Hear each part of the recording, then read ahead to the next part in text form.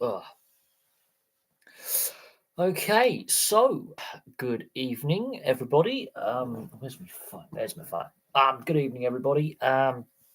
Apologies for the head cold again. I was getting over this virus, and I think I've caught another little head cold. It's that time of year where the weather is changing here in the UK. It's still been very, very damp. It's been warm and damp, which is not pleasant, but a lot has actually happened. A lot has happened this week, so I'm gonna make myself comfortable because I just love being ill. Making myself comfortable. I've got the Lucasade for my throat because it just feels like I've got a chainsaw of a throat at the moment. Let's just get comfortable. Right. So, lots to talk about. A lot to talk about this week. Let's just get the glare off there a little bit.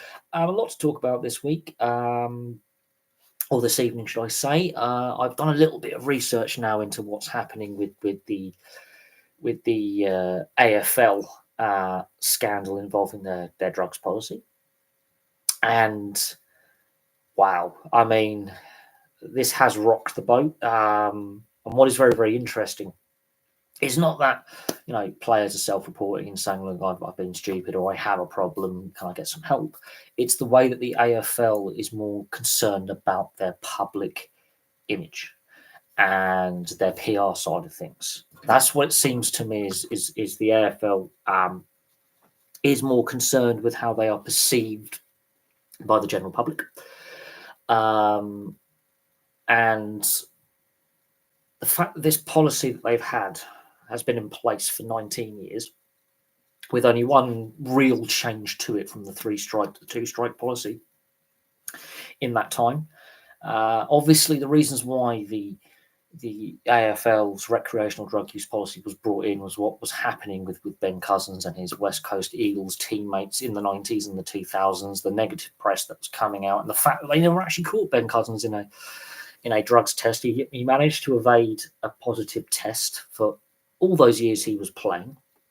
Even after he was deregistered and then re-registered with Richmond, he never tested positive for a recreational drug in his system or a banned performance-enhancing substance in his system. It was because of all the antics off the field in his private life that ended up with him getting deregistered in 2007. But this is one of the reasons why the current drug policy that the AFL has is in place. So I've done a video on the AFL policy from what I'm perceiving, what I feel, and my thoughts on it. Now, the problem is it's self-regulation, really. We know that self-regulation doesn't work. We know it's a flawed system. It's the only professional league and professional sport anywhere in the world that I can think of that has a self-reporting policy from the players going to the club doctor saying, I've consumed, or I think I've consumed a recreational drug or a banned substance, whether willingly or unwillingly. What can we do about it? Now, from what I understand, I believe the initial reason why the policy exists is player welfare. So those players that do have a substance abuse problem or mental health issue can get the help they need without ultimately risking their careers. And that is fine. The problem is the 3-strike policy only had one player done, and that was with police involvement with that 3-strike policy. And a lot of the players who end up getting caught using recreational drugs are caught away from the game, outside of the testing environment. Let's say in a nightclub or a pub or a restaurant, with it on their person by the police, or they're caught consuming by a member of the public who films it, or security, or something like that. And so therefore, they're still working their way around the system because there's no positive tests that are on the WADA testing side of things or the ASADA testing side of things on a match day weekend or at the training ground during the rigid testing policy for all substances.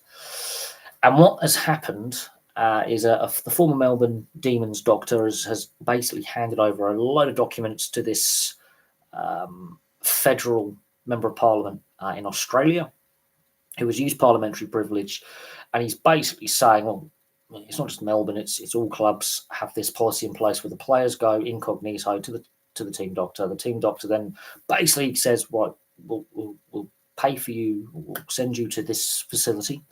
We'll get you tested. If you come back with a positive, we'll come up with an excuse why you can't play at the weekend or the next couple of weeks while these drugs are still in your system. So you won't be tested. You're taken away from the testing pool of players because you're signed off on the injured list or the sick list." So they'll come up with, "Oh, you've got a virus, it's contagious, you've got an upset stomach, or you've got the flu, it could rip through the playing squad, so we're going to isolate you." And that's the excuse the coach gets told, or he's pulled a hamstring, or he's got a calf strain, or a side strain, or he's done his rotary cuff, he's going to miss a couple of weeks. We'll put him on light duties, that kind of thing. And the AFL's fully aware of this. And this is where they're covering up recreational drug use, basically. And it's sort of blown up. We'll wait and see if the federal member of parliament hands his documents over to the relevant authorities, if there's been any criminality there, if he hands over to the doping authorities and the regulators. That will be interesting. If Sport Australia get their integrity unit gets given these documents and further digging happens.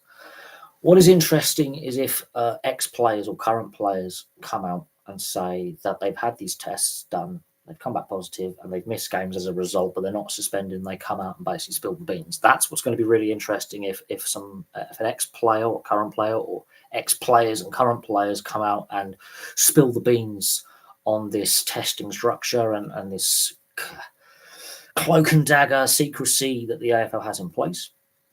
Because we know that recreational drug use is an issue in professional sport, it is an issue in society. We've discussed that before at length when I've done videos going back to the beginning of the channel.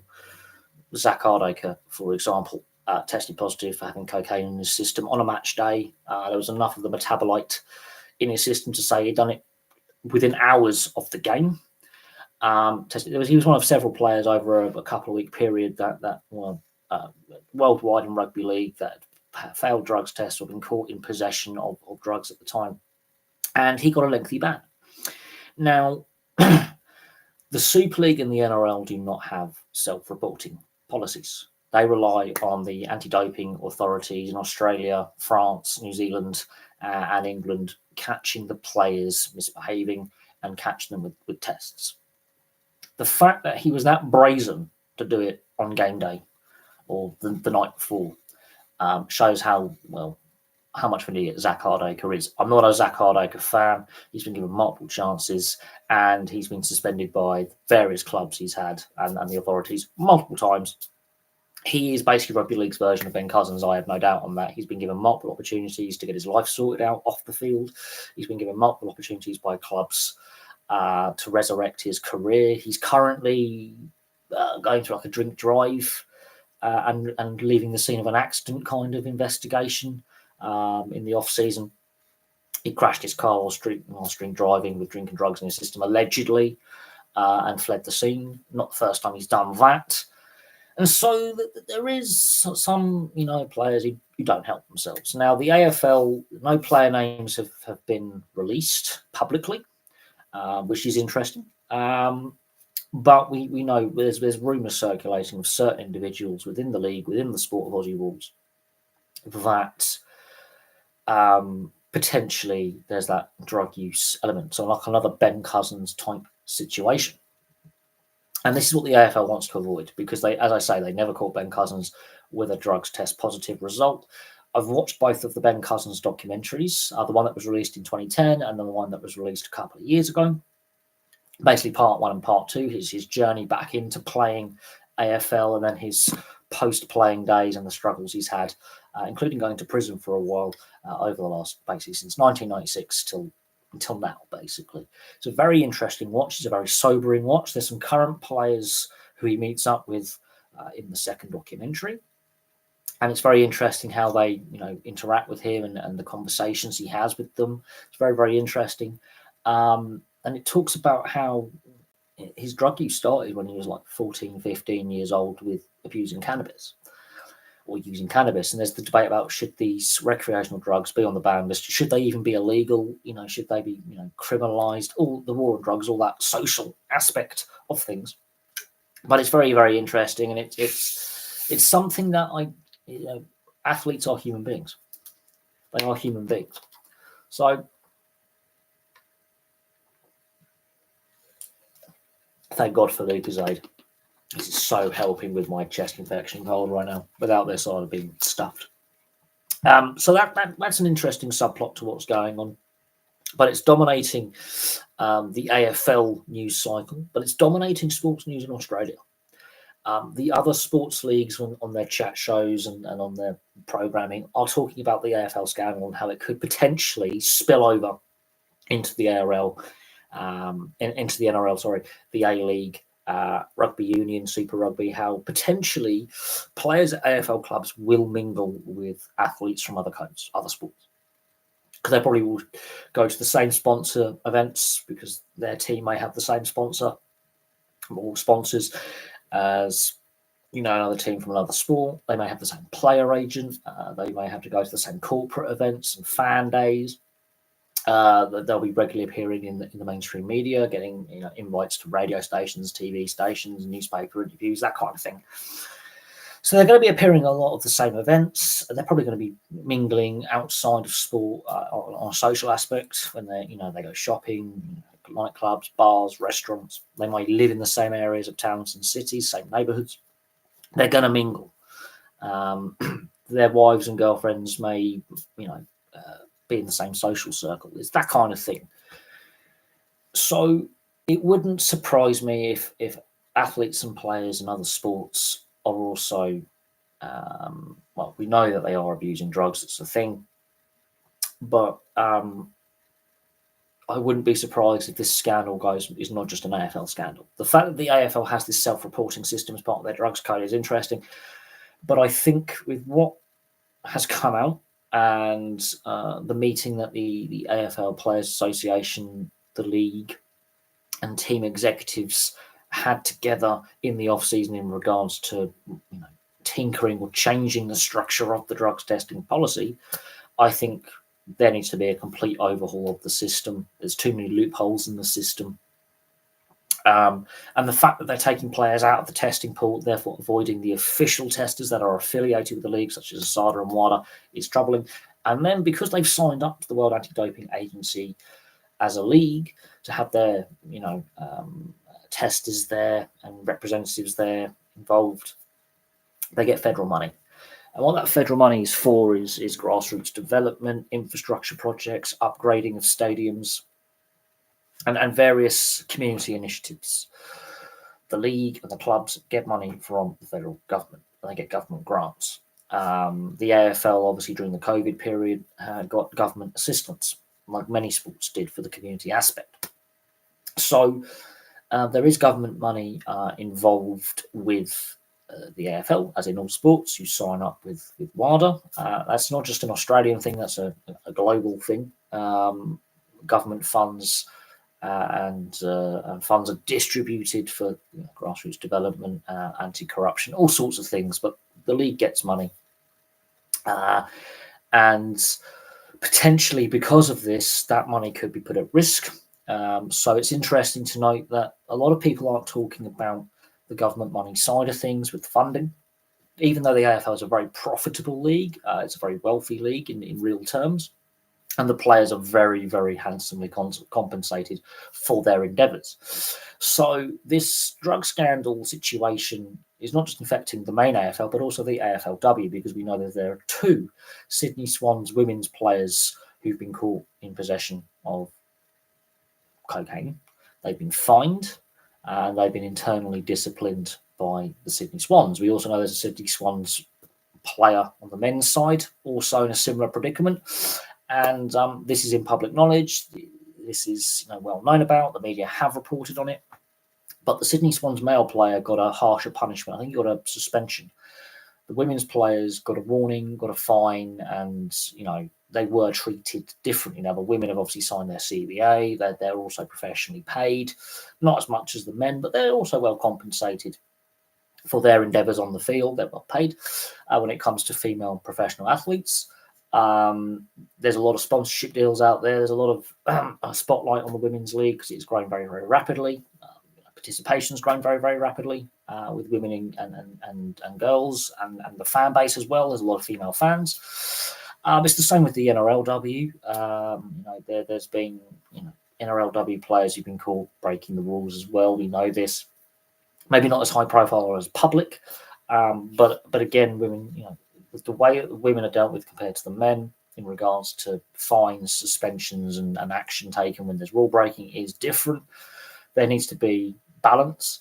So we'll see how this all plays out, but it's become a big thing.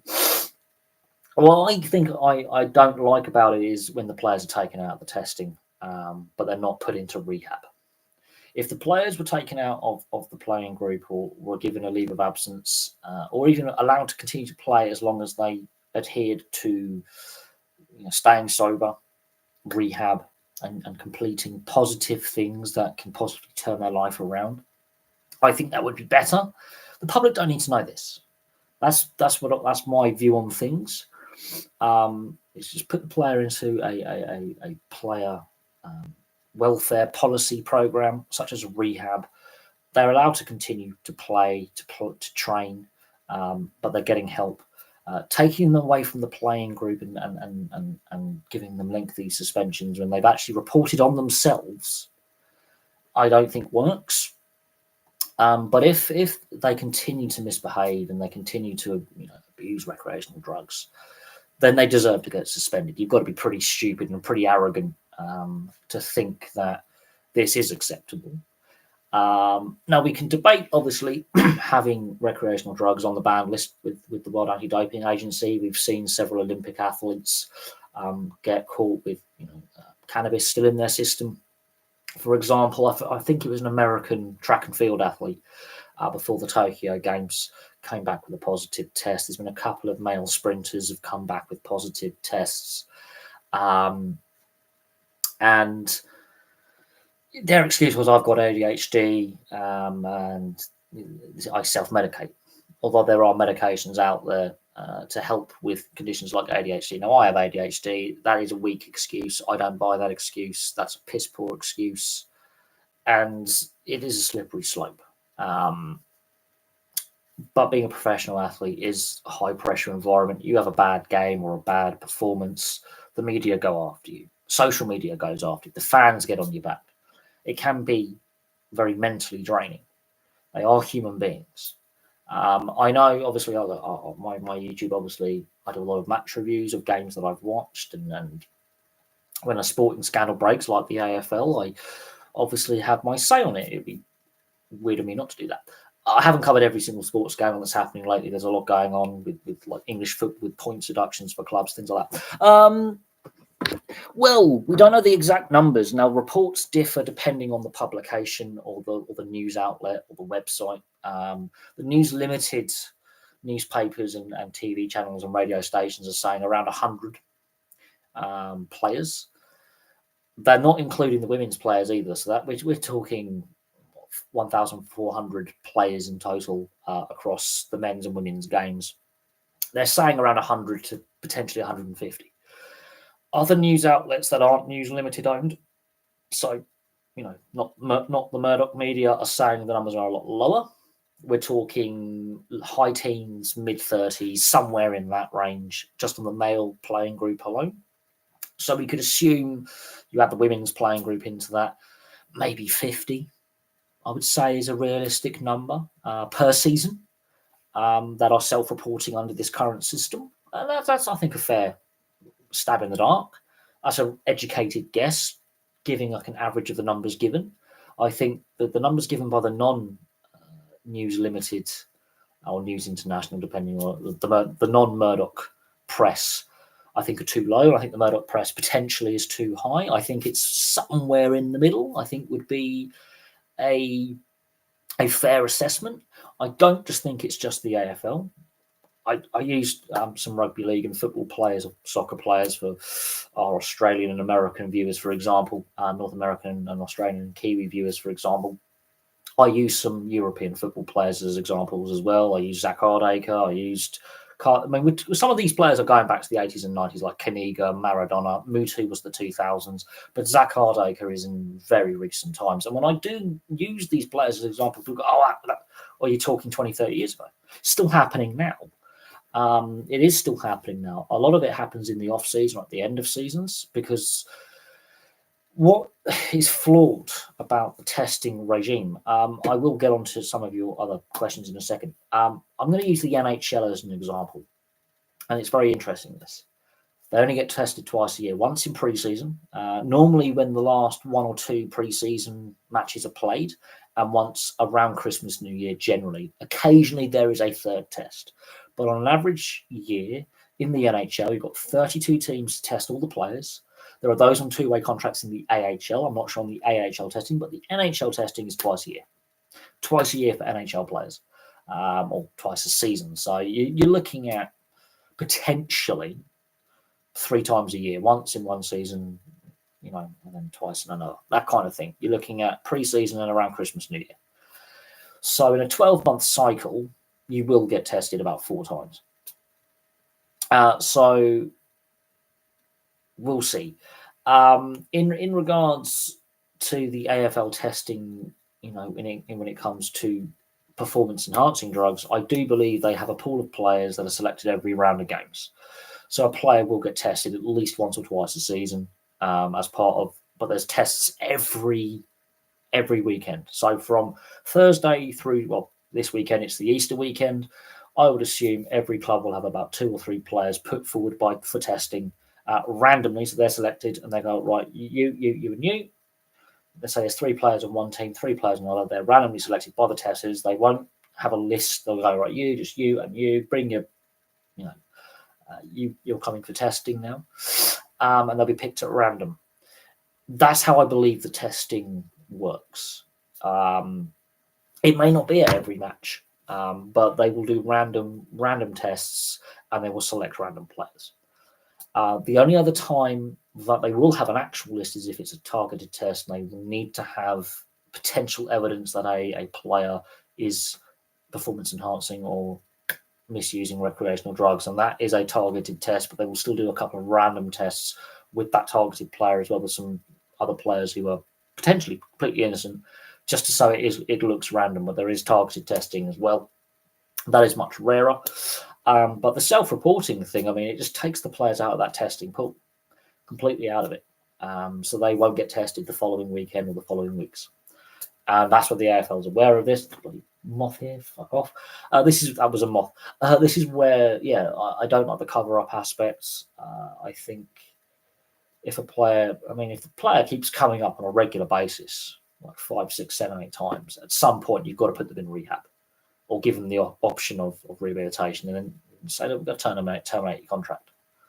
But you have to have a carrot and stick thing here. You're giving them the carrot, saying that we're giving you an opportunity to stay under the radar, out of the press, and just, we'll say you've done your knee, you've done a slight ankle sprain, a couple of weeks, a little calf strain, a little side strain. Maybe you've got flu, and it's obviously flu's quite contagious with the whole COVID thing. Okay, you've got a stomach bug, it's contagious. We'll take you out of the team environment for a little bit. We'll work around it. That to me is wrong.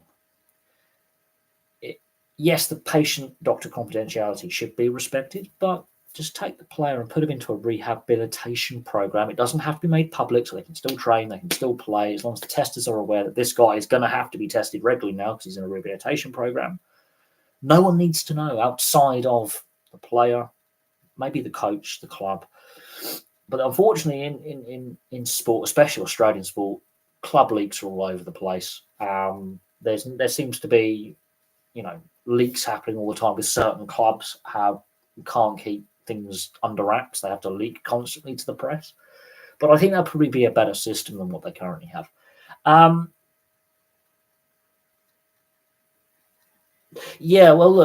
There's a fair few Irish players in both the men's and women's AFL and AFLW leagues already. This trend is going to continue.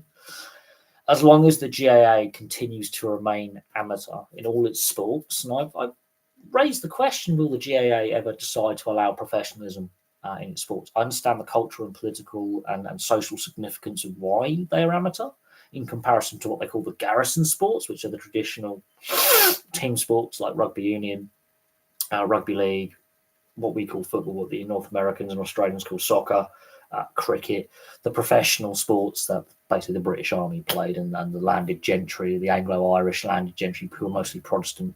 Even though a lot of GAA administrators and players, both now and historically, are Protestant, but what was seen as the British sports, the garrison sports. And I completely understand the social significance and historical significance of why the Gaelic Athletic Association is still amateur. But as long as that still persists, you're going to see talented players, both men and women, go over to the AFL. That's still going to happen. But I also understand this. The average salary in Ireland has skyrocketed since the financial crash. So in the last 15 or so years, the average salary in Ireland is a lot higher than here in the UK. I think it's even higher than the US. It's one of the highest average salaries in the world. People are starting to earn good money for doing decent, average working class jobs. You can still earn 60, 70 grand being a bricklayer or a skilled craftsman, tradesman. You're earning good money. Back in the day, obviously, Australia, you could earn 2-3 times as much, and the cost of living was a lot lower. But actually, Ireland is a better bet to stay in now. If you are a skilled tradie, for example, or you are working as in an office, or doesn't matter where you're working. There are less people now on the lower paid jobs in Ireland than there were before because the economy is doing really well. So we'll see.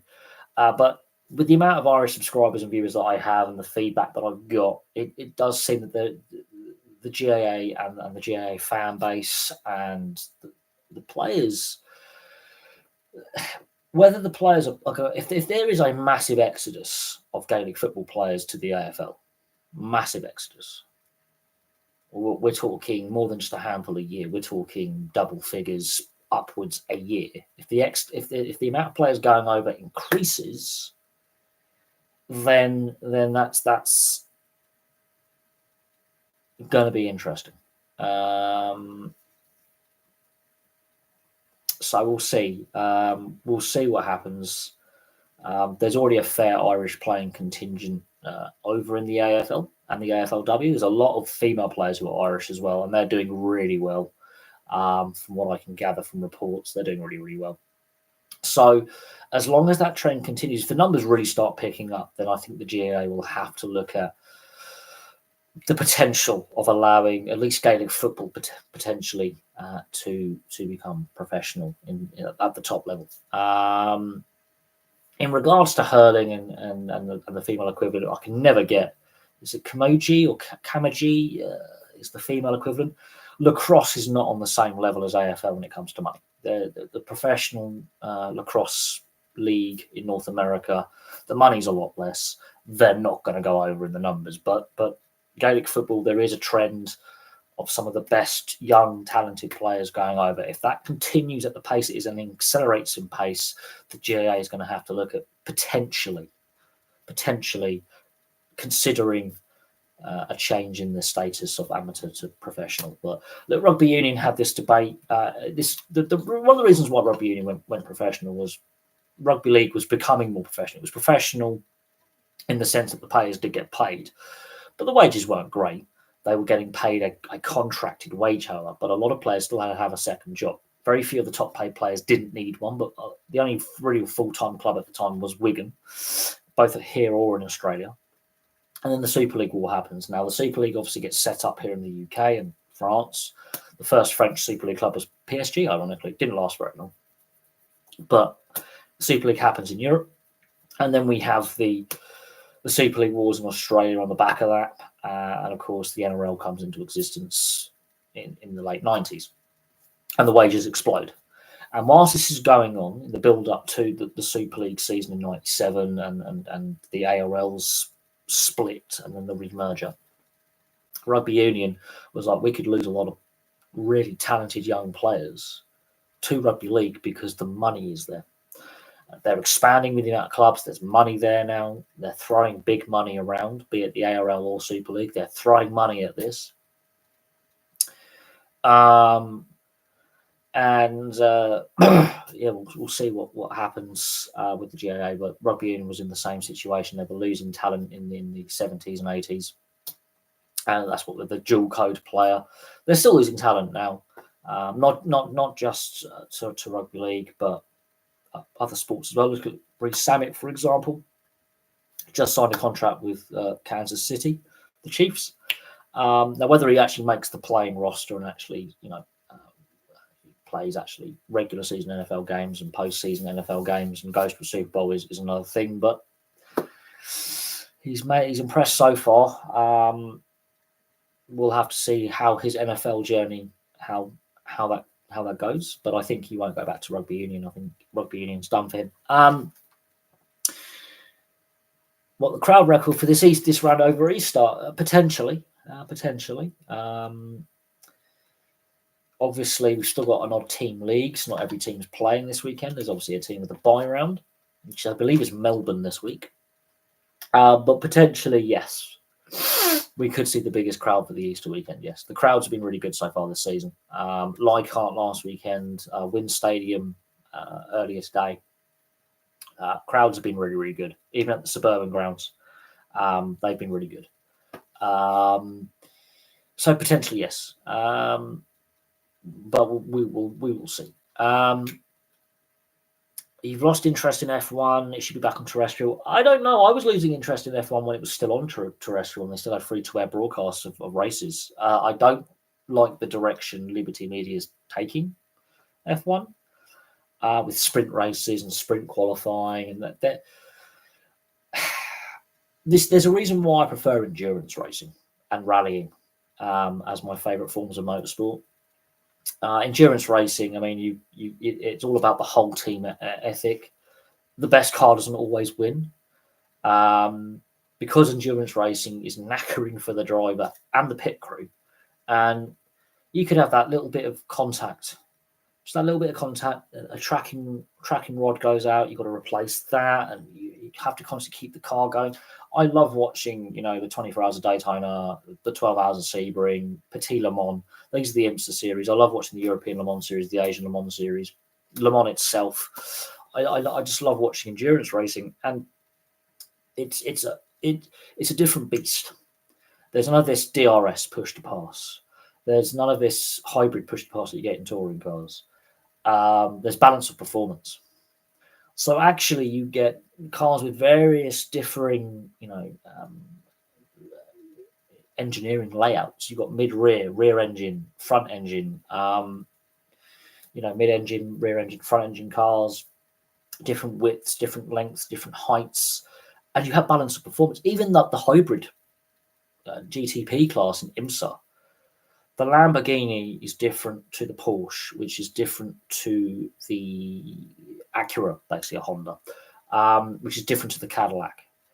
The Ferrari is different in the World Endurance. The Toyotas, you have different manufacturers have come up with cars that have different levels of performance, but then the balance of performance comes in where, let's say, the Toyota in the WEC has their top speed or top horsepower tuned down a little bit. The Lamborghini, being the new team, is allowed a little bit more development leeway to be on a competitive package. The Porsche, look how many cars are running Porsches, and look how many teams are running Porsche cars. Multiple teams who are client teams who are not factory, getting the factory support, which is the Penske teams getting the factory support. And then you've got the client teams. You've got the Jota, who are, I think, the best client team at the moment when it comes to Porsche.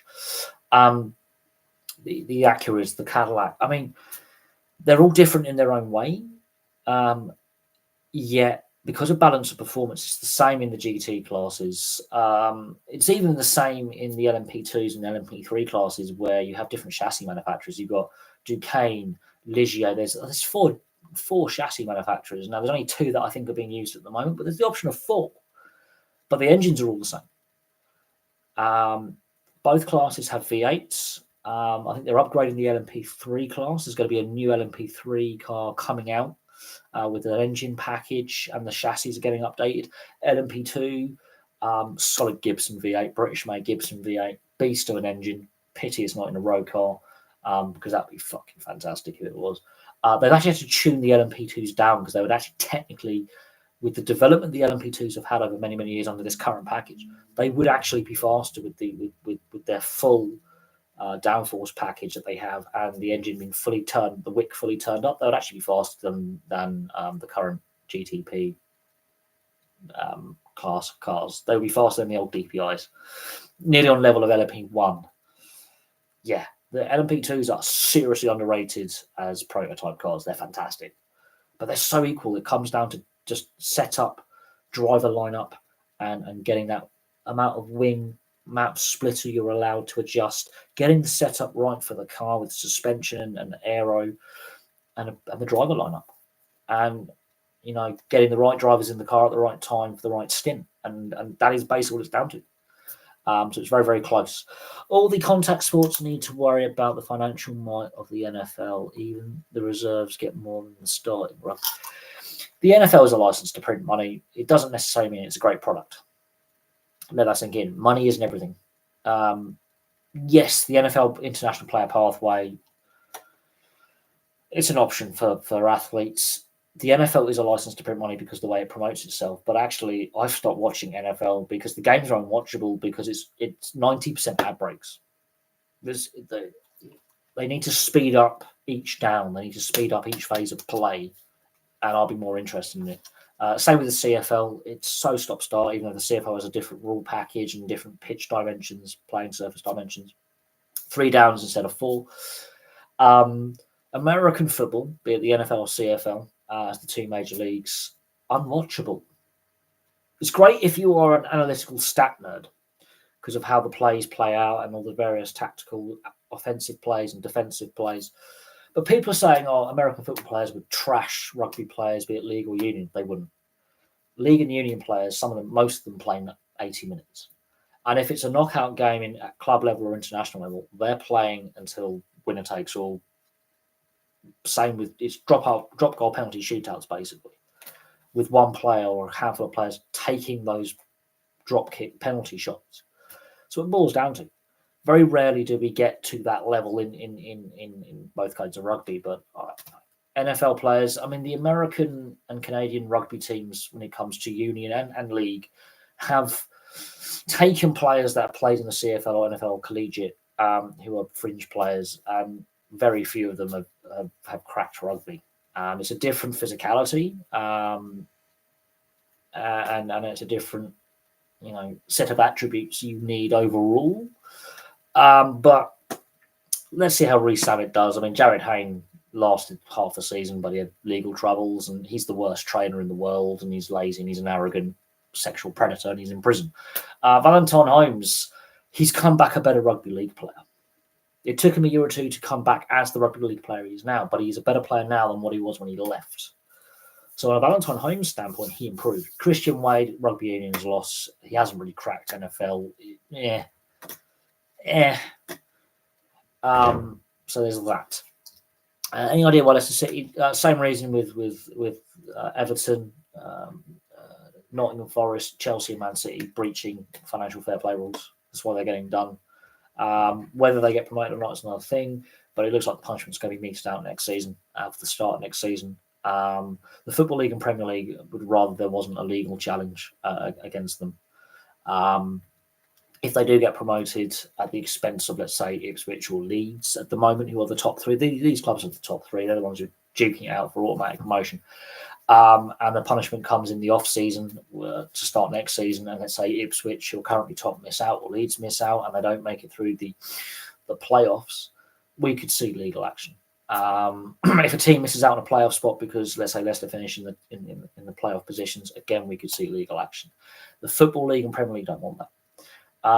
With the fact that Everton were successful in having part of their punishment overturned, not all of it, and Nottingham Forest got a lesser punishment because they cooperated and pled guilty, even though they're still going to try and challenge the ruling that the Premier League gave them. Financial fair play is rigged. The big six will always be protected. That's why Chelsea's taking so long. That's why Man City is taking so long. It's got nothing to do with the amount of charges, in my view. It's rigged. They've got that success behind them to protect them. The football authorities have made a rod for their own back. That's why Juventus got their points deduction reduced. The football authorities across Europe have made a rod for their own back by having weak governance for the last 30, 40 years. So they've screwed themselves. If I try to sanction them despite... Yeah, well, the EFL are a joke. The Premier League are a joke. Football's a mess financially, and I love it less each day.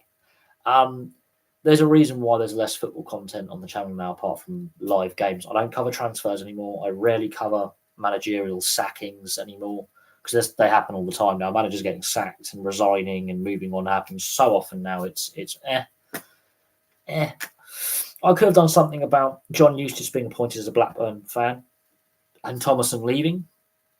I didn't bother. I'm indifferent at this point.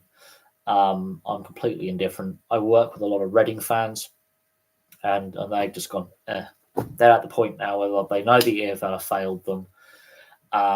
I work with a Wickham fan as well. Wickham have just bought their training ground, which is down the road from me. We know that's going to get turned into residential development or commercial development, and it's going to be sold on eventually to make the Wickham owners even more money on their investment because they bought it dirt cheap. They bought the land for half price. It's a joke. Right. Nate Ebner is probably the best example of a rugby NFL player. Is he? Yay. He's not a household name, really, outside of NFL circles. Not a household name when it comes to rugby union, rugby league fans.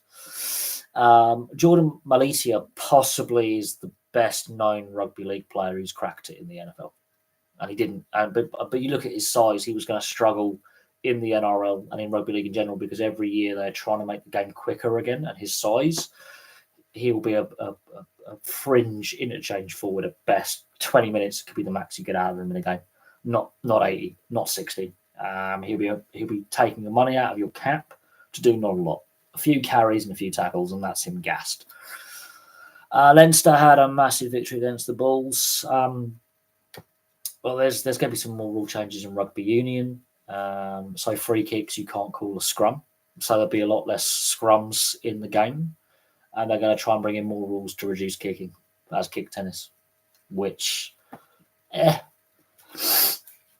So basically rugby union's trying to become a little bit more like rugby league every single season. So it's losing its identity, and eventually we're going to see less and less scrums, and they're going to try and restrict kicking. So it completely changes how the dynamic of the tactical aspect of rugby union works.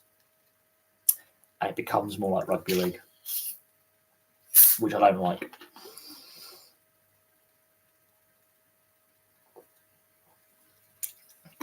Rugby union keeps making too many rule changes. It's now becoming refereeing. Well, games have been decided by video review and the referee.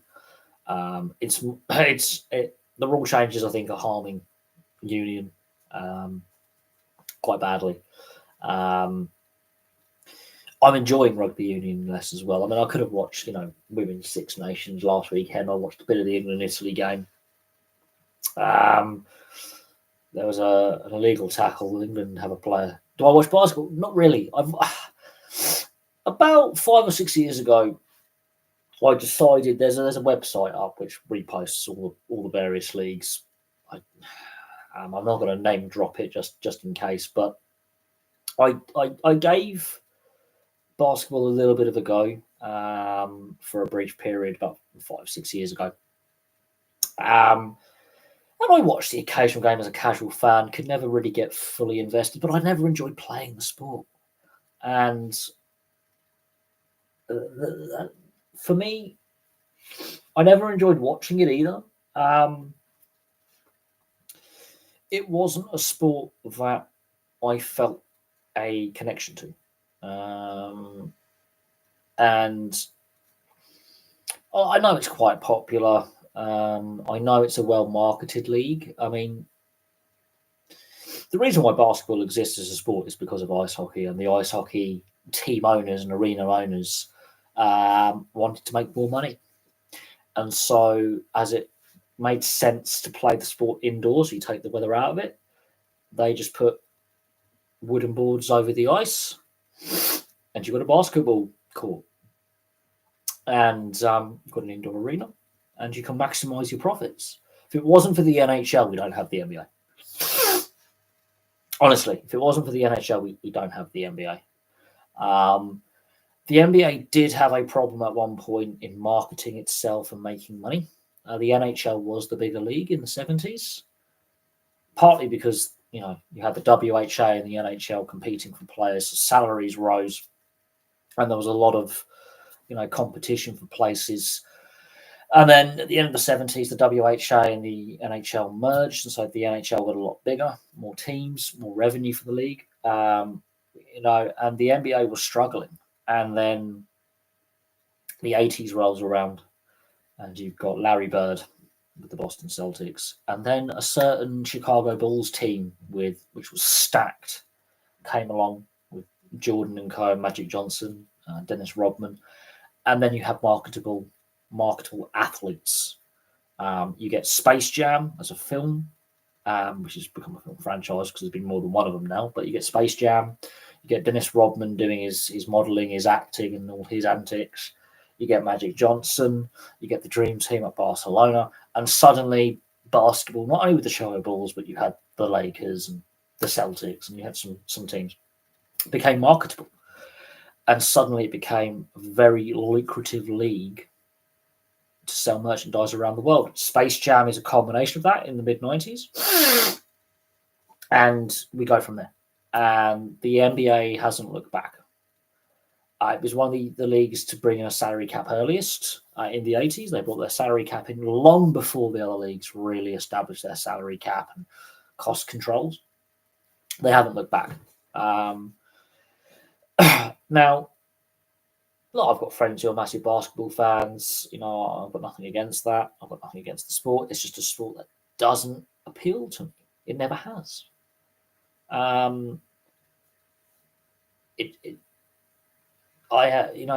respect, the skill level required, the athletic ability required, the fitness required, the physical attributes required as well. But for me, not a sport I enjoyed playing, not a sport I enjoyed watching. But in saying that, we wouldn't have Nike Air Maxes if it wasn't for Michael Jordan and some of the other basketball players of the 80s and 90s. So my favourite pair of trainers, my favourite brand of trainers, that Nike, depending on where you are in the world, manufacture, the Air Max, it's partly to do with Michael Jordan and the Jordan Air Maxes. So my favourite style of shoe exists because of the NBA. So yeah, we don't get the Air Max brand of Nike trainers. And the Nike Air, I've got a Nike Air Max rucksack that I use for work. I'm on my fifth pair of Air Maxes in my entire life. They're not cheap, but they're just a bog standard pair of Air Maxes. There's some limited edition ones that I'm interested in. There's some Gore-Tex ones that I'm interested in. But yeah, I think when I next get paid at the end of next month, I'm going to buy myself another pair, just because I want a winter pair and a summer pair. So I've got a summer pair. I want a winter pair with the Gore-Tex waterproofing. Because of where I live, it's very damp. It's a wooded area, a lot of woodland around, very muddy, and Gore-Tex just is that little bit more waterproofing, and they're longer lasting, and they're therefore a little bit more expensive, but they're limited edition, and I want to get a pair. Some of them look pretty cool actually. But yeah, we don't get the Air Max range of trainers without Michael Jordan and his Michael Jordan Air Maxes that became the Jordan Airs. We don't get a whole line of clothing from this company without Michael Jordan and without the NBA. It's like David Beckham with the Predators, with Adidas, even though he wasn't the first player to wear them. The Australian guy, I forget his name, he's an ex-Liverpool player, designed them. But we don't really get them kicking off and becoming as successful as they are without players like David Beckham and Zinedine Zidane in the late 90s into the 2000s when they were first coming along going, we like these football boots. And that line of football boots. So certain athletes, very marketable, help sell the sport to a new market or grow the existing market share of a sport and the profits of a sport. But no, I don't have any Jordan Air Maxes or Jordans. I'm not. To me, they're a bit clunky and heavy. They might be very comfortable for wear, but I'm quite a slim, skinny, white boy. They would look ridiculous on me. They would look like I have clown feet. If they made them slightly lighter, and I think that strengthened the ankle protection because I've got bad ankles and I keep having ankle issues. That would potentially be more of a selling point to me, but they're just not my style of shoe. They don't suit my physical build and my attributes, so I would look a bit ridiculous with a pair of Nike Jordans.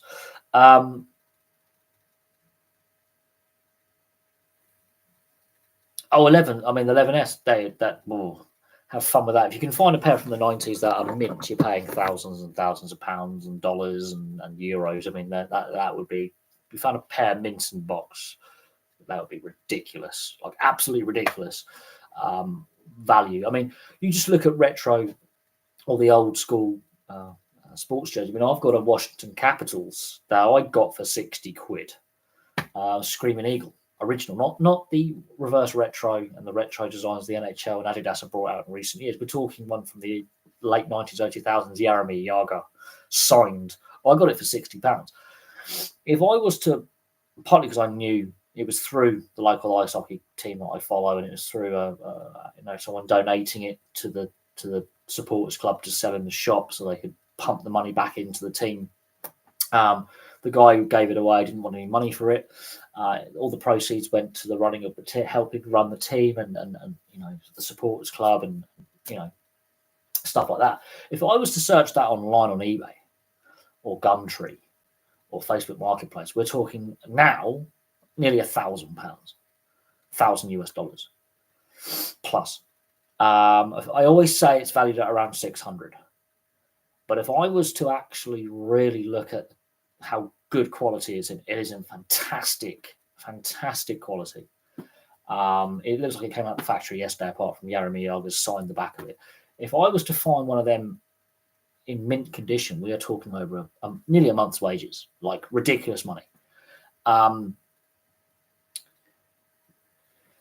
So, yeah. I don't know if there's any other athlete that can sell a brand that well. Tiger Woods has got his own brand. Roger Federer. There's a host of motorsport drivers. Ken Block, obviously, with Monster and DC shoes. Rest his soul and all that. He helped set up DC shoes, and I believe he had a share in the Monster drinks company. His merch flies off the shelves. So the Hoonigan brand, Ken Block was fantastic at that. I think it really depends on what we're talking about in regards to branding. I mean, Michael Schumacher used to appear in Fiat adverts, for Christ's sake, when the Cinquecento and Seicento released their sporting line of cars with Fiat and Punto. His everyday car before his skiing accident was a Fiat Kramer family saloon. So he had an agreement with Fiat because Fiat is the parent company of Ferrari, which is now, I believe it's PSA, I believe it's the group that owns Fiat now. And he appeared in advertising campaigns for many, many years. After he left Benetton and went to Ferrari, they realised he was winning all these world championships, superstar F1 driver, and the rest is history. At the moment, the NRL has signed up several of its high-profile players to a McDonald's advertising campaign in Australia. There's the Penrith Panthers have signed up several of their players, including the head coach, to I think it's an energy control your appliances in your house through an app. They've signed up their players and coach to an advertising campaign. NIB have got AFL, NRL, and some other high-profile Australian athletes signed up to their advertising campaign. So that's just on a small market share. That's not necessarily a global advertising campaign, but Pepsi, every World Cup and Euros, will get the big name players out to do the adverts. Coca-Cola will get, their sponsored, athletes and motor racing drivers around the world for their advertising campaigns. There's quite a few.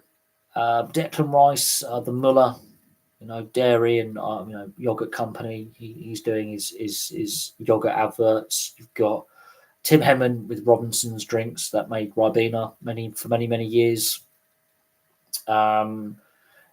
There's quite a few that I can remember doing a lot of advertising. I mean, Nico Rosberg did I think, was it a drink driving awareness campaign or an insurance campaign for a while? I saw a lot of billboards with Nico Rosberg when just after he became world champion and retired, doing an advertising campaign. So,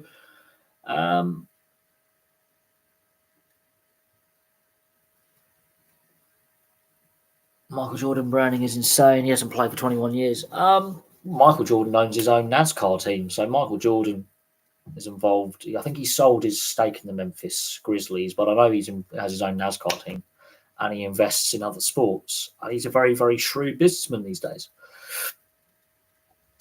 My football thoughts on the football regulator. Self-regulation doesn't work. But then independent regulation is flawed as well. I think you need a mix of the two. But what's happening is it's now football suddenly trying to clean house to say, look, we can regulate ourselves, and they're being very arbitrary in their punishments to the clubs. So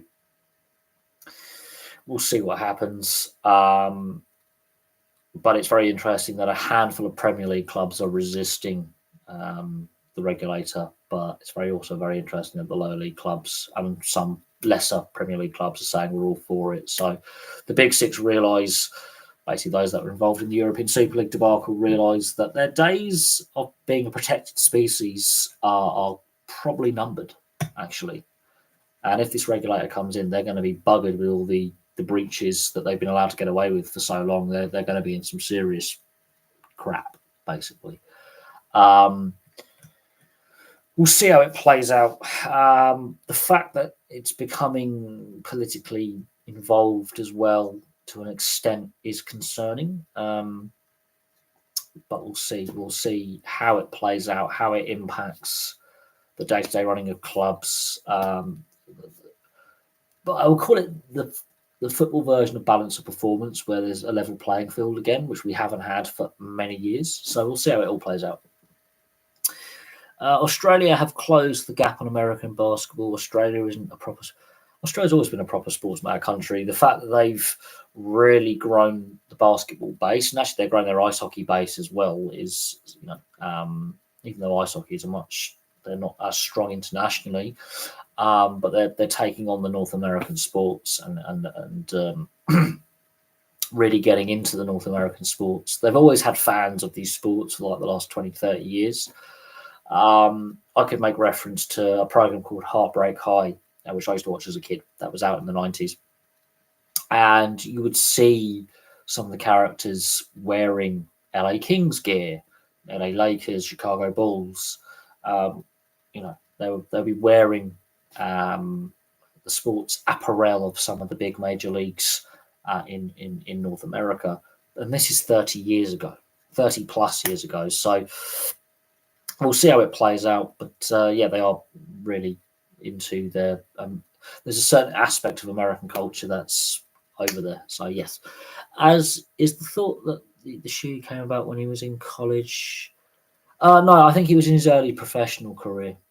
They realised he was a very talented player. He's a high draft pick. And there's a film out about it, an actual film they've made about the Air Max and how the Jordan line of Air Maxes comes about and how Nike at the time, I wouldn't say was struggling because Converse is now owned by Nike, but Converse wasn't owned by Nike at the time. And a lot of basketball players wore Converse. Not the Converse that you think, but the actual, like I'm talking about the Pantera style Converse. Converse was the big basketball shoe at the time, and Nike wanted to get into the NBA sports niche of the market. And yeah, the rest is history. But Michael Jordan was exceptionally, and Magic Johnson and the others were exceptionally marketable. Larry Bird, being one of the few white superstars in the sport, is still marketable today. A lot of people don't realize how good Larry Bird was, how he could win a game on his own. Well, not winning a game, but he could turn the momentum of a game by just a spell of a couple of minutes of good play. He could swing the game in the favour of the Celtics. He did help. He had some good teammates, though.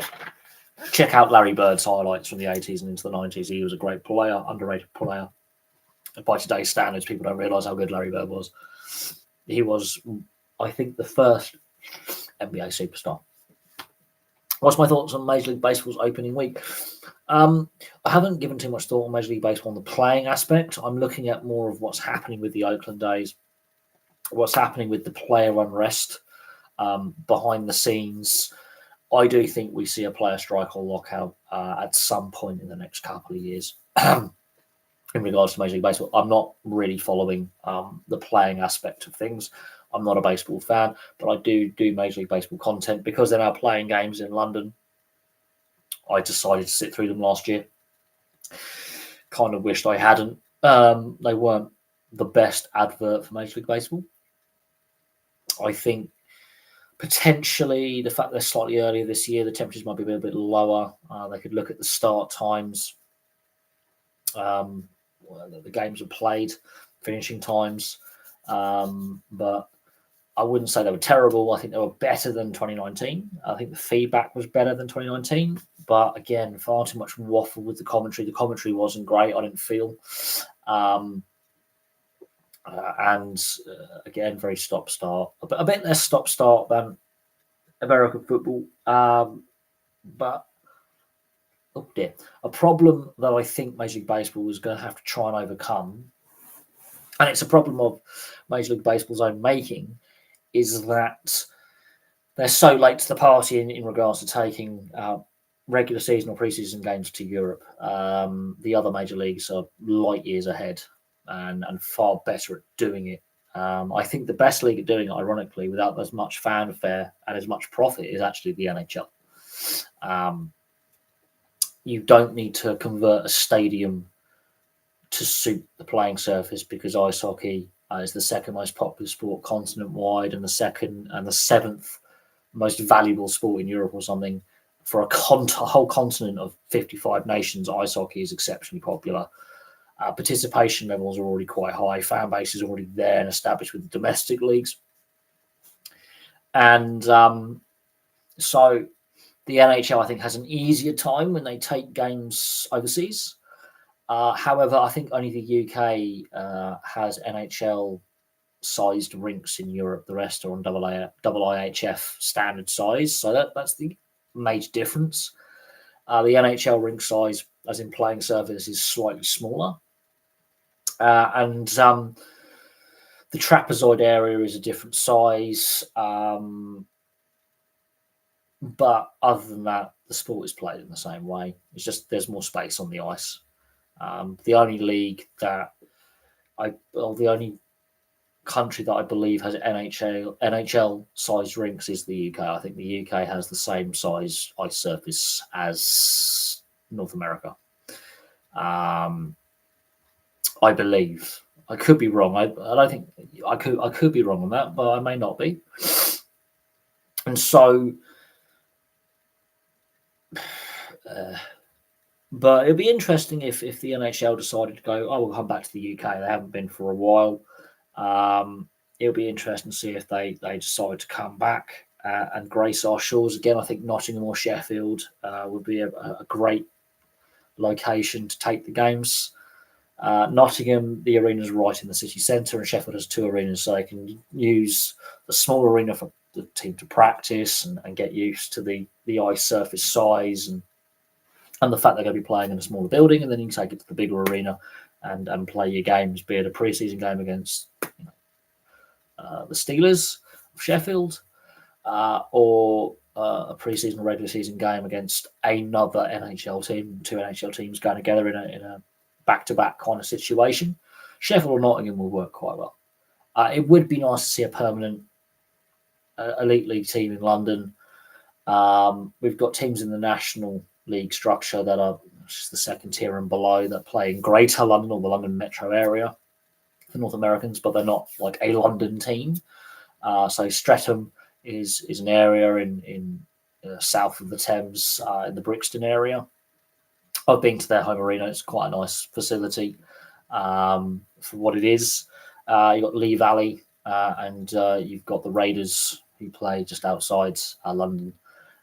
So they're the teams in and around the London area. And then you've got Guildford Flames in Surrey. Obviously, the former Bracknell Bees, which is the Bees Ice Hockey Club in Slough now, which is, again, just outside West London. And then you've got teams a bit further out like Milton Keynes and Peterborough and Basingstoke. Their future's uncertain if the team are going to return to play, and if they're going to get a new arena built in the Basingstoke area. That's a lot further outside London. Swindon's a bit further outside London. But there's teams within, I wouldn't say a stone's throw, but within a decent distance of London. And then you get up to the Midlands and the North and Scotland and Northern Ireland and Wales, and there's the rest of your league structure and teams. So, it's going to be interesting to see if we do get a London team again. Back in the day there was, and they weren't very good, and they ceased to exist. But it'll be interesting if eventually there is an elite league team placed in London in an arena suitable for elite league level standard. There are some arenas in National League that are elite league standard, but financial constraints mean it's more cost effective to play in the league below because your wage bill is less. I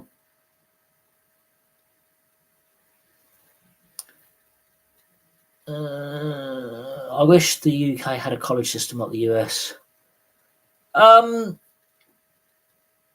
Yes and no. We could put a bit more emphasis on sports and education in regards to not every, especially inner city schools where they are limited in facilities. But it would be different to our sporting culture. Our sporting cultures are so different across Europe compared to North America. It would be an alien concept. But there are university competitions and university leagues out there. It's just our universities are more focused on the educational side. Although some great athletes have come out of university, the fact that there's a lot of the professional sports teams have a lot of community involvement anyway, and the pathways are already there and the structures are in place. I think that ship has sailed a long time ago, and therefore it doesn't warrant the infrastructure. It would be nice to see more sporting development through universities, but you've got universities that specialise in sports science and have very good sports programs anyway, like Loughborough and Oxford and Cambridge and Durham have really great sports programs. Sheffield have Nottingham. So there's already university cities and universities that already have very, very solid sporting structures, and every university has a sports team or teams anyway. But the same emphasis isn't given. There's still competition between the universities and whatever sports they're fielding teams in. But the professional teams, the investment's already there. What's going on? Have I been following the NHL? Yeah, I'm a Jets fan. We're doing better than expected, although our recent form in the last week or so has been a bit poor. I think we're on 4 straight defeats at the moment. So we've had another little one. We've had 2 wobbles this season, but we're doing better than advertised. I mean, before the season, people were saying we're going to be 6th or 7th in the division, going to miss the playoffs. We're going to make the playoffs. It's just, do we finish 1st, 2nd, or 3rd, or potentially wildcard in the division or in the conference? The Vancouver Canucks, again, weren't expected to be this good. I think it's good to have a wobble now than before the playoffs, and actually in the playoffs, or just before, get it out of the way. But it's this time of the season where players are bashed up. Players are playing ill. Players are playing injured. There is the fatigue element. The trade deadline's coming past, so you're stuck with the squad you have, unless you're going to call up a player from the AHL who's going to, or the ECHL if you're really brave and go, right, just tear up the league. We need you in here now, even though you were a draft pick last year or the year before. But what's going on? It says to me that the salary cap is working, that the league is very competitive, that teams that weren't expected to be in the playoffs are competing for a playoff spot or in playoff spots. Teams that were in the playoffs have fallen out. But you get that every season. Some teams are still... I don't like the tanking aspect when the rebuild, where teams are deliberately not putting out a strong lineup or they're trading their best assets to get the first overall draft pick. There needs to be a better way of sorting out the draft system where it discourages tanking. So the GM is basically, I've got to put the best team together to win as many games as possible. And also with the way that the system is structured with the postseason and the fact there is a draft system in North America, basically it automatically encourages tanking, even though there are rules in place to reduce the odds at the draft table of a team drafting first overall. But the North Americans will go mad if I suggest that we bring in a full lottery where every team that misses the playoffs from 1 to 16, those little bottom 16 teams, have an equal chance of winning the lottery at a 1 in 16 chance. The Americans will lose their minds because a team that finishes just outside the playoffs has an equal. But I think drawing out of a hat potentially could, all 32 teams have the same chance, could potentially discourage tanking. And there'll be a lottery, a lottery for the entire, 7 rounds. But that's neither here, or you just do it on league finishing position.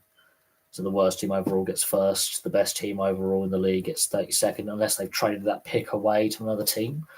But I don't know. I don't know. The Mets are playing the Phillies, so the Big Apple's playing the city of brotherly love. Not 2 cities in the US that don't like each other historically. There's been a rivalry between the 2 cities politically, economically, socially, and sporting-wise since the US was a colony. What is now the United States was one of the split into 13 colonies before the Revolution. Philadelphia in the US and New York in the US has always had that rivalry. You add Boston into the mix. So anywhere in the New England and the old 13 colonies, especially in the Northeast on the Atlantic seaboard area into places like even as far as Chicago and Ohio, for example, and Detroit, there is cities have rivalries. But Philly and New York, they really don't like each other.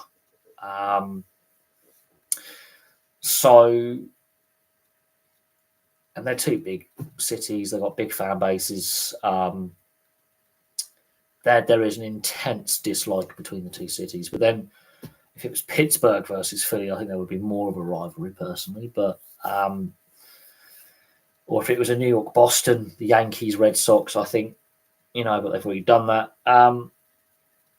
But there is dislike between the 2 cities. It doesn't matter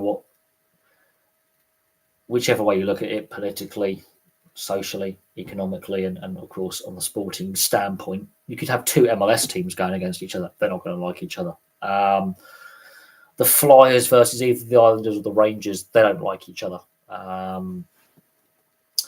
American football is the Steelers and the Eagles and whatever team don't like each other. So the fact that rivalry it's been transplanted across the Atlantic with a 5-hour time difference to East London, is going to be interesting. Do I think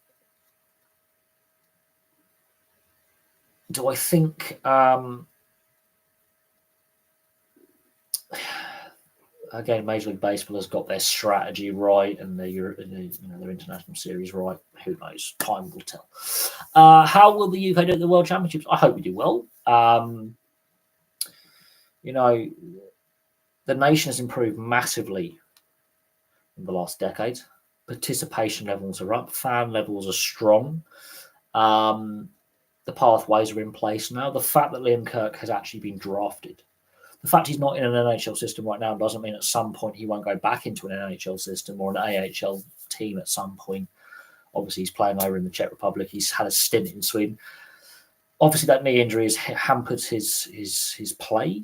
I wouldn't say it's hampered his play. It's held him back a little bit, which could be the reason why Arizona decided to let him go from their organisation.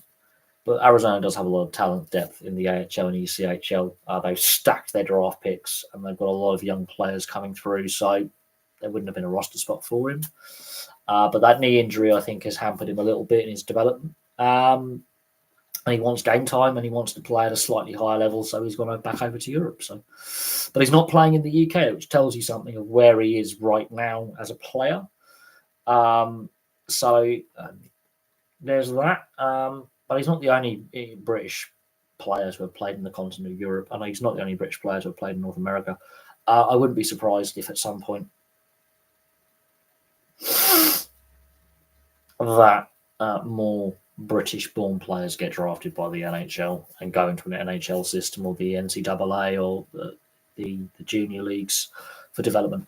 Do I think...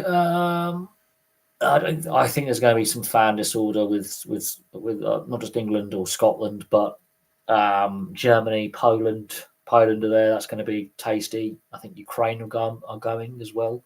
There's going to be some disorder, and it's not just going to be England fans, just because the reputation. It's going to be a lot of fan bases are going to have their share of idiots. The Dutch never behave. The Germans have an issue. The Poles have an issue. The French have got their elements as well. Every European nation has their elements of hooligans, ultras, what I call morons within their so-called fan bases. No, there is a risk element, but there are plans to have alcohol-free zones, at least at some of the cities. And that's down on a regional level with police commanders and local politicians saying, we're going to try this. Now, whether that becomes tournament-wide, we shall see. But I think England fans, last time it was in Germany 2006, behaved reasonably well. There were isolated incidents of fans being morons, but there was more disorder between Germany and Polish hooligans and Dutch hooligans than the English behaving badly. But you now throw Scotland into the mix. There is a powder keg waiting to happen. A lot has happened in recent years where there's a lot of social tensions with a lot of countries. There's a lot going on where there's simmering elements within society that will use it as an excuse to misbehave. So we'll see what happens.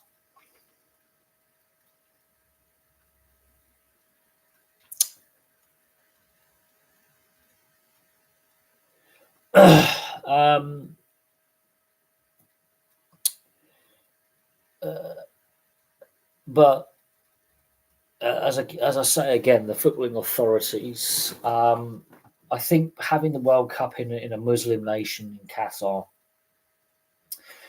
with their strict penalties on misbehaviour, and the fact that the World Cup before was in Russia, with their brutal policing methods, and this is obviously, and then they're oh, look at my bloody hair, it's a mess. I think limited some of the disorder, although there was actually some scenes. I think again having the World Cup for the last two or three World Cups have been in countries where the police are known to be pretty brutal actually, and they don't deal with um, uh, they're not softy when it comes to dealing with troublemakers. Let's just say that. What's my views on illegal streaming of sports? I can understand why people do it. I can understand why people don't want to pay what the subscription services are charging. I can understand that. But one of the reasons why they keep putting the prices up is because of illegal streaming. Now, I've got my views on TNT Sports, formerly BT Sport, and Sky Sports, and some of the other subscription platforms. Even though I do use the NRL subscription on the NRL website, which isn't perfect. I wouldn't say it's perfect, but it is more cost effective and better pricing band than what the mainstream linear TV broadcasters dish up. But I don't have I do have a TV license, but I don't have a working satellite dish or aerial on the building.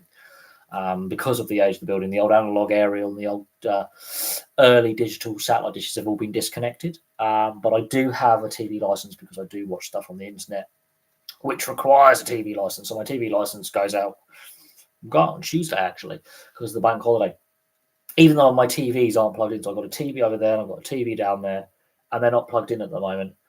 I was only using my TVs for my games consoles, and DVDs. So there's that. But I have actually streamed stuff through my TV, legally, mind, through my smart TV, through my Xbox, back in the old apartment. But no, I have my views on illegal streaming. I think I understand the reasons why, but it's also one of the reasons why the prices keep getting hiked up.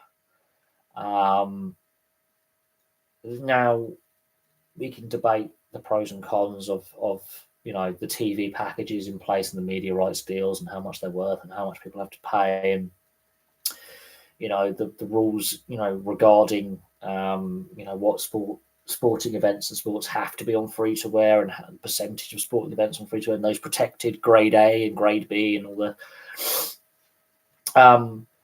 but at the end of the day, like, if people are willing to keep paying for the subscription TV packages, and if the sports team's concerned to keep giving the players stupid, overvalued contracts, something's going to have to change. And the problem is now, with like rugby league, for example, ice hockey's gone through this, but rugby league at the moment, Sky Sports can just turn the taps off, and then the terrestrial channels just cannot make up the loss in revenue, even though their TV deal is not worth the paper it's printed on, the contract that's signed. How can a TV deal be worth less money for more content? I do not understand that. The broadcasters are laughing their way to the bank, going, "We have ripped off the RFL." Let that sink in. So the current rugby league TV deal that's been signed, with the BBC have come in as the broadcaster of replacing Channel 4, and Sky are in there, and every game is now broadcast live, is actually worth less money in actual and real terms than the Channel 4 Sky deal that has gone for the last 2 seasons. That alone, the RFL board all need to resign. You should be getting more money for that TV deal. Sky and the BBC are laughing with the amount of money they paid. That is a joke.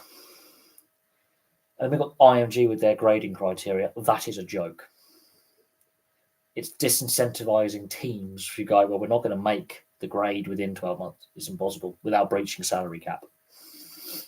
Without teams deliberately breaching the salary cap, which then will lead to points deductions and potentially being thrown out of the league and having titles stripped, depending on how they look at it. The grading criteria is already half the league is like, we're not going to make that in 12 months without breaching the cap. There isn't the money in the game to pay for facility upgrades.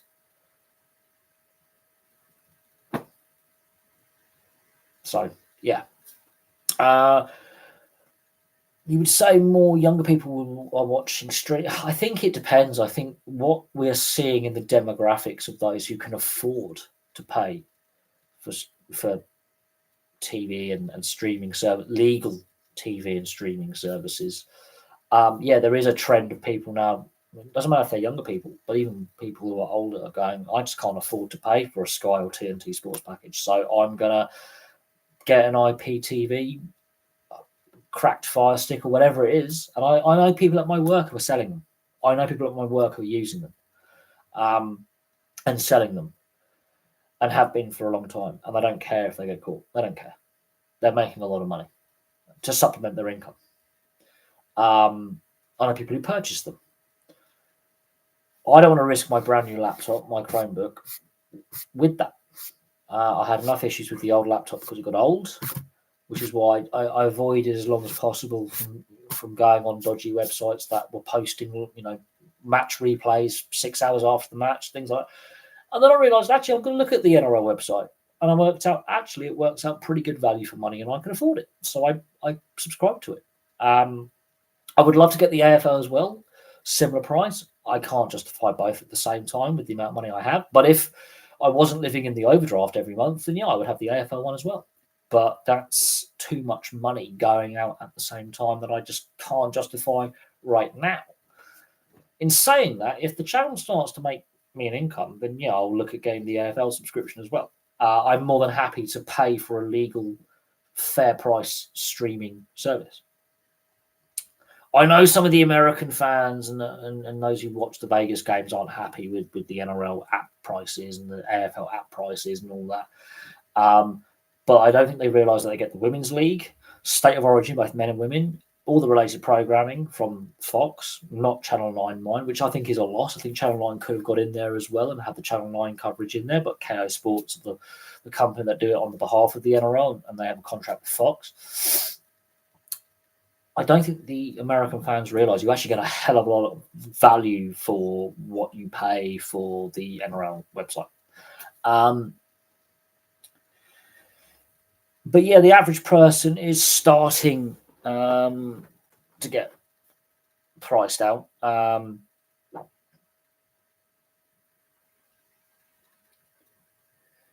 do think younger people, their viewing habits are changing. One, they are feeling priced out of a lot of things in society, property being one, the ability to actually, get easier access to credit, the ability to own stuff. So nothing I have right now is on finance. Everything I have is owned outright. Everything. Both my laptops, including my old one, both my TVs, everything I have is owned outright. I only buy what I can afford, even though I still got to technically pay my mum back 200 quid for the laptop because we split the cost 50-50, but I'm not in a position right now to do that, although I will do that. So here's the money. But everything in this flat, I own. It's mine. I have receipts for it. My Xbox was bought outright, my TV, my other TV was good. But so I'm lucky. A lot of people in my age range are getting things on finance. I do not understand it.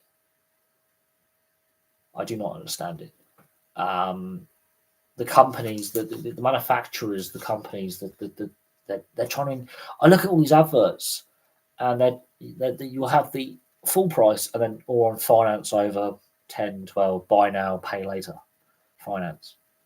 Or they'll give you the regular retail price if you want to buy outright. But even in store, and this is what I've noticed, they're trying to encourage you to buy over payments. So my last laptop, they tried to get me to get it on payment. And I was like, no, I'm buying it outright. I've just got my redundancy from my last job, got a massive payout, and I said, I'm buying this outright. I have the money now. And they were even then trying to get me to get it on credit. And I was like, no. I'll be paying you guys more so you get commission. Fuck that. You'll give me the hard sell on items, add-ons I don't want or need. And I've got a Chromebook. So my mum goes into the store and they tried to get my mum to get, I know this was a late birthday / Christmas present, but they were trying to get my mother to get antivirus that she didn't even need for it. And I said, don't get the antivirus. It comes with its inbuilt software antivirus through Google. You don't need it. And they tried with a product that doesn't need another product add-on to get her to buy a product we didn't even need. That's what they're like. It's the same with paying a monthly subscription. I pay for my NRL subscription on a yearly basis. One-off, bang, done. That's me done for the year. It works out a better value for money, and for me, and it means I can control my spending for the other 11 and a half months, save up for the next year. No, not even car. You're paying more than you're actually worth. And house, oh God, no. You don't want to do that. You want to buy it outright. The bank controls you. The bank wants you to be constantly in their debt because the interest payments. They want to make money out of you. The car. When the hell did an automobile, a car or motorcycle, become an investment? You want to buy it so it'll last.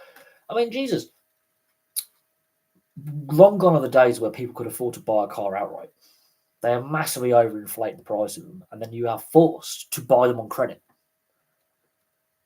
Forced. My dad taught me two things in life. Two things. Stand up for yourself. Cool, so fight back against the dickheads. And second, only pay for what you can afford. My dad never had a credit card. Ever. Partly because he was in the army half his life, and so therefore he got discounts on a lot of shit. But he never had a credit card. He had no debt. So when he passed away, he had no debt. He could afford to give. He had an estate worth about 50, 60 grand. This is on an army retiree's pension, on top of his, the job he got leaving the army, which was in a factory. He wasn't on a massive wage. He had money. He never had a credit card. In his 51 or 52 years he was alive, never had a credit card. Ever. Only thing he ever had on credit was his mortgage with my mum for our house, which we had when I was a kid. And then after the divorce, he was paying money to my mum through the joint account for the mortgage payments and or upkeep of me and my sister. Other than that, never had a credit card. Didn't have a credit rating. So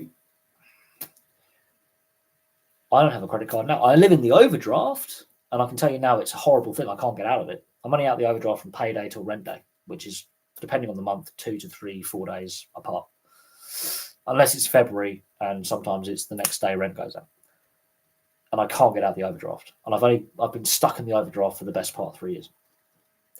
And it's terrible. I know we've gone a bit off sports, but it's linked to what the TV companies and the streaming services online, the legal, are charging. Like, they're pricing out people, but then they know that sport is people's everyday release, everyday escape, and they're trying to get. I look at the price, the debate around the England kit and the George Cross and the BS. I'm looking at the price of it going, well, Nike did the same thing with Major League Baseball and their jersey disaster, their kit disasters, where they've used cheap materials and they're ripping fans off because they know fans are still going to be suckers for buying it. The amount of people say, oh, no, I'm not doing it. There's enough people for them to go, well, we're going to make up the loss. We're still going to make a profit. So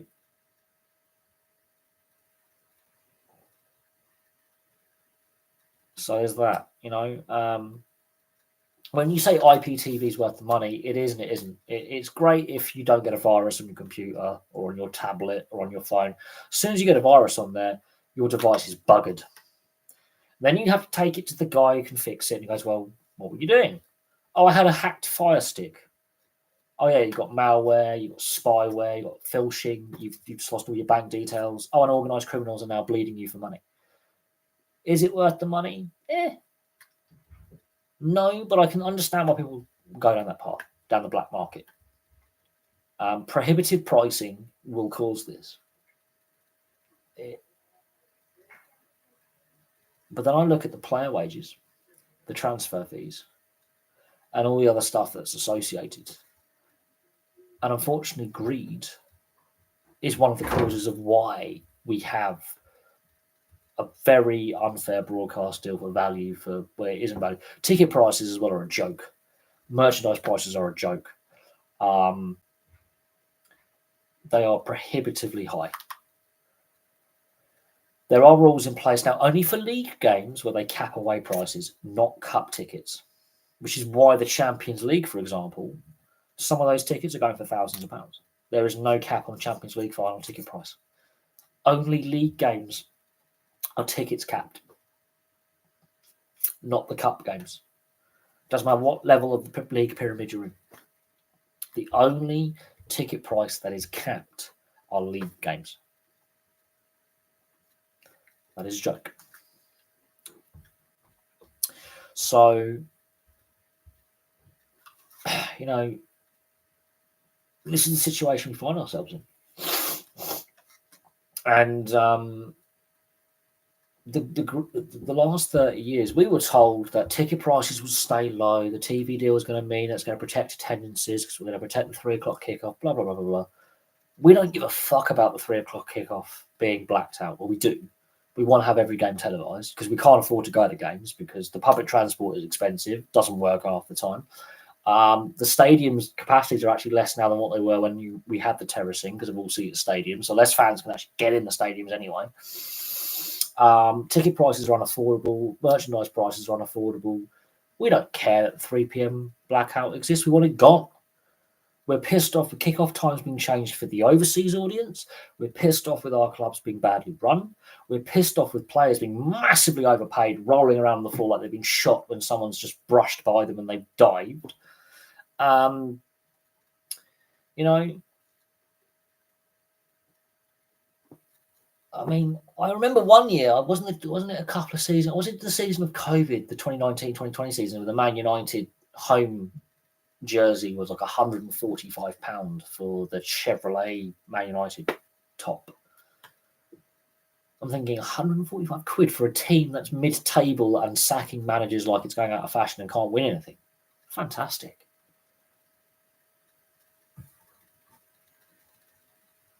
Like, the reason why the 3 p.m. blackout exists is to protect attendance. Well, I'm looking at the televised games on the FA Cup, for example, and I'm looking at all the empty seats. I'm looking at the fifth round being played from Monday to Thursday.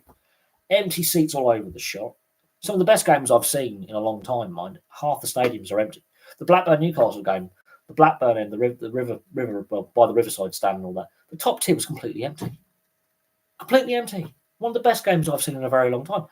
There were empty seats all over the shop in the fourth round. The fifth round, even more empty seats. Like, what are we doing here? What's the FA doing?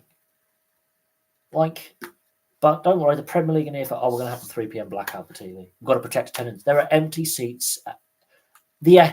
Like, Man City claim they sell out every game. They don't. You've got paid and actual attendance. The corporates pay to distribute tickets to their staff as part of their bonus packages. Oh, look, here, have some free events. Okay. And they don't go. So if the 3 p.m. blackout is to protect attendance, why are there empty seats at games? In every league in the pyramid. Why are attendances really low at some clubs? Not necessarily because the clubs are playing badly. Forest Green Rovers can't even sell out their stadium, and they're now in the Football League, the promised land for a non-league club. People go there and Mickey Mouse Club. It doesn't matter. Their capacity is about 5,000. They've never reached capacity in an FA Cup game against a higher ranked league side, ever. And they're talking about moving to a new stadium further away from their traditional location at double the size. Can't even fill out their current ground.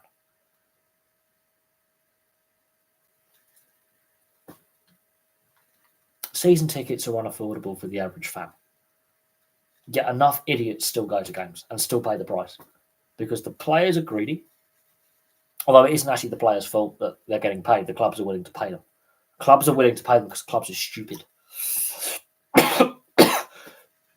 Clubs think that if they don't offer the player a contract to entice him to stay, because the hometown discount's gone out the window because loyalty is not a thing anymore, the rival's going to pay an extra 5, 10, 15, 20, 30, 40 grand a week. They don't want to lose the player for nothing.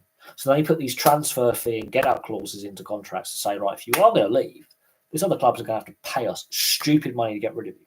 Like, get you off our hands. Take you off our hands. Other clubs spend because they don't care, because they can get government assistance back in the day, like Barcelona and Real Madrid. They were fiddling the system for years by, donating or selling their stadium to the state and then leasing it back to themselves. They can't do that anymore, but they had financial doping from regional and federal government in Spain. But here was the thing. So these clubs are saying, right, okay, this is why Barcelona and Real Madrid basically have more debt than Liberia.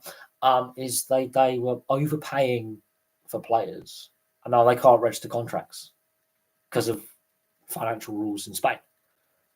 They never could. They were financially doping with the help of regional and state government to get round rules, and you take away that funding for them. How I don't know how they're able to read the Bernabeu and the Nou Camp, how they're funding their stadium rebuilds and add-ons and extensions. They can't even register playing contracts. Between them, they have over nearly 2 billion euros worth of debt. They have a deficit that is bigger than some third world developing countries' debt. It's ridiculous. They can't even register contracts. There are players that were like, I'm not getting paid, or I haven't been paid. There are clubs that are still waiting for transfer payments that have gone into administration, had points deductions, and been relegated, Bordeaux, because clubs haven't paid Barcelona. So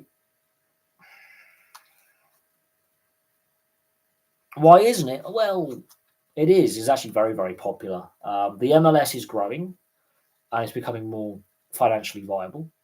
Its profits are going up every year, and participation levels are through the roof. It's the most it's one of the most participated sports at grassroots and youth level, all the way up to Sunday League being played there now. Each city and state has organised amateur leagues, high schools. NCAA are picking it up. It was mostly the preserve of the women's collegiate programs. Men's collegiate programs are doing it in the NCAA. There's development camps, there's training camps. It's popular, but the TV deal for the MLS isn't worth jack shit. Yes, you have the Premier League, La Liga, Serie A, the Bundesliga, not so much the French league, but the big leagues in Europe and all the European Cup competitions getting a good broadcast deal in the US. There is a big immigrant population from South and Central America where football's very, very popular. Especially in the southern states like Texas, Arizona, California. When I say southern, the Sun Belt states like Florida, Texas, Arizona, New Mexico, California, Nevada. Big Hispanic populations in those states. Even places like Chicago and New York, big Hispanic Latino populations as well. So there's that already there. And so it is popular. It's how the domestic MLS is comparing to the European South American leagues when it comes to TV deals in place. In saying that, the international TV deal to the Premier League is worth a lot of money. And that's why the kickoff times change to suit the overseas TV audience. It's for the Americans because the 5 to 8 hour time difference. There's a reason why American ownership groups, or North American, because there's some Canadian owners as well, are buying into not just English and British football clubs, because there's some clubs in Scotland that have American money and Wales, obviously, but also in European clubs. There's a reason why North American money's being invested in European football. The best North American, US and Canadian players play in Europe. There's a reason for that. But yes, there is a pay-to-play element, which we don't have. We get paid to play. They pay to play at lower levels. Like, yes, if you're playing for a youth club or you are put into a youth system, that's different. But if you're playing for a grassroots club, occasionally, yes, you pay to play. But in reality, football clubs exist because of members who sign up to be members of the club. That's how all clubs are different to franchises, and players will get a match fee for turning up and playing, because there will be fans in attendance who will pay to watch non-league football. People will turn up and pay, even if it's a £5 entry fee. They'll look at the gate receipts and go, right, we can afford to pay the players 20, 30 quid for a match fee, because these players will have day jobs. If there's 2 or 3 matches a week, let's say you've got some fixture congestion, you'll play a game on the Monday, a game on the Thursday, and a game on the Sunday, you could earn 150 quid playing a couple of games. And the higher up the non-league pyramid, you might get a couple of 100 quid a week, maybe £1.5 a month. You can just about survive on. I'm surviving on £1.5 a month living by myself. So depending where you are living in the country, the cost of living, you can get by. You might get noticed by a club further up the pyramid, maybe the National League, maybe in League One, League Two, and then you're going, oh, I'm earning 600 quid a month. I'm earning 2.5, 3, 4 grand a month. I can live off that. And you can make a decent living. Whereas in the US, you pay to play. You pay to get your kid into a football camp. You pay to get your kid into a youth club. You have to pay to play. And that's holding the sport back. It's the same with ice hockey. It's the same with the pay-to-play model, very capitalist in a sense. But these people lose their minds with sponsorship all over the shirts. They can't cope, but you're willing to pay hundreds, if not thousands of dollars for your kid to play grassroots level youth football. But you can't cope with the sponsors on the European jerseys. That can't happen in the MLS. That's why they only have the one sponsor on their jersey. They can't cope with a little patch on their NBA or NHL jersey. They lose their minds. You could not make this shit up. We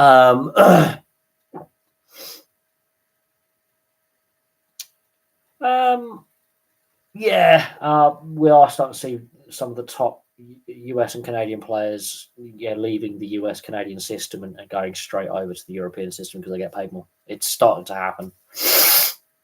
Even though the USA and Canada in recent years, if you take out recent World Cups, the US is the most dominant team, generally speaking, and Canada is the Olympic champions. So they're the two best teams. Unfortunately, the last World Cup, they didn't perform very well. So it was England-Spain final. But generally speaking, the US and Canada is where the best talent is. But the best leagues are in Europe, which is weird. And the arrogance of some American sports fans who are really ignorant of the rest of the world, and they think everything in America is the most superior thing, and they go on about gun rights. I find this weird with American sports fans when you basically say the NFL, and it's the superior version of American football, but outside the continent of North America, American football doesn't really work. There isn't a professional league set up. You've only got the CFL, really, as the secondary professional league. The XFL is a joke, let's be honest, and the Arena Football League doesn't really work either. So there's very limited opportunities. And they're saying, our best athletes, I know we'll conquer rugby union, rugby league, hurling, Gaelic football, AFL, blah, blah, blah, blah, blah. And you've got to say, well, actually, no, you wouldn't. You clearly, and you say to them, well, you clearly haven't played the sports and watched a full 80-minute match. I'll watch several full 80-minute matches. But today I've already watched 2 full NRL games. Yesterday I watched 2 full NRL games. I've watched 5 NRL games this week for this round of matches. They are brutal. That's several hours of rugby league. If I was to tell a new fan, and I've had this with American viewers and subscribers, you find the channel, subscribe, listen to the content, watch the content. And I always say to them, these are my favourite sports. If you want to learn about them, I suggest you watch 4 or 5 games over a match day round. So I always tell them that. The first game, you're going to be, what the fuck is going on? The second game, I have a few ideas. Okay, I think that I understand an offside or a knock on now. By the 5th game, you're like, I know what's going on now enough that to know that I can follow without seeming stupid when I ask a question. By the end of the 8th game, if you're not already going, I want to watch the following round of fixtures and watch the rest of the season play out, then you're not going to be a fan. Simple. AFL's a bit harder to keep up with because it's disorganized, organized chaos. I always say that to new viewers who are like, well, what's better, the NRL, rugby league, or Aussie rules? Because there's a lot of interest in North America for the NRL and the AFL. Despite what the viewership figures may suggest about the Vegas games and the NRL, I think that was down to clashing with timing with the NCAA basketball. And maybe the timing of the promotion, and also having it just after the Super Bowl in the same city that hosted the Super Bowl. But we'll see what happens over the next 4 years. But I look on social media, I look at YouTube and stuff, and the amount of American viewers and American YouTubers that are discussing rugby league, the NRL, and the AFL. And I always say you've got to watch a whole round of fixtures, a whole match day round of fixtures.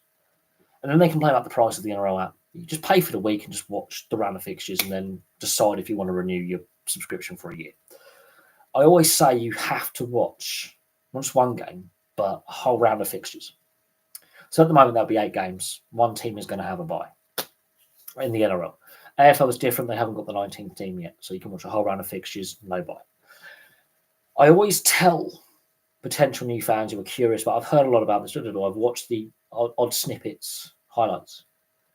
You have to watch not just one full match, but a whole round of matches with all the different teams playing, because then you get an idea of who's a good team, who's a bad team on at that snapshot in time, who's playing really well, who's not, and you can see even when there's like a clear favourite and a clear underdog, the brutality of the contest. And how much then once you've watched a full round of fixtures, and actually an NFL player would struggle playing rugby league or AFL. They wouldn't knock it out of the park. And their arrogance disappears. But they've actually sat down and watched a whole round of fixtures. So that'd be 8 games in the NRL. I believe it's 9 games in the AFL because of the size of the leagues. When they've watched a full round of fixtures or watched every team play at least once. So that would be 9 games in the NRL, 9 games in the AFL. And they've watched a full set of fixtures. Or they just watch the 3 state of origin games and they're like, Jesus Christ, this is legalised violence. Especially the old school state of origin where like, this is legalised violence on a scale that you wouldn't even get in international games back in the day. Then they're like, oh, okay. And then when they finally get their head round about, the lack of helmets and pads, and even though some players do wear soft padding, but not the metal pads, when they get their head around the fact that oh Christ, they're not wearing any protection. They are physically hurting each other. And if they get the tackle wrong, that player is spending a lot of time on the sidelines suspended and actually getting thrown out the game.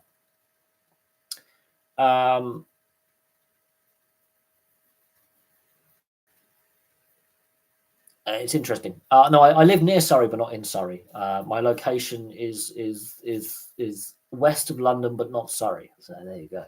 That narrows it down to one county that's overrated and slightly cheaper to live in. I don't live in Surrey now. But I thought I would talk about the arrogance of some American, predominantly NFL fans, which I find really funny. The NHL fans and baseball fans and basketball fans seem a bit more open to the idea of there are other sports out there. There is the rest of the world, and we're not the best at everything. But NFL fans have this obsession with America being the best at everything.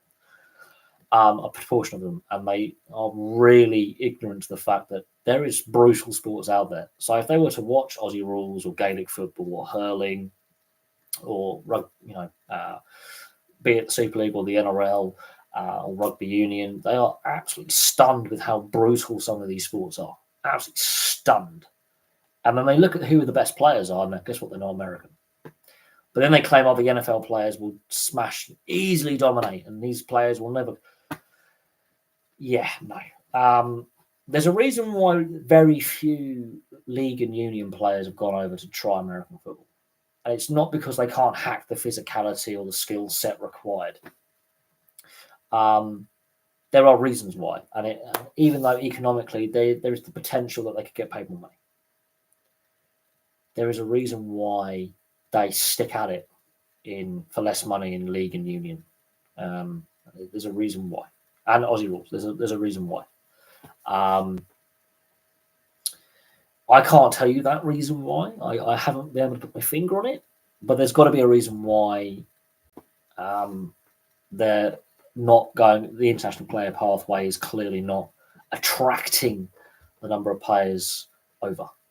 Now, whether that was a PR stunt to just get people on side with the London Games back in 2007, or it was a deliberate plan to put in place to actually get players to come over to bolster the NFL playing ranks, because there are those who are very critical of the NFL international player pathway system, and always have been. And there are people right now, criticising the AFL and the NRL for having combines and looking at American talent coming over to try and earn a contract in rugby league and Aussie rules. and train over in Australia. There's that Collingwood player who is American, who's now one of the best players in the league, in the AFL. And it I don't know, but there's been talk recently about who the next female Trevor Francis will be.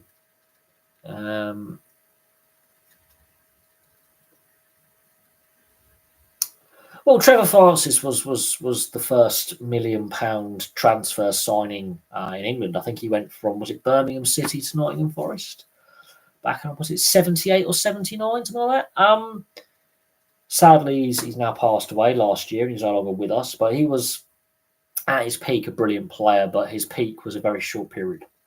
And it was when he was at Birmingham, just the first few years at Nottingham Forest, his peak was short and sweet at his best. But was he worth the investment? Well, he won some trophies, didn't he? And he definitely contributed to making Nottingham Forest a better team. It was a brave decision to spend the money that they did. Very brave decision to spend the money that they did with limited resources. Nottingham Forest did not have a lot of money, despite what people think. At the time, in real terms, they weren't a very wealthy club. They had been a mid-table, struggling League Division 2 side when Brian Clough is appointed. By the time Brian Clough leaves the club, they've had all this success over a sustained decade. At a time when Liverpool and Everton were the dominant clubs in England, and even Aston Villa gave it a crack with winning a Champions League and a league title. There was it was a very tough time to win silverware. He took a penalty. I wouldn't say there was criticism of that signing. Let's just say that. But yeah, obviously it contributed to things really changed, I would argue, not just in English football, in football, about the time of Alan Shearer's transfer from Blackburn to Newcastle. And then we start seeing some transfer fees getting a little bit at the time. But what is funny, people were talking about the Neymar transfer, and that record still stands.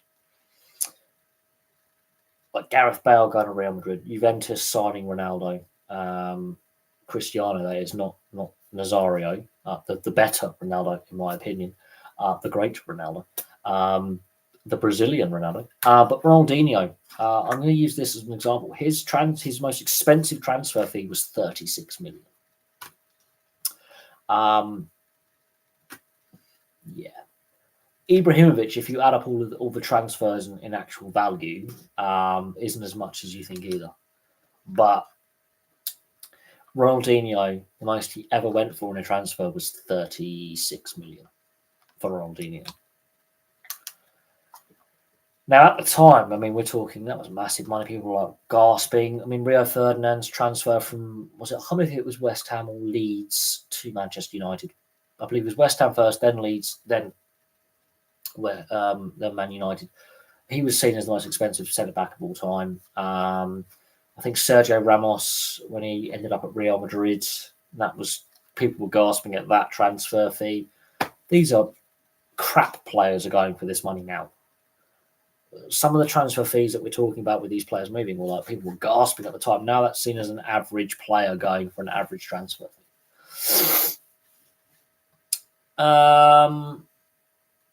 Why? Because the fact Ronaldo actually won a World Cup. In fact, played in multiple World Cup finals. Actually played at multiple different clubs and actually proved himself at multiple different clubs without being a petulant child with an ego the size of Madeira.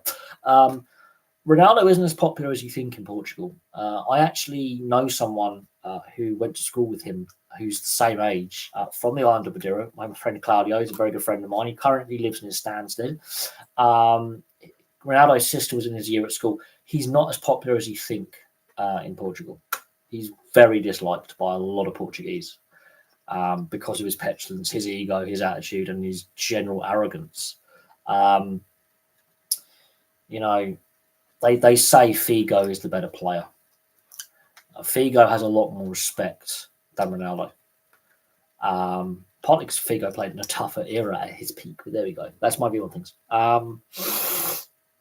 With Ronaldinho, he's still not the most expensive player in the world. With inflation, we were talking maybe 60 million, 65 million in today's money, maybe 70. Still less than what Gareth Bale went to from Tottenham to Real Madrid. I don't like either player. I think they play in an era where it was easier for them to stand out from the crowd because everyone else was of a lesser standard. When Figo and Petit and Beckham, Roberto Carlos, Cafu, Nedved, and all these other players like Maldini and some of these other players were at their peak in the 90s. Like Vialli was a superstar. Gianluca Vialli, Gianfranco Zola, if he was playing now, in Christ, the things Zola could do. I remember watching him in the 90s. Brilliant player. Paul Gascoigne, criminally underrated. Clutch player. But imagine if Paul Gascoigne actually got the help he needed off the field, was given the direction in a positive way, wasn't a drug addict, just imagine how good Gaza would have been. Honestly. I look at the Brazil side that wins the 2002 World Cup. There's only like 3 or 4 of them that actually play in Europe in that entire squad. Most of that squad was Brazilian based. Just the Bayer Leverkusen squad that loses to Real Madrid with Zidane's goal was stacked for the talent. Stacked. I think Ronaldo and Messi have basically played most of their careers. The beginning of their careers, not so much, but most of the last 10 or 15 years in an era where there's less quality. They stand out more because there's lesser quality they're playing against. Players are overcoached to the point where the flair is coached out of them. So again, Messi and Ronaldo, they're seen as generational talents. Their flair's allowed to come out. Messi a bit more than Ronaldo. Ronaldo's constant. His early career I didn't like him because he was basically a showboater, which is one of the reasons why Piqué was thrown out of Man United. He was showboating and taking the piss, and he didn't toe the line a little bit. Was a bit of a toe rag. And then we find out he's a love rat. And who cheats on Shakira? I mean, come on, you have to be a bit of a scummy bastard to cheat on Shakira. She's Colombian and she's fit. Cheating on a Latino woman is not a safe thing to do because they're vicious. Who do I think? I don't really care. I'm not one of the fanboys of either. I think they played and they're still playing in an era where the quality is less, so they stand out more. You put Messi and Ronaldo in the 90s, Batistuta is a better player, more of a team player. Crespo when he was younger. I mean, Crespo overshone Messi in 2006 as part of that Argentina squad. He was a better player. And Messi's the superstar. Barely gets a kick in 2006. Doesn't really make the side. Yeah, he'd already been tearing up for Barcelona for a couple of years. Doesn't even get the starting lineup. 2006. Messi's not in the starting lineup in the Argentina side in 2006.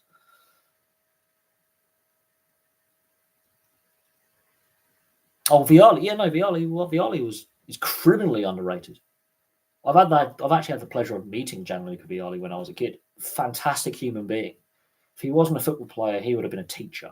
He would have been a university professor. He would have been that manager at work that you want to actually hang out with because he's actually a really kind of laid back teacher. He really would sit down and just listen and talk to fans. Even if you weren't a Chelsea or Sampdoria fan or Juventus fan, Vialli had time for people.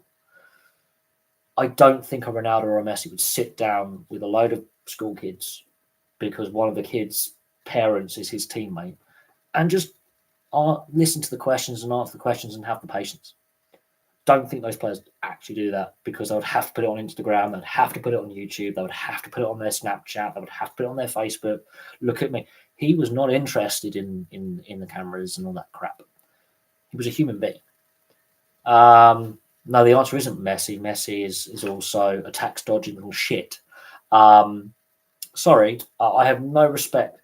The amount he got really crappy because he said he would never leave Barcelona his entire career, goes to PSG for the money, and ends up in America because Florida has really good tax rates. Money. Don't care. I do not care. Paid too much. Paid too much. I don't care. Meh. Honestly, could not make the starting lineup in 2006 for Argentina. Was not good enough to make the starting lineup. That's where I think, hey, he stands out in the last 10, 15 years because the quality of football is shit. 2006, while he's seen as this up-and-coming superstar at Barcelona and he's tearing it up, not in the starting lineup for Argentina, whereas at the same age Maradona was. Are you telling me Neymar is the second best player in the world? Christ, he's the best play actor in the world. He's the best paid player actor in the world. Spends half the time not playing for PSG, getting paid stupid money not to play for PSG. He's missed half the games he's been eligible for in his entire career. Let that sink in. Barcelona were basically forced to sell him because they are bankrupt. If they were not a members club, but had an entity where there was an owner, they're in administration, they're in liquidation, they cease to exist. Oh, for adjusting, I thought it was about quality level. I mean, Christ, no, Luis Figo. Pavel Nedved was a superstar, a bit of a crook when it comes to club administration, mind, and bribery and corruption, but Nedved was a brilliant player. Karel Poborski, I remember watching him as a kid. Diego Forlan, when he was at Atletico at the beginning, not Man United Forlan, didn't adjust well to how the Premier League was played. Wrong time in his career. Shevchenko at peak at Dinamo Kiev before AC Milan was unplayable. You could not mark him. Fantastic player. Sergei Rebrov, underrated. Honestly, we know a lot of sports people are not good people, but on about Bellingham can get to Zidane's level. Different style of play, different position.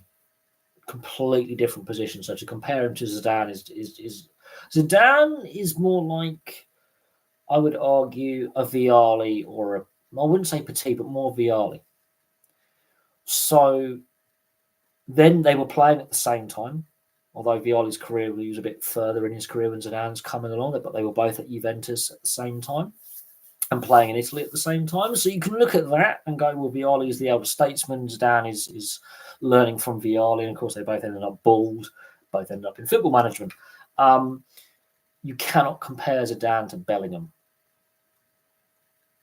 Sorry, they play a different attacking and midfield role. Cannot compare them. The style of play is different. No players like for like, but their positional play is different.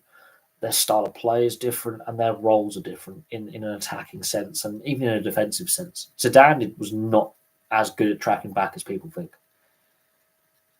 He could stand up to challenges, was terrible at tackling. He was just a better version of Paul Scholes. Zidane was a better version of Paul Scholes as a creative attacking midfielder. Paul Scholes was actually a really good player. His tackling, yeah. People say Paul Scholes couldn't tackle. He could. It was the weakest part of his game. But his positional sense and defensive sense means he's blocking off the passing channels and the running channels from players. Paul Scholes was one of the best midfielders ever to play in Europe, especially in England. And he was a one-club guy. Played his entire career for Man United. How often can you say a guy can play 2-3 decades for one club? Ryan Giggs was a very good left winger. He could have played for England, chose to play for Wales, but as a human being, he's a piece of shit. Sorry, I'm dropping a few swear words in this one because A, I'm ill, and B, I don't care anymore. Carrick is more of a defensive midfielder, a central holding player, box to box. Jordan Henderson's, if you buy your Michael Carrick off Wish, very underrated, solid, not outstanding, gets the job done, team guy, squad guy, a guy you want around the team, a leader who isn't the captain. Technically, that is not true. He played for Royston Town Schools. Well, yeah, well, that class as amateur, non-league. Was that his youth level? because he was part of the class of '92. So you could argue that was at youth level before making a senior appearance. So technically you are right, technically you're wrong. Beckham didn't obviously start Man United. Well, he did, but he didn't because he ended up being on loan for Preston North End for a season. Beckham's first senior appearance was for Preston after the FA Youth Cup win, which I find really interesting. Founder of the Football League, a club that is older than Manchester United, the first club to win back-to-back league titles and the first club to do a League Cup double. There you go. Let that sink in. So all these Man United fans going with the greatest club in English football history, blah, blah, blah. Not even a fan of the Football League. You're younger than the Football League, and you had to change your name from Newton Heath to Manchester United. And you had to move from Newton Heath to Trafford, which is in Salford. I think that was a PR stunt that he played for Royton Town. Much like Socrates playing for a club. Was it in Essex or something? Apparently, Alan Shearer, Newcastle transfer worth 140 million. I wish we had a player of that value today as a Blackburn fan, because it would pay off a lot of our debt, which means we could then start spending money on players and contracts. But hey, we have the Venkies in charge, and the Premier League saw fit that they passed the director's test, even though they are clueless and have indebted the club to our eyeballs, and we could get relegated from the Championship this season. How we could have done with 140 million. That is ridiculous. 16 million is now worth 140, apparently. That is a joke. That's how overinflated transfers are. How overinflated wages are. That was seen as a record deal at the time. One of the reasons why Newcastle struggled and ended up with Mike Ashley as an owner is partly because of that transfer. Ironically, Newcastle was spending money, much like Leeds, except without the administration and the near liquidation. Leeds and Newcastle in the late 90s, early 2000s were spending money on players that ultimately, yes, they've got solid fan bases, one club towns, all that kind of stuff, big fan bases, big cities, but they were spending money. And then the performances on the field, they missed out on Europe on a couple of. Well, Leeds just were a season, or had one bad season, missed out on Europe, ended up getting relegated. Took them 16 years to get back. They get relegated after 2 or 3 seasons. While they're while they're going to be promoted from the Championship this time around, and first or second, or via the playoffs, there is no doubt in my mind Leeds are going to get promoted. They are the 16th most valuable club in the world. But they went for a period where they ended up in League One. Well, they're the 16th most valuable club in the world with a massive fan base. I think you need to. Their trophy cabinet is not as big as but they were playing when they were successful. There were a lot of clubs successful at the same time. Very competitive period in English football. More competitive than people realise. Wolves and the Busby Babes from Manchester United in the 50s. It's the 60s where it's a turning point. The 70s and 80s was Liverpool's decades. However, Leeds had a purple patch at the end of the 60s, beginning of the 70s, won a lot in a very short period of time. In the overall scheme of things, ironically, Leeds aren't that old as a club. They're not as old as the founders of the Football League by some distance. Look at my club history videos, you'll see that.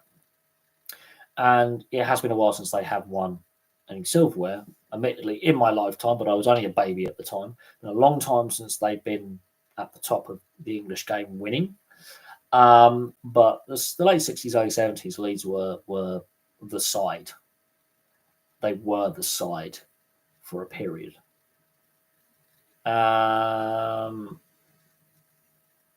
So there's that.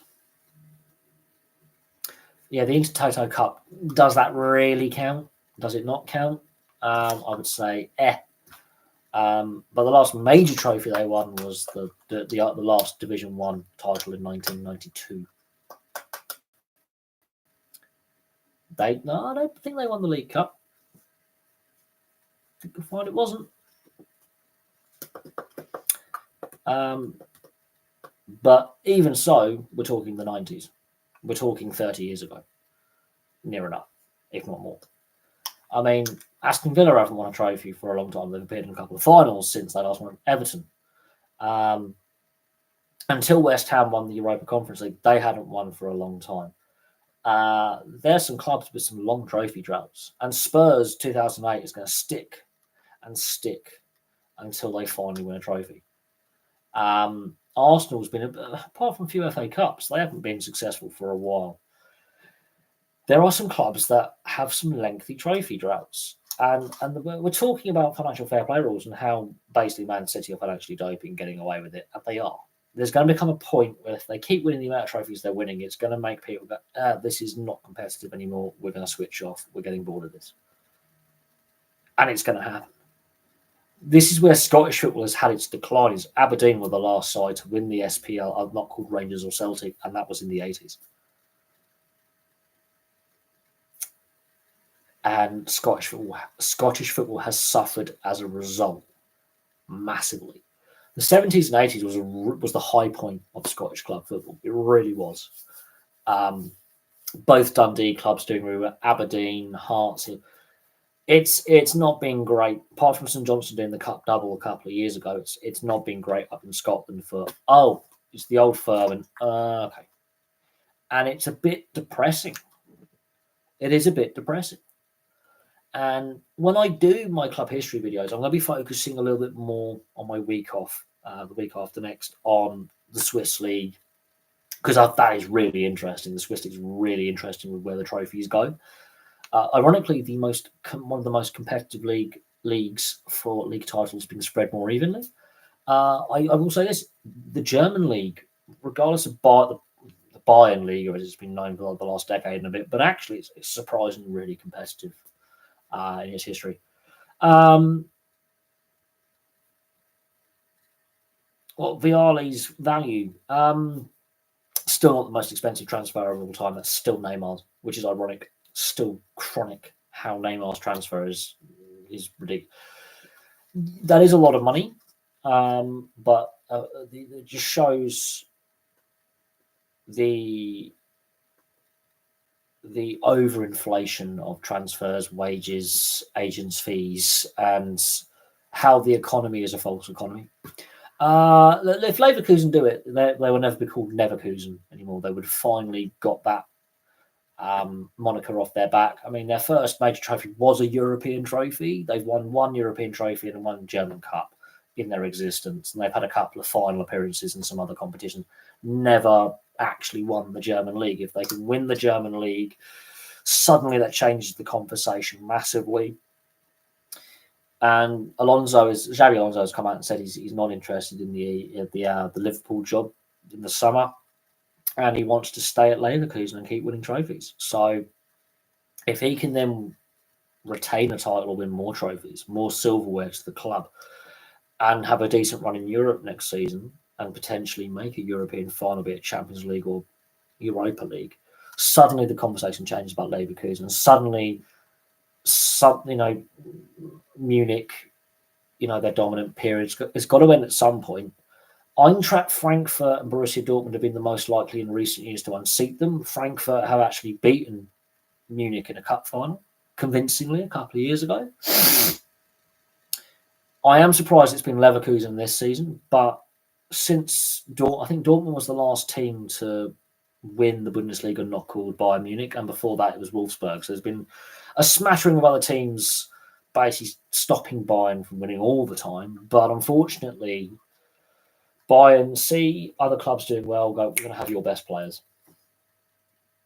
And they try and get players unsettled the season before they buy them. Get them unsettled, build relationships with their agents and say, look, we'll offer you an extra couple of, even if it's only a few thousand more a week, euros. Enough to go, well, Munich's a cheaper city to live in than Stuttgart or Berlin or Dortmund or Hamburg, or where the cost of living is slightly higher because Bavaria is actually, ironically, a bit more rural. There's a bit more. Bavaria is one of the biggest federal state in Germany. So there's more land.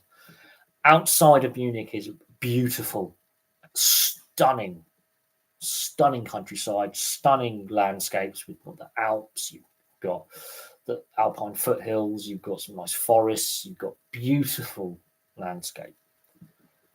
A lot more of the older buildings survived the Second World War. So there's more of those historical little towns and villages. And it's just stunning. Bavaria is a beautiful part of the world, which entices players to want to go there. It's good quality of living, good standard of living, low crime rate. You can get a lot more for your money, and they use that as well. And they will entice players to the club, partly because they've won a lot of trophies, and that does help. Success helps. Stability helps as well. But then you look at the backdrop of Bavaria. Stunning. The one problem I think Bayern Munich has is 1860 Munich are not in the Bundesliga right now because that rivalry is so underrated. The Munich derby is so underrated when it's on.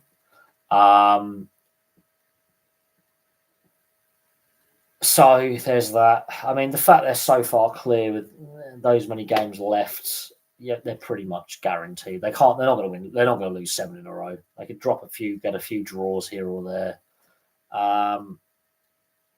They haven't been in the top flight for a while. I've got to do a video on 1860 Munich. I think that would stun people with the history that they have. But that rivalry is underrated. It's like Hamburg SV versus St. Pauli. They're both in the same league right now, which is brilliant for the Hamburg derby because that hasn't been a regular thing for a while. But, some of these big German clubs in the second Bundesliga is just like, what? I think they actually have a pretty sizable fan base. Munich is not all Bayern. It's like Berlin has got Hertha and Union.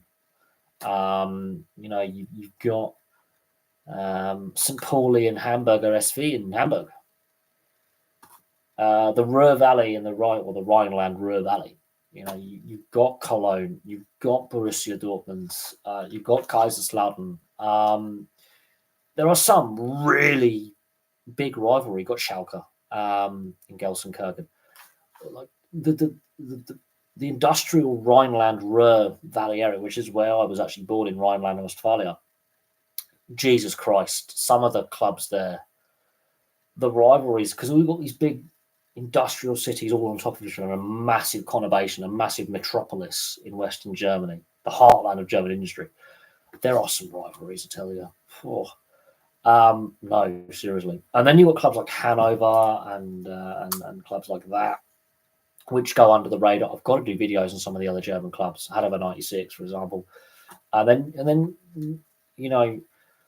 RB Leipzig, the other fans in Eastern Germany in general, but Eastern Germany, like Dresden, Dynamo Dresden, they don't like the Red Bull buying of clubs because it goes against, the German ethos. Same with in Austria with Red Bull Salzburg. The Vienna derby, Rapid versus what's the other Vienna club? I watched a fucking YouTube video on it earlier. I've got the Vienna derby between the Viennese clubs is ridiculous. The Sturm Graz, Rapid Vienna or Rapid Wien. Unfortunately, Salzburg is now owned by Red Bull. We can debate pros and cons of that. The Swiss league, you've got Grasshoppers and FC in Zurich. You've got BSC Young Boys, Bern Sports Club Young Boys in Bern. You've got St. Gallen. You have Winterthur. Lausanne. You've got some great clubs in Switzerland. In France, everyone's talking about PSG and how they basically bought the French league, like Man City have bought the English Premiership, and Rangers and Celtic dominate Scotland. You look at clubs like Lille, Rennes, Nantes, Strasbourg, Auxerre, Marseille, Montpellier, Bordeaux, Toulouse. Some of the history, like Saint Etienne, their history is ridiculous. People make fun of young boys, but then you meet their ultras and you realise actually this is not safe in the back streets, the back alleys of Bern in Switzerland. You're going to get your head kicked in. FC Basel. You've got some Swiss clubs, and I've got the videos I'm going to do on the Swiss clubs are going to really stun people with the amount of trophies distributed around the Swiss clubs and how actually ironically competitive the Swiss league actually is. I've done a few Portuguese clubs. I think Porto is going to be the next club I do. Boa Vista, for example, people forget that they Belenenses, another one, they've actually won the Portuguese title. The Dutch football, people go on about Ajax and their dominance, but you've got Feyenoord, PSV Eindhoven, Sparta Rotterdam, REC Breda, Utrecht, FC Twente, AZ Alkmaar. Danish league, you've got FC Midtjylland, FC Copenhagen, Brøndby. I mean, you've got Sweden, you've got Helsingborg, you've got Malmo, who've appeared in the Champions League final. Yeah, a Swedish club appeared in the Champions League final. Let that sink in. Norway, you've got SK Brann. I've done Rosenborg. You've got Tromsø. There's loads of Viking. There's loads of clubs in Norway. You've got the Polish league like Legia Warsaw, Poznan, Gdansk, Legia Gdansk. Czech league, got Sparta Prague. There's a few other clubs. Then you've got the Balkans like Dinamo Zagreb, Hajduk Split, Red Star Belgrade, CSKA. Sofia, Levski Sofia. Then you go to Greece and it's just like AEK, Panathinaikos, Olympiakos, AOK, POK, Thessaloniki. It's just ridiculous. No, I mean, you've got Steaua Bucharest, you've got FC Cluj. Steaua obviously have won the Champions League. Partizan Belgrade. I mean, you've got Shakhtar Donetsk, Dinamo Kiev. CSK Moscow, SKA St. Petersburg, Zenit St. Petersburg, Torpedo Moscow, Reds. Multiple clubs, just ridiculous. In Spain, you've got more than just Atletico and Real and Barca. You've got Espanyol, you've got Real Zaragoza, Cadiz, Real Betis, Sevilla, Valencia, Real Zaragoza, Racing Santander, Athletic Bilbao, Celta Vigo. Fuck me, I could be here all day. Deportivo Alves, Deportivo La Coruña. The list goes on. Yeah, you got CSKA, Lokomotiv, Torpedo, there's loads. There's I think 4 or 5. You've got the Air Force team, the traditional, the Air Force, the police, the army, the navy. You've got the KGB team. This is how things work. And then you've got you've got the Turkish league, so you've got Bursaspor, Fenerbahce, Galatasaray, Besiktas, and Antalyaspor. You've got Ankaraspor. I could do the Turkish league. That'd be hilarious. The Turkish Super League, the most corrupt league in Europe. God, yeah, that'd be hilarious. The Turkish league, hilarious much. And then people, are obsessed about the big 4, the big 5 leagues, right? How many clubs have I listed off that aren't in the big 4 or big 5? It's ridiculous. I haven't even got to the League of Ireland and like the Northern Irish League, like with Glentoran, for example, and Institute, and we can talk about Cork City and Derry, and I could be here all day. I really could. Belgium, Anderlecht, Standard Liège, for example, Charleroi, Zolta Wagaham. There's loads. I generally could be here all day. I could do club histories. I mean, I haven't even talked about like some of the Italian clubs like Bari, Lazio, Pescara. They have the best jerseys, by the way. Parma and all their financial issues. You've got Bologna, Modena, Udinese, Triestina, Atalanta. I've done videos on them. Internazionale, not Inter Milan, their proper name. It's Internazionale. AC Milan. Torino. I've got to love doing the video on Torino because they've got the bigger fan base over Juventus in Turin, but not in Italy as a whole. You've got Sampdoria. You have Genova. You've got Fiorentina. Perugia had a good team at one point. Obviously Napoli, Palermo, Cagliari, Catania. I mean Lecce. I could go on about loads of Italian clubs. Loads.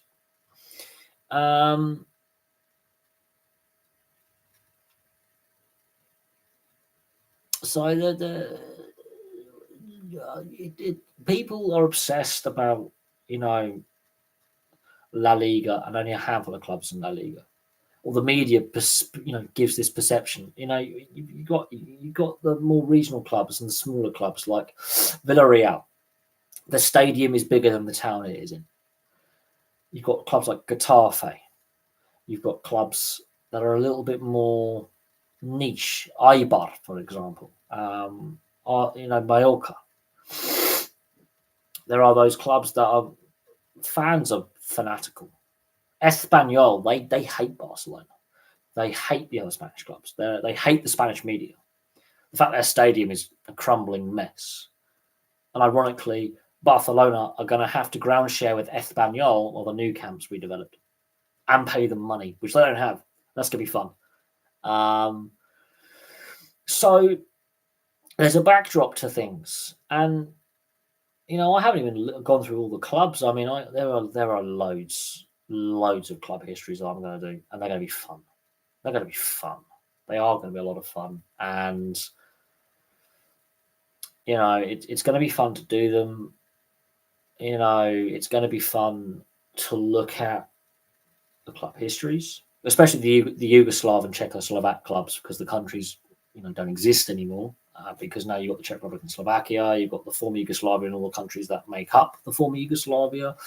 So the league systems have been made from scratch since, clubs got independence. The countries got independence, sorry. So the Croatian and Serbian and Bosnian is just going to be a free-for-all. But there's some great clubs. The UEFA coefficient has harmed some of the leagues. Absolutely, there's no doubt. Absolutely no doubt. The UEFA coefficient has harmed, the leagues further east. Massively. No doubt on that. And the restructuring of the Champions League, Europa League and Conference League, losing the Cup Winners' Cup, for example, the rebranding and restructuring of the UEFA Cup, the restructuring of the Champions League over the years, over several restructurings of how the competitions played out, has negatively impacted, I wouldn't say the lesser clubs, but the leagues that have less money, in favour of a handful of clubs and leagues. So the Super League idea comes about because UEFA has screwed things up for greed. So your Real Madrids and Barcelonas and the Premier League clubs and some of the Italian clubs basically have too much power. A handful of too much power. Don't like it. That's what the reserves are for. But again, it's the power of certain clubs have too much power. So your Barcelonas, your Real Madrids have too much power. Atletico not so much, but your Juventuses, they have too much sway over domestic FAs and over UEFA. They throw their toys out the pram with the Super League. UEFA restructures the Champions League to keep them happy, so they're greedy still, yet they're bankrupt. Yet UEFA are terrified of the clubs. There's weak governance. Weak governance has led to the Super League as an idea existing, and has existed since 1992 as an idea. When they reformatted the Champions League in the early 90s and they readmitted the English clubs back after the European ban, and they weakened the Cup Winners' Cup and then phased it out altogether, so devaluing domestic league competitions, and then rebranded the UEFA Cup as the Europa League, which didn't need to happen, by the way. They gave too much power to 12 to 15 clubs in Europe. Too much power. They've now made European domestic leagues less competitive by allowing these clubs too much power, which is why I actually look at some of the lesser leagues like the Swiss League, like the Austrian League, and look at the club histories and go, actually, wow, these leagues are really more competitive than we realise. The Italian League is more, take Juventus out of it, the Italian League is bloody competitive. So many pieces of silverware going to many clubs. Whether Juventus can get to the back at the top, it's actually more difficult now. The Italian League is competitive again, which it hasn't been for a long time because it was Juventus's league to screw up, much like the Bayern in Germany. You take a handful of clubs out of a handful of leagues and suddenly, wow, these leagues are really competitive. and you take the wealthiest clubs out, and suddenly you're like, wow. When you level the financial playing field, it is so competitive. It's ridiculous. You take one or two clubs out of the league structure who have overspent or are very, very powerful because they back, they whatever. And this is true. You take Bayern out of the German league, suddenly you look at how the trophies are divvied up, and it's really south. Apart from Borussia Dortmund, is actually it's a free for all. There's a lot of trophies distributed between a lot of clubs. I think Borussia Mönchengladbach are the third most successful German club of all time, and they haven't been successful for a while. Let that sink in. You take Juventus out of the Italian league system, it is really interesting. Even then, with them in the Italian league system, it's still very competitive. You take Barca and you take Real Madrid out. Ironically, it's Bilbao, who won a lot historically. And it's been a while since they've had some trophy success. They've been in a European final within the last, how long ago was it when Llorente was playing for them and they lost to Atletico? About a decade or so ago, they lost a European final to Atletico Madrid. An all-Spanish Europa League final. It's been a little bit of a while since Athletic Bilbao have been successful, but they were the dominant force in Spanish football until Real Madrid started winning. But you take Barcelona and Real Madrid out of the Spanish league system, and then suddenly, again, very competitive with where the trophies are going.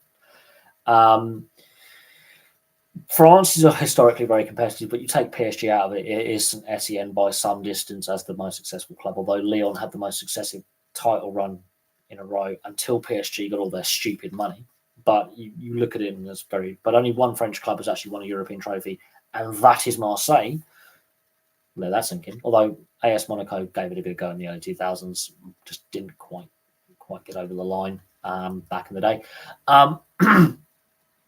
The English league system, ironically, is very competitive. Even with Man City's current dominance, they've got a long way to go before they catch up. Your Liverpool's, your Aston Villa are above them. They're equal with Everton at the moment, or just about Everton's level. So there's a way to go before they're out on Villa's level, historically, for league titles. Overall trophies, I think they've just pipped Villa, although Villa also have a European title in there. So there you go, Man City, and Villa had that without breaking the bank. And that's at a time when Liverpool were the dominant team in Europe. So there you go. And Nottingham Forest were more dominant in Europe. So there you go. Nottingham Forest had more European trophies than Man City. And again, didn't break the bank apart from Trevor Francis. They really didn't spend a lot of money. They just got the right players in that fitted the system. They do. What do they now? I think Villa had more trophies. I think you'll find Villa are actually more successful than Man City for all trophies won. And let that sink in. If Man City have finally pipped them, it's not by much. God, I'm trying to think off the top of my head at 9:30 at night. It's been a long week, 2 weeks. I've not been very well. They're basically Villa, Man City. Man City's still got a long way to go to catch Liverpool and Man United when it comes to trophies won. A hell of a long way to go. Hell of a long way. Arsenal have dominated the FA Cup. You can thank Arsene Wenger for that. I think Man City have less FA Cups than Blackburn, so let that sink in. I think.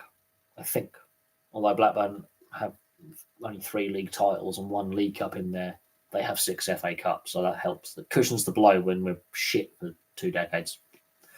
And we haven't been good for a long time. But you look at it, you take a snapshot of the English league, and it's actually really competitive. The fact that Liverpool have only won the 1 league title in 3 decades, and Man United haven't won a league title for pushing a decade is testament to that. Although you could argue that Man City financially doping. Yeah, but it took how many times of how many FA Cups? How many seasons with the FA Cup final do Man City don't have the record they should have? They have a surprisingly bad record. It's only in recent years they've won a handful of them. They don't have a great record in the FA Cup. They really don't. People talk about this Man City side. It's called financial doping. Guardiola would not take a job like Brian Clough at Nottingham Forest, for example. Brian Clough won 2 Champions Leagues with a club with no money. And it took them from a second tier to the top tier and then won the season after promotion, won the league title. I don't see Guardiola doing that without spending money. I don't. I don't see Guardiola going to a team and building it from scratch and going, we're taking this team from a mid-table second-tier team to European champions within 3 years. I can't see Guardiola doing that because he always takes over a side that's already bloody successful. Bayern, Barcelona, Man City. And then he always has a checkbook to sign whatever players he wants. So, wow, they're the 5th most successful English club. Wow. Yeah, but where were they before all the money? Not as.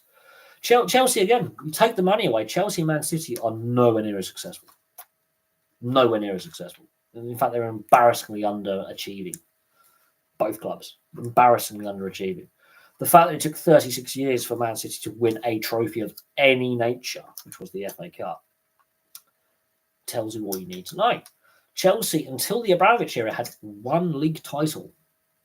1. Now, they had won some FA Cups and League Cups and European trophy, I believe a Cup Winners' Cup, before the Abramovich era. But they had 1 league title. They were an average club.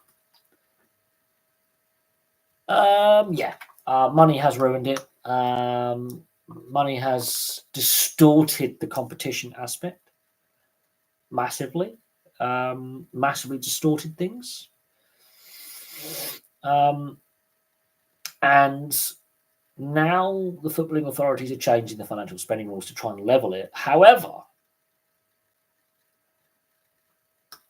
until, in the UK at least, the regulator comes in, or at least in England, financial fair play is now being worked in such a way that the big clubs will never get punished, or those that have a lot of money and have spent a lot of money. By all rights, Real Madrid and Barcelona, Juventus, Chelsea, Man City, and others should be stripped of titles, relegated, massive points deductions, and it's not happening because of the image damage.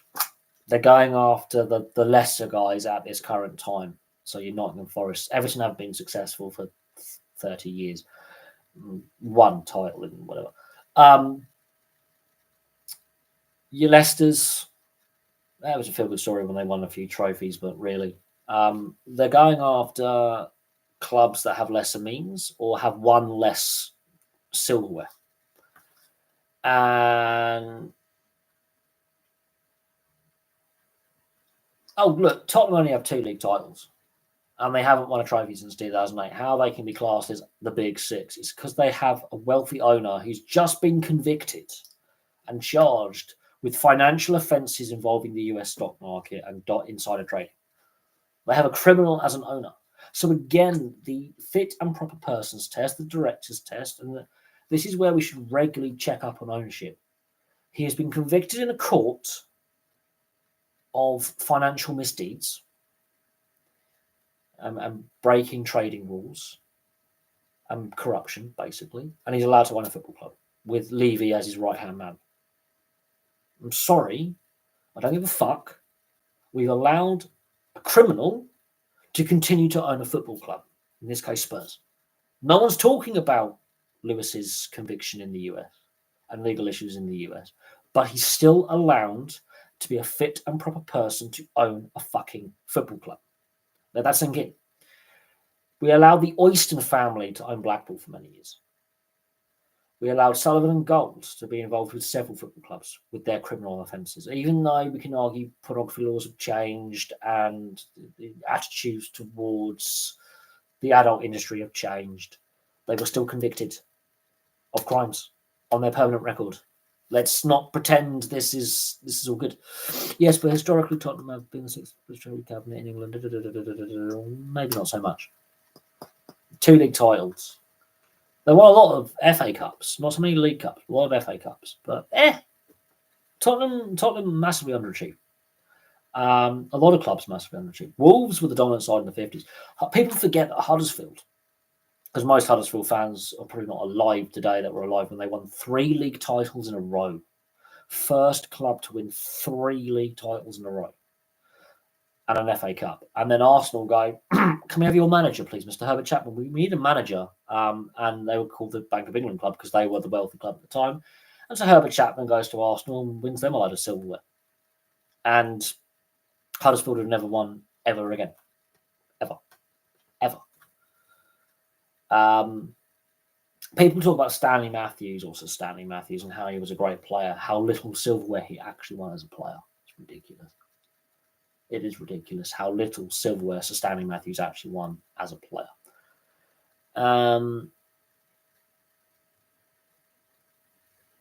Yeah, how the goal difference or goal average or goals per game average, one of those seasons, yes.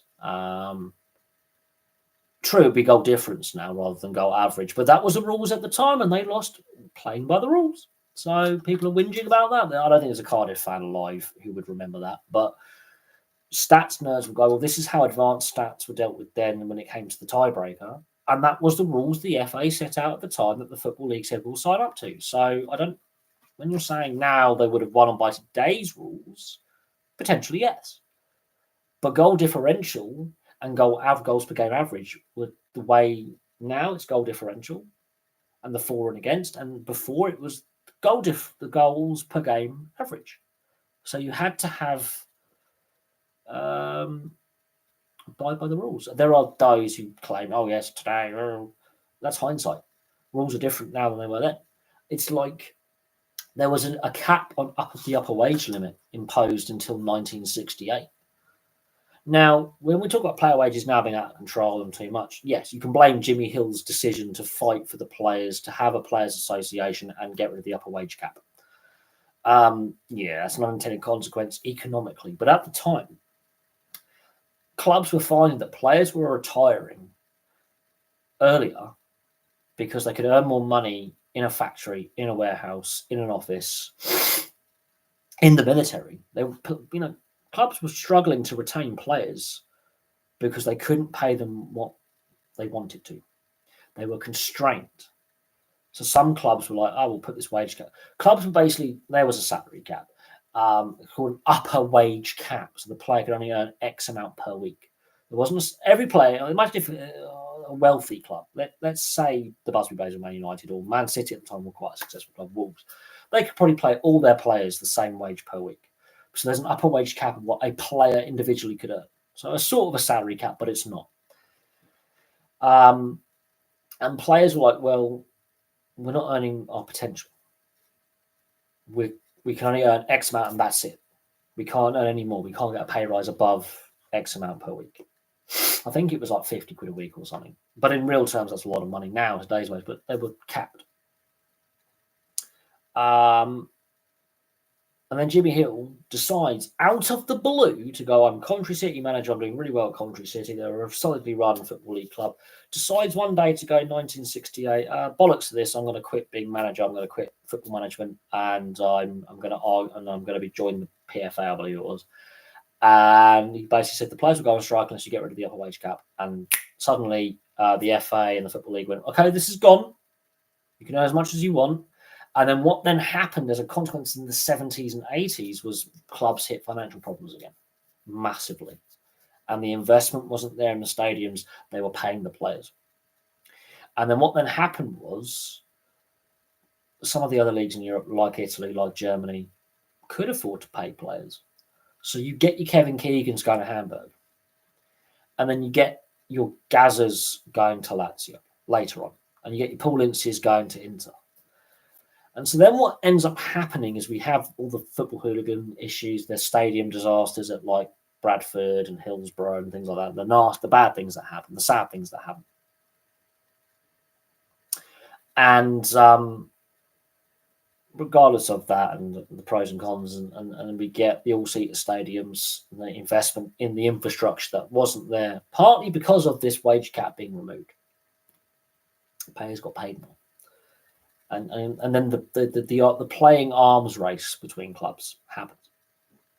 Other leagues on the continent follow suit, And you get this transfer arms race beginning in the 80s.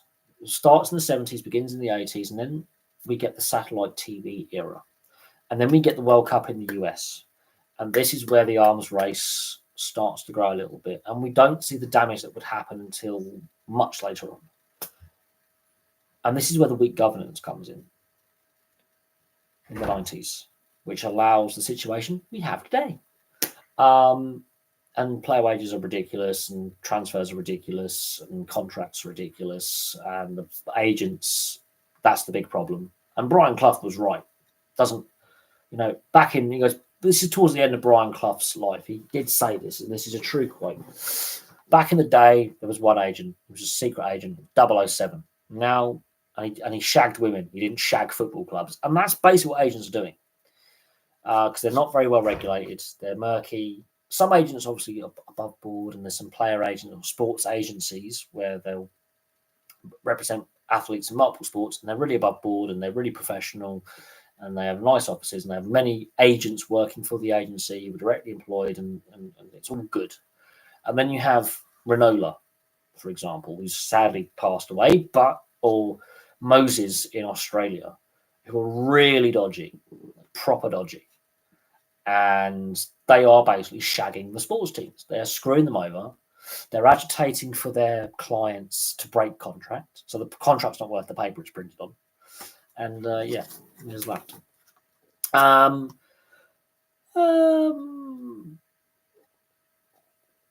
Look, Cardiff, if it wasn't for World War II, I think could have potentially won more silverware, yes. Same with Portsmouth. I've made this argument with several football clubs at both the First and Second World War periods. The armed conflicts in Europe do generally impact their ability to win silver, partly because a lot of their players ended up fighting and dying on the battlefield, and secondly, they weren't able to play for 4 or 5 years because they're busy fighting and dying on the battlefield. So when they come back, all those exertions of being in the military and the mental impact that has as well cannot be understated. But the physical injuries, the wear and tear on their body, they've been in constant combat for years. Yeah, and with league play being suspended, a whole generation, a whole age group bracket of players haven't played. So player development. Even though football is a really easy game to play and can be, really played really, really easily, you just need 11 mates, one of them to be a goalkeeper, and a field. And a team of another 11 mates to play. It's easy. It's an easy game to play.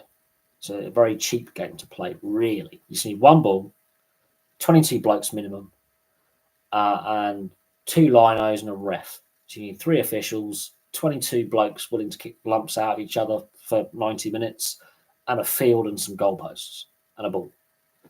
And you're good. So when play starts up again, yes, things resume. Clubs get back to business. And the Second World War especially, there's a whole generation of players that were lost to the game through disability, age, because they were conscripted, they fought, and they come back. I'm a bit too old for this, wear and tear. Died on the battlefield, or would have been playing, and then war happens, they get signed up, they go into the war industry, they go into the armed forces, they come out and they go, you know what, I just want to get back to Civvy Street, or they stay in the armed forces and they're lost to the game. It's the same with rugby union, same with rugby league, same with cricket, all these professional sports, or amateur sports at the time that some of them were, but all these sports. There you go. The Jimmy Hill, when he proposed 3 points for when they changed the point system, it's the system that I've grown up with. I don't know any different. Neither would you. I mean, a lot of people have only known the 3 point for a win, 1 point for a draw, no points for a loss system. And it's been in place since the 60s. So why change? Why change it? Honestly, what would be the point of changing it? It has stayed for so long. the UEFA, FIFA, the domestic FAs are fiddling with all these rule changes, the blue card idea, sin bins, 5-minute sin bin, VAR, goal line tech. The goal line tech I agree with. The VAR I agree with in principle. In reality, it's badly implemented. We're starting to see more issues with rugby league and rugby union and AFL and cricket and other sports that use the video tech and the digital tech. But some of these rule changes I think are good. The 5 sub rule we don't need. Go back to 3. Personally, with 1 extra sub and extra time, if the competition is using extra time in the knockout stage, you don't need 5 subs. Let's be honest. I think there are some rules they could change for the good, but well, at 981, whatever it is, look, it's been in my lifetime. My entire lifetime, we've had the 3-point system. My entire lifetime, we've had substitutes. Most of my lifetime, we've had the back pass rule changed from where the goalkeeper could pick it up to he can't pick it up. Indirect free kick. They fiddle with that now, so it's a free kick or a penalty. But back in the day, it was always an indirect free kick. If there was a back pass, the goalkeeper picked it up and it was in the box. It was an indirect free kick. That's where all the players stay on the line and then charge the free kick because they can't be back 10 yards because it's in the box. But that's another thing. Back in the day, it was a medieval game and they tried to ban it because it was so violent. And then they start standardising it. Then rugby union comes about, or rugby at the time. Also, Gaelic football actually comes from this. It's a medieval game. At one point, it was more than 20 aside. It was literally the whole village would turn up and kick lumps at each other. All the peasants are revolting. Give them a ball. Gaelic football is derived from football. It's a medieval game. The rules were written down before the FA existed. Actually, I think the rules were starting to be written down, and derivatives of the game were starting to be played in the 1850s and 1860s. We're starting to get the game to be more structured. The D didn't exist until I think at least the 1920s. They changed the markings on the pitch. It used to just be a square box, and they put the D on. So that's a change to the football pitch markings. Of course, rugby breaks away, and the rugby rules are written down before the football rules are officially written down. We have 11 sides. Then professionalism is allowed with the Football League, and a few years before the formation of the Football League. Then the Football Alliance comes along as a challenger to the Football League, but the Football Alliance clubs do not participate in the FA Cup. The Football Alliance, by not allowing their clubs to participate in the FA Cup struggle, they are overpaying players. So they're not making as much money. They're paying money they don't have. Clubs start struggling, go bust. There's not enough clubs to compete in, is it the 1892 season? 1891? So they only survived for 3 seasons. Nottingham Forest were a Football Alliance club, which is where they went. I think they were the last winners of the Football Alliance in 1891, I think. Anyway, the surviving Football Alliance clubs merge with the Football League. The Football League have to take it to a vote. The Football League starts expanding. Rugby League comes along as well at this point, and this is a tricky period with association football and Rugby League breaking away from Rugby Union. So there's a lot going on at the time in the UK when it comes to sports. So Rugby League breaks away from Rugby Union. It's actually called the Northern Union at the time, Northern Football Union, whatever it is. Becomes Rugby League, that meeting in Huddersfield. The Football Alliance has collapsed. Rugby League has come along in the same area that the Football Alliance was participating in, so more Yorkshire side of the Pennines, you'll notice. More the eastern side of the Pennines is the Football Alliance. The Football League is more the western side of the Pennines. Rugby League is another coming along. Is another one of the reasons why the Football Alliance fails economically. Because rugby, for some reason, was attracting better crowds or making more money. More clubs were willing to pay their players.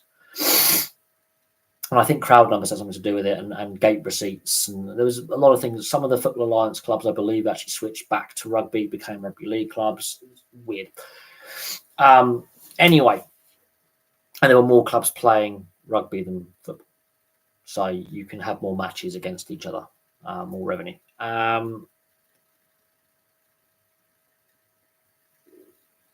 Anyway, so that then happens. I will talk about the North-South. I think it works well in the non-league. I would leave it, I think, as it is for the Football League. Stop going back retroactively. Not everything in the past was always for the better. Even though we talk about the good old days, really, attendances were really shit. Stadiums were falling apart. There were riots every match. Less games to watch action on the TV, even though we discussed the TV deal earlier. The pitches were terrible. Fan behaviour was ridiculous. Stadiums falling apart. Not always going back in time and looking, back in the good old days was always a good thing. I think leave it as it is for the non-league and below. For the National League, below the National League and below, I think it works for that. I think leave it as it is for the Football League and the Premier League. Just saying. I think that's a better way of looking at things. I think the structure works well from the National League upwards. Let's not make any more changes. The game's struggling enough. Not every time. Change is not always a good thing.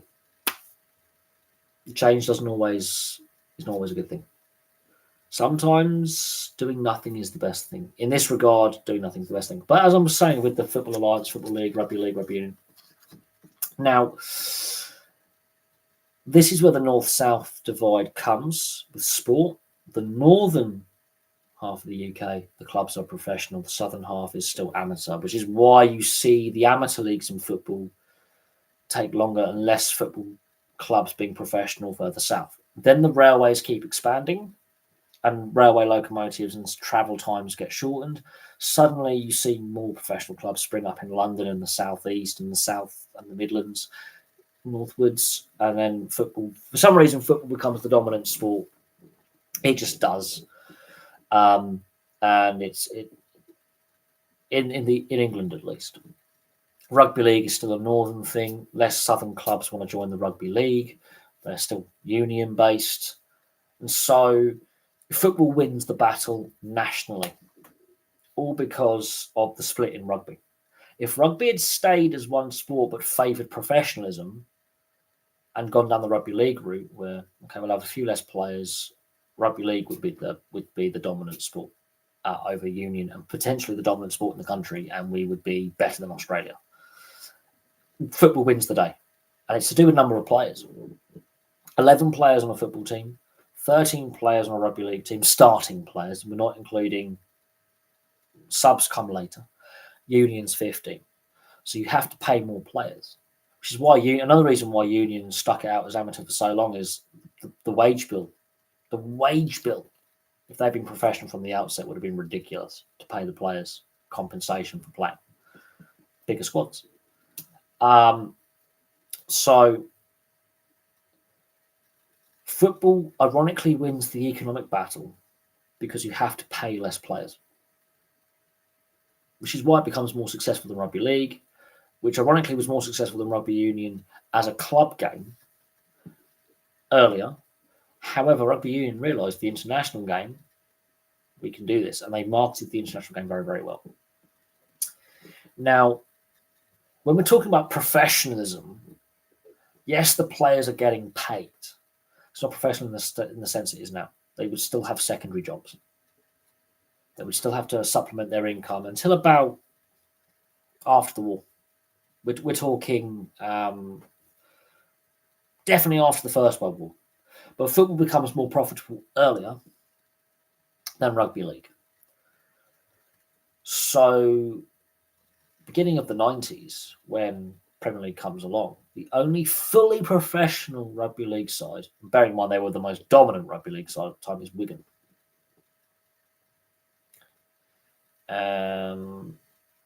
Wigan.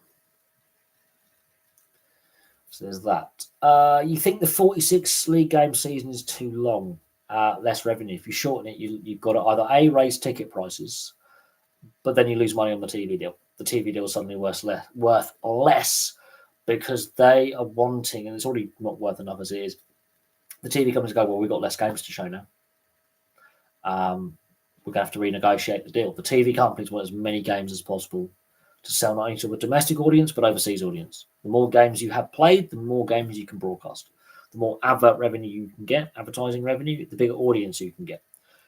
Also, the clubs will go, well, we can't keep ticket prices at the same price. We're going to have to raise ticket prices in order to compensate for the loss of extra games, which is what's happened with the Premier League. The Premier League was a bigger league. It was a 22-team league when Blackburn were the last team to win the 22-team league, Premier League. When the English clubs were allowed back into Europe, it might be 98 actually where they shrunk it. It was definitely in the 90s. It was 22 teams. When the English clubs are allowed back into Europe, they had to shrink the Premier League to accommodate the European games. Yeah, it was. Okay, in that case, it was 95, the Blackburn win. So it'd be 96, the year Man United win it after Blackburn. 96 is the last season. And that's because Liverpool were allowed back into Europe as well. So now all English clubs can play in Europe, including Liverpool. So it'd be 96. They shrink the league. And there'll be those clubs that ultimately missed out lost revenue. And we were told, and the TV deal was signed in 92, that it will keep ticket prices low. Well, when you lose two teams from the league, which means you're missing out on extra games, you're going to have to charge more for tickets to mitigate the loss of revenue. And the TV deal was going to be weaker in value initially until the product bounces back.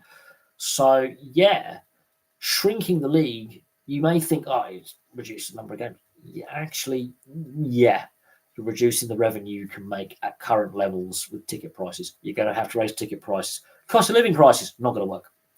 Cannot justify that because we've already got empty seats at grounds and teams not selling out. You're going to make it even harder to sell out if you're raising your ticket price by X percent to cover the fact you've lost out on game match day revenue.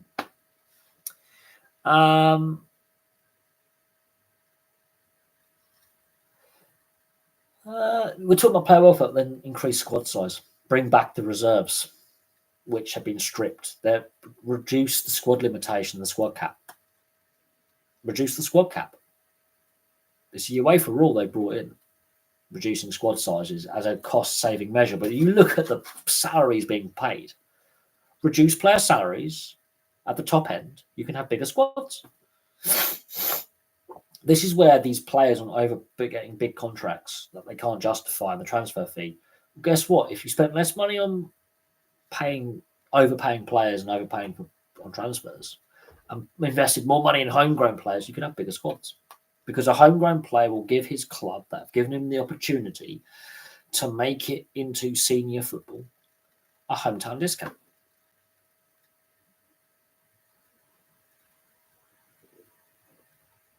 So bring back reserves. Bring back larger playing squads. And I would also argue limit the amount of overseas players per squad. You will then be able to afford more homegrown domestic talent. It's the thing. Bring in an import rule, an import maximum. Limit the amount of overseas born players or players who are trained by another league.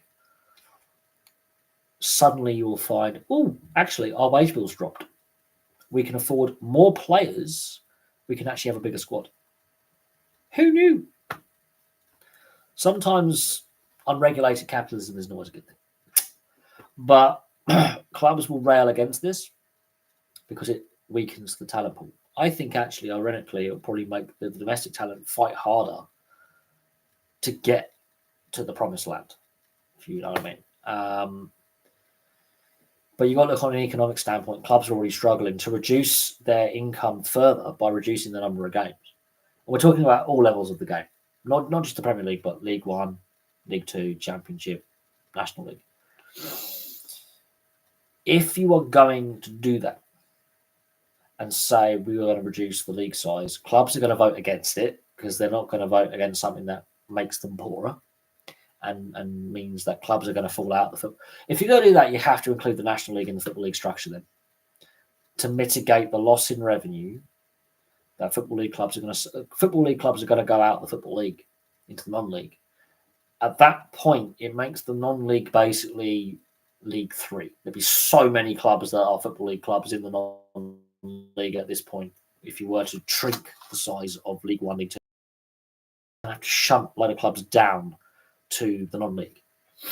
To mitigate that loss in revenue, which is going to happen, you would then have to expand the Football League to 4 divisions by taking in the National League. Right? You would have to rebrand the divisions. I would, the Premier League doesn't actually work in the sense of the branding of the lower levels. It doesn't. The old Division 1, Division 2, Division 3, Division 4 worked. Top flight, second flight, third flight, fourth flight. You can't brand anything below that properly. The Championship is what? League 1 is what? League 1 should be the top division. If you're talking about branding, it should be League 1, League 2, League 3, League 4, Division 1, Division 2, Division 3, Division 4. The problem is the Football League rebranded itself really badly in the early 2000s, and the Premier League has altered it from the Premiership to Premier League, whatever, and altered their logo, the lion logo. I like the original logo; it was the best, but personal opinion. Yeah, look, I mean, I think what we're seeing with these points deductions to clubs and basically the financial rules as they currently are, protecting the Big Six, fuck them off. Fuck them off. Let them have their Super League. Fuck them off. Let them destroy themselves. Merge the rest of the clubs back into the Football League and go Division 1, Division 2, Division 3, Division 4. Fuck the Premier League off. I fucking hate it. Really, I do. I really do. Honestly, the greed by a handful of clubs is destroying the game. Destroying the game. And the branding of it is makes no sense. It doesn't. The way the Football League has rebranded itself as the Championship, League 1 and League 2, really? Really? The reason why the Premier League exists was there was a breakdown, and it's basically the Premier League is the English Super League, basically. A handful of clubs got pissed off. I think it was 16 in total. But to make it a proper league, as in as competitive as it was before, they basically said, hang on, can we have the best Division 2 clubs as well, even though it's just outside the playoffs, to make it a 22-team league? They basically said F you to the Football League, and they broke away and formed the Premier League. But within the promotion relegation structure, they were like, we don't hate you enough to form a Super League. We realise that the promotion relegation structure is important. Otherwise, fans won't turn up week in, week out after about 3-4 seasons and will go bust. So they realised a little bit to have promotion relegation in there with the existing structure was vital, but they were pissed off enough to basically form their own league and have their own governing body. This is basically what the European Super League is the Premier League on steroids, involving clubs across Europe from the big 5 leagues. Yet Germany and France, even PSG, were like, no, it's bad enough that we basically destroyed our own league structure by having all the money, and the other clubs in the French league can't financially compete. We killed French football domestically. The best French players don't play in France anymore. They never really did. They were always picked up by the other European leagues and snapped up. But the best French players aren't playing in France. The best French players when they're teenagers are being snapped up by other clubs. We've destroyed our own league system. We're not going to join the European Super League because the French league will be completely dead. Or when we are allowed back into the French league, we have to start right at the bottom, and no one was going to want to sign with us, and they're not wanting to sign with PSG now anyway, because players are leaving in droves, and PSG have realised they might as well limit their spending and make the French league a bit more competitive because it's dead, which then will get them a better TV deal. This is what PSG have realised. PSG's ownership have realised, A, UEFA are changing the spending rules, and B, if the French league becomes more competitive again, they might get a domestic TV deal back that's worth money, because their overseas TV deal is shit, not worth pennies. It's worth pennies compared to the rest. And French football's in a terrible state. Clubs are in a terrible state, and I think PSG have realised, we've helped cause a lot of this, ironically. They realised an 18-team league, they wouldn't make enough money.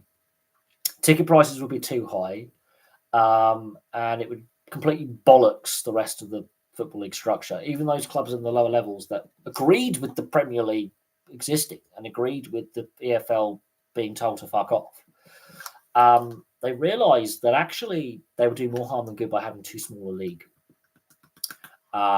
Look at Scotland, how uncompetitive Scotland is. It's not great. Look at France. Look at Germany to a certain extent. They have smaller leagues. They're not as competitive, ironically. They make less money, which means a handful of clubs that are very wealthy can basically dominate the league for eternity. Smaller leagues don't work. They don't. And I say this with all seriousness. If you make the Scottish League bigger, you make it more competitive. Because then you'll be playing each other twice rather than 4 times. Just a thought. But yes, the original plan was to have a smaller league. They looked at it and went, oh, hang on a sec. Fans aren't willing to pay the prices we're going to have to charge for fans to come in, and it's worth less to the TV company. It's worth less. That's why the TV deal for Scotland is shit. It's worth less. You have less clubs in the league. You have to play each other 4 times a season before the cup games.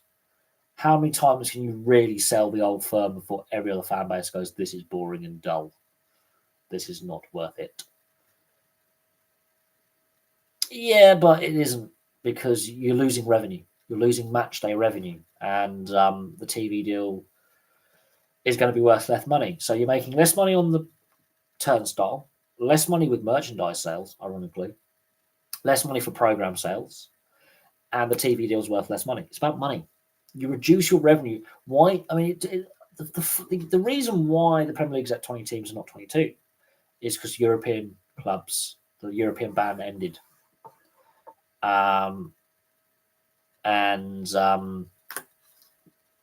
So it actually works out with the European ban ending, actually works out at covering the losses of the 2 teams from the Premier League dropping down a division because of the European games for the TV value of the TV deal. And the revenues coming in are covered. But it has actually meant ticket prices for the league games have gone up.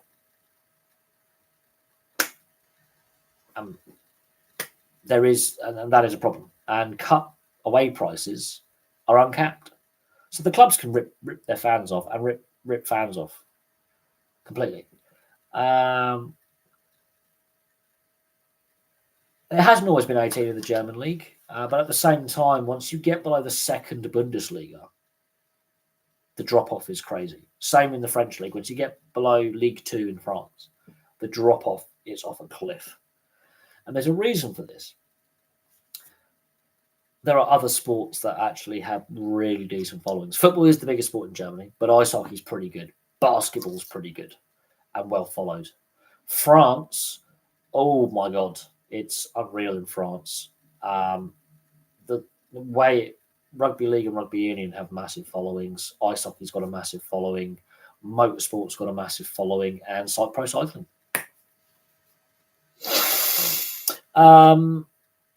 If to make Scottish football more competitive in the long run, I would combine the Scottish Championship and the Scottish Premiership, and then reduce it in size slightly when you combine the 2 leagues, so you have it the same size as the Premier League. And then I would combine Scottish League 1 and Scottish League 2 and make that the Scottish Championship. And then, unfortunately, a couple of sizes are going to have to drop down to the Scottish, like Lowland and Highland League. That's how I would do it. And then suddenly you can sell that product to the TV company, and you can keep ticket prices that little bit lower because guess what? You've got more teams in town. Just fix Scottish football. I might say a 16-team league potentially, but that's the thing. I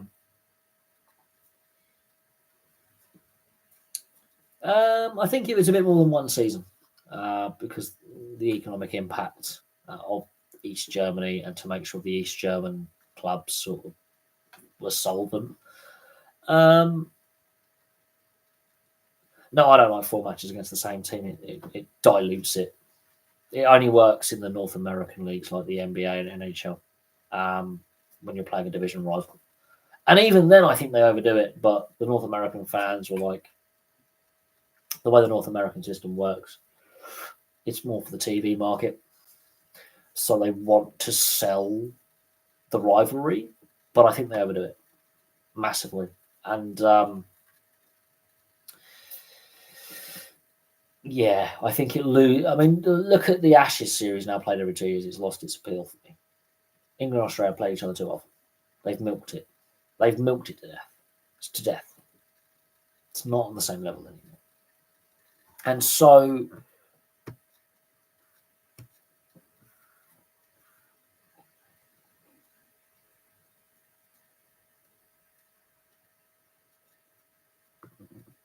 oh wow, I've just realised something. They've upgraded the levels of moderation you can give moderators. That's whack. Didn't know that. It's kind of cool. So basically, Tommy, I've decided to make you a mod because you seem to be a regular viewer in live stream. You regularly leave comments in the comments section on videos. So you know, and kind of these Swansea 4 times, I would get bored of that, and half of the people in attendance would be spending a night in cells, so the stadium would be half empty because everyone's on a banning order. The police would no go that. There's already talk in Scotland of potentially forcing Scottish football to merge the leagues together in order to increase the size, so the Old Firm is less of a thing, and the Edinburgh Derby is less of a thing. Because people talk about the Old Firm as the big derby, and it is, but the capital derby, Hearts Hibs, is equally as policed and equally a headache for police.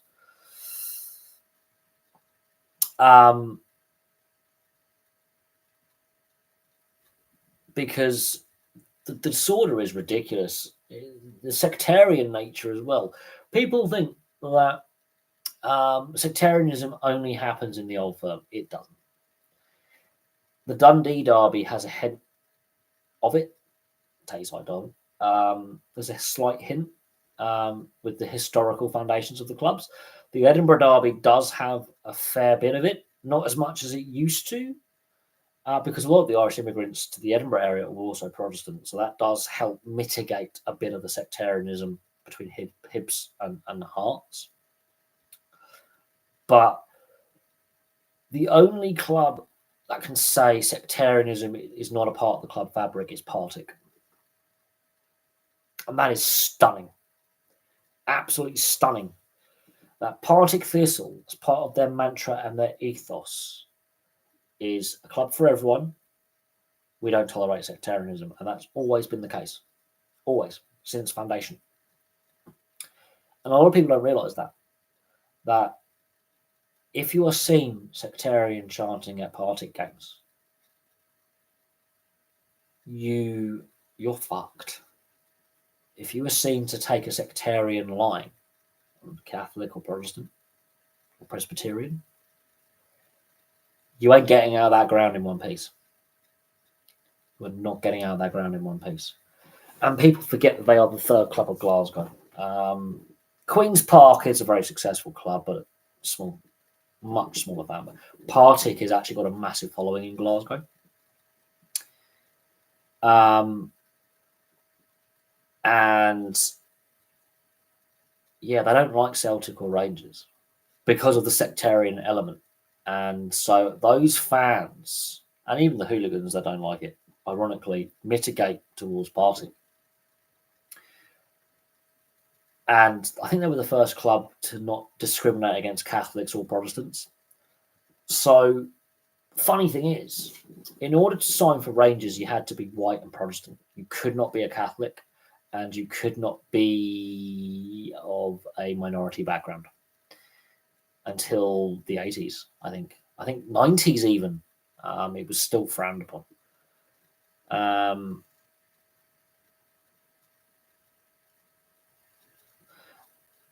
Oh yeah, Queen's Park finally have decided our professionalism. We can actually sign better players and actually get back to winning trophies again. Might be an idea. I think it took until 2017 for them to go. We might want to go professional now, lads, because our best players been pinched by other clubs and offered like better money, and so we haven't won trophies for a long time. Might be a sign that in order to compete, we might want to offer contracts to players and pay them because our best players are being pinched. Yeah, the fact that they stuck it out as long as they have of officially being amateur is ridiculous, especially in Scottish football where, yeah, um, you're not going to get anywhere.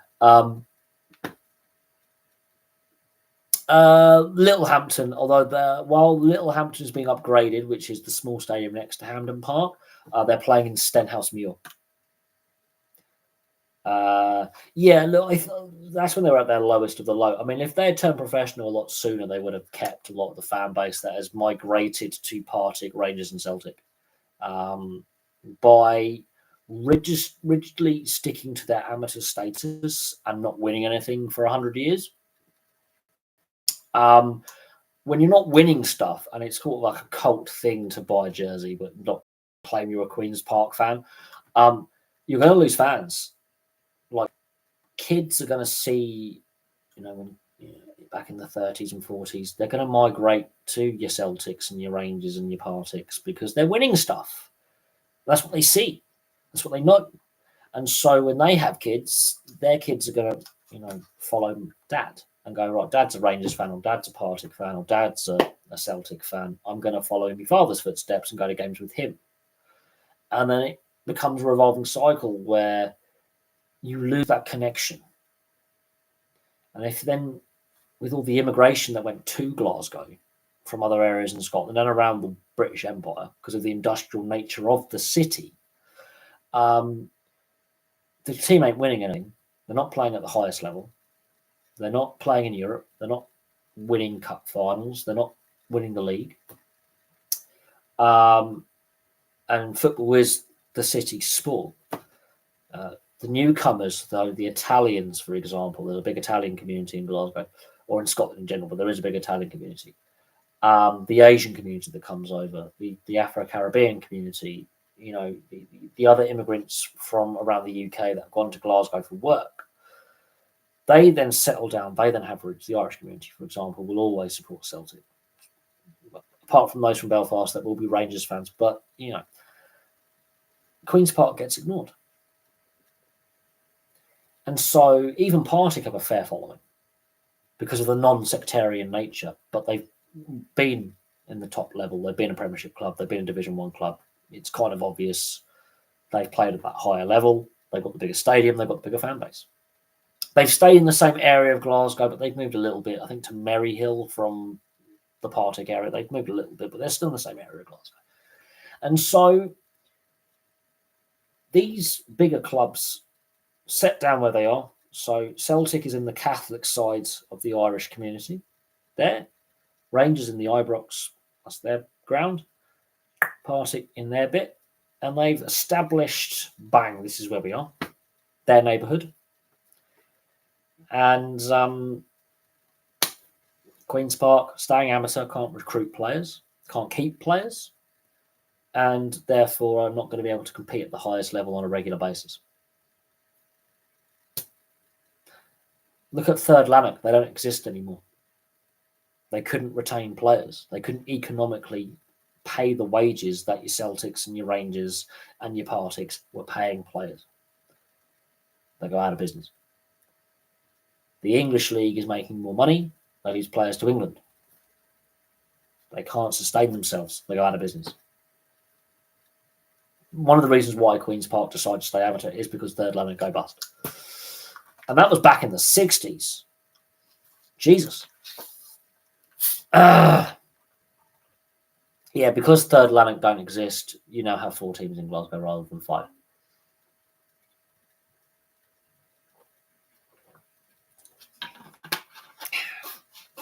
And Edinburgh now has 3 professional clubs because you've got Edinburgh City. So there's that.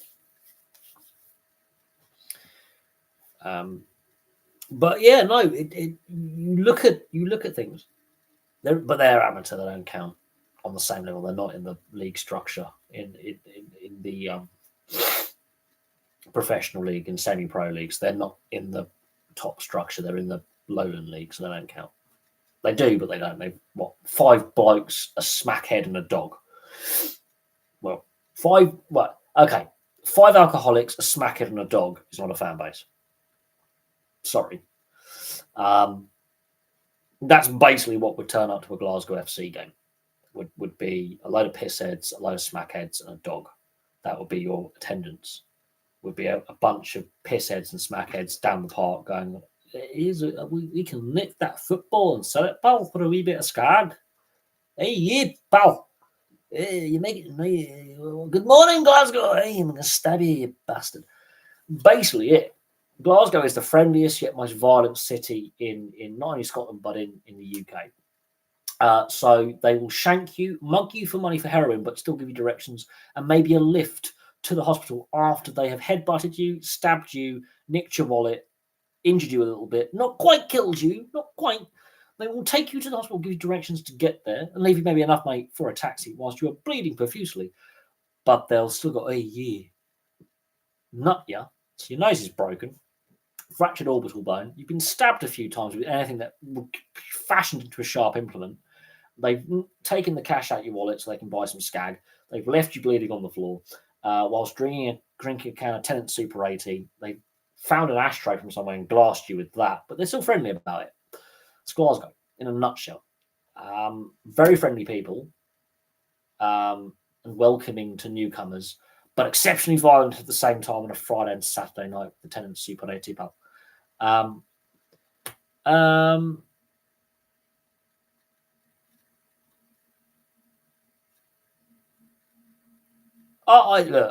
want to see Partick Thistle do well. I really do. I know I've taken the piss out of Glasgow a little bit and a bit of tongue-in-cheek humour. There is that reputation of Glasgow being quite a rough city in areas, and it is. There's some beautiful areas of Glasgow, and there are some exceptionally run-down, dangerous areas of Glasgow. Well, guess what? That's every city in the UK, without fail. Well, I know it's a bit of tongue-in-cheek humour. It is. But you look at the issues that Scottish football is facing. Forget the lack of competitiveness of the league and the league. You know, the last team to win the league title, not called Celtic or Rangers, was Aberdeen in 80. Was it 86? I think it was after. I think it was after Fergie left. They won a league title. So let that sink in. Before I was born, I know they won some silverware after Fergie left because Fergie leaves in 86, and they do win trophies after he leaves in the 80s. But Fergie leaves. They still win silverware, but he leaves. And I think it was after Fergie leaves. I think they win in 86.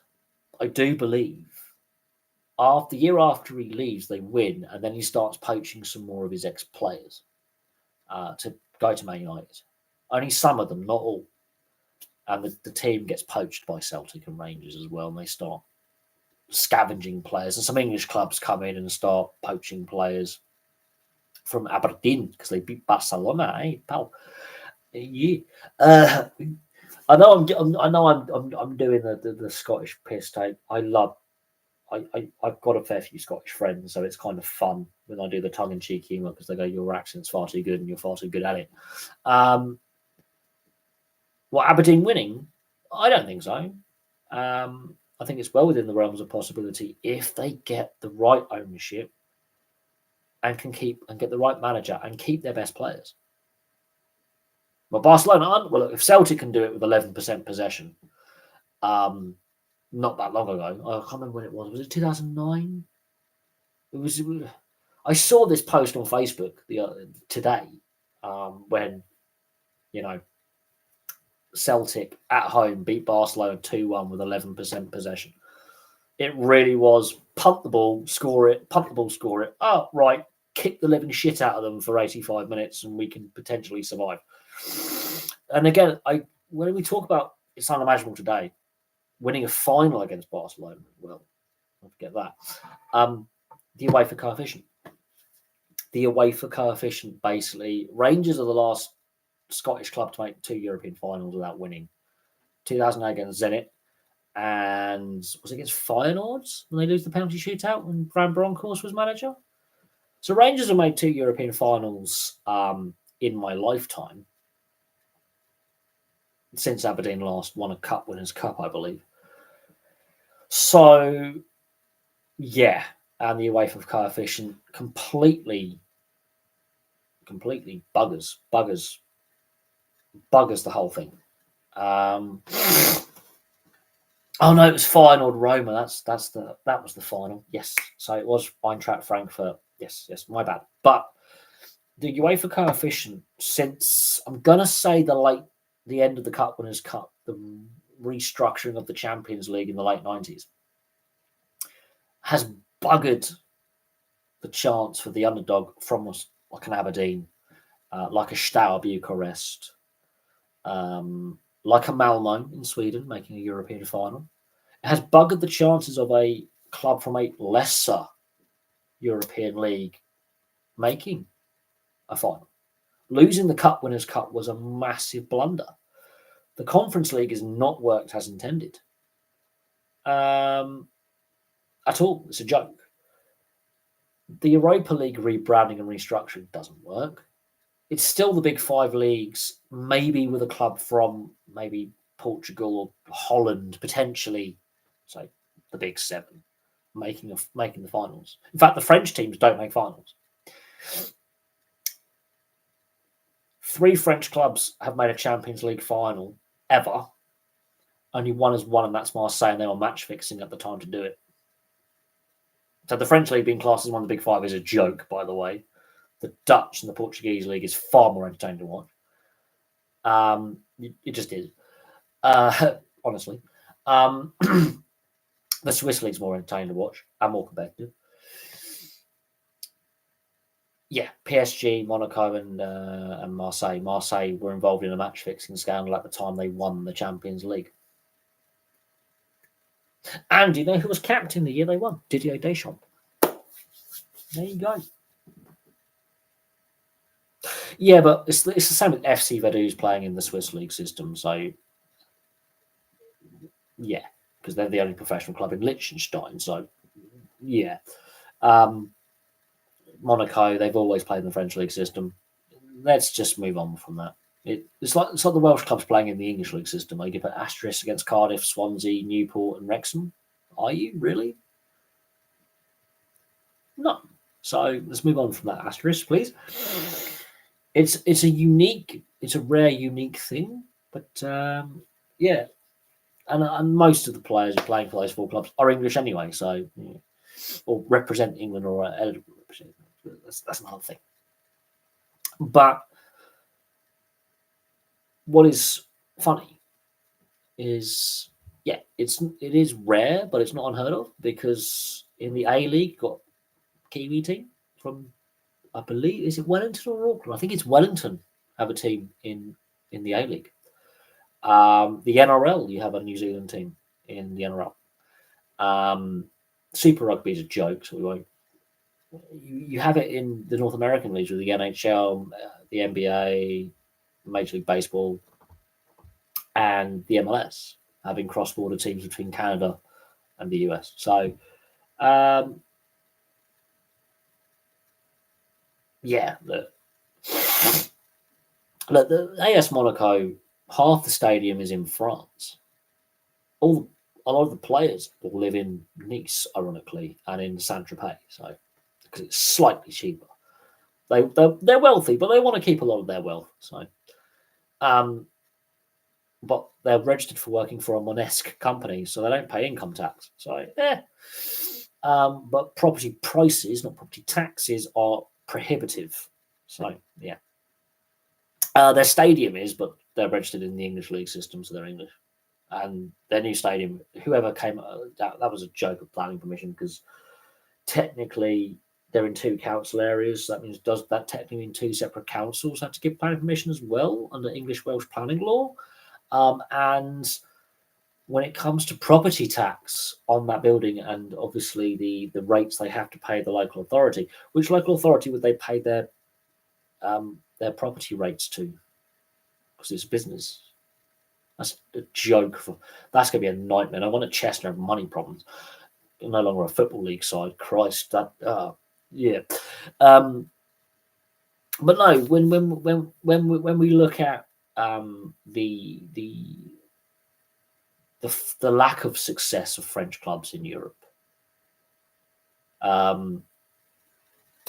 it does beg the question of how they're classed as the big five leagues, because France have obviously won international trophies, but then you could say the Dutch have made 3 World Cup finals and 1 Euros, yet their league is seen as a lesser league than the French league, even though the Dutch league has a better TV deal and better players playing in it across several clubs, not just one.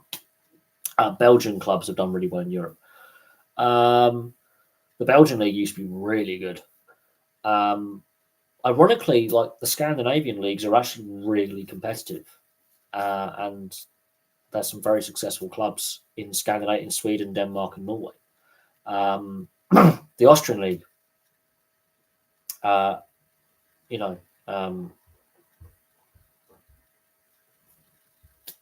Austrian Bundesliga is really good.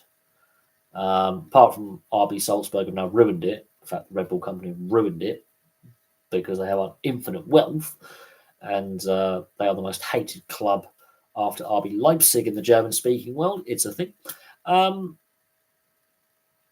I would say the French league is not as good as the Portuguese or Dutch leagues now.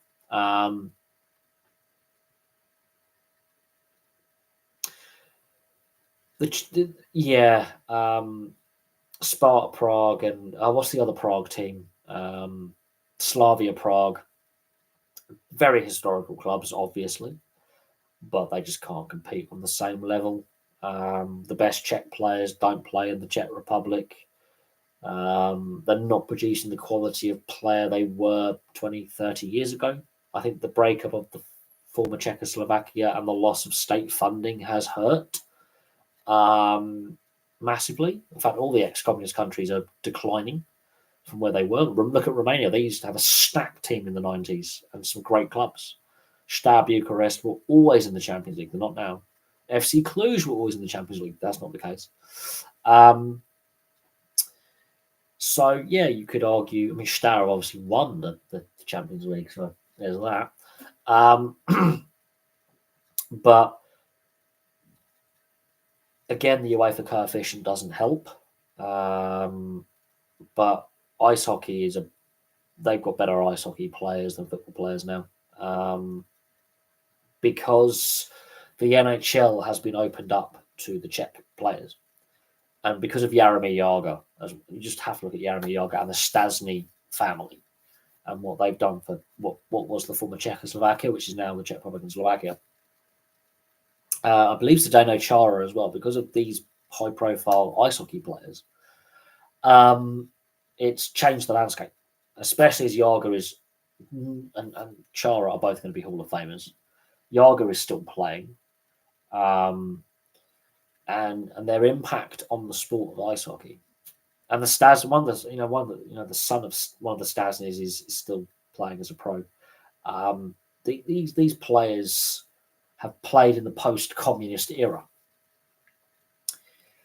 and it's put a lot of spotlight on the Czech Republic and Slovakia with player development, and the best Czech and Slovak players play in the NHL or have played in the NHL, and especially in traditional markets in the NHL.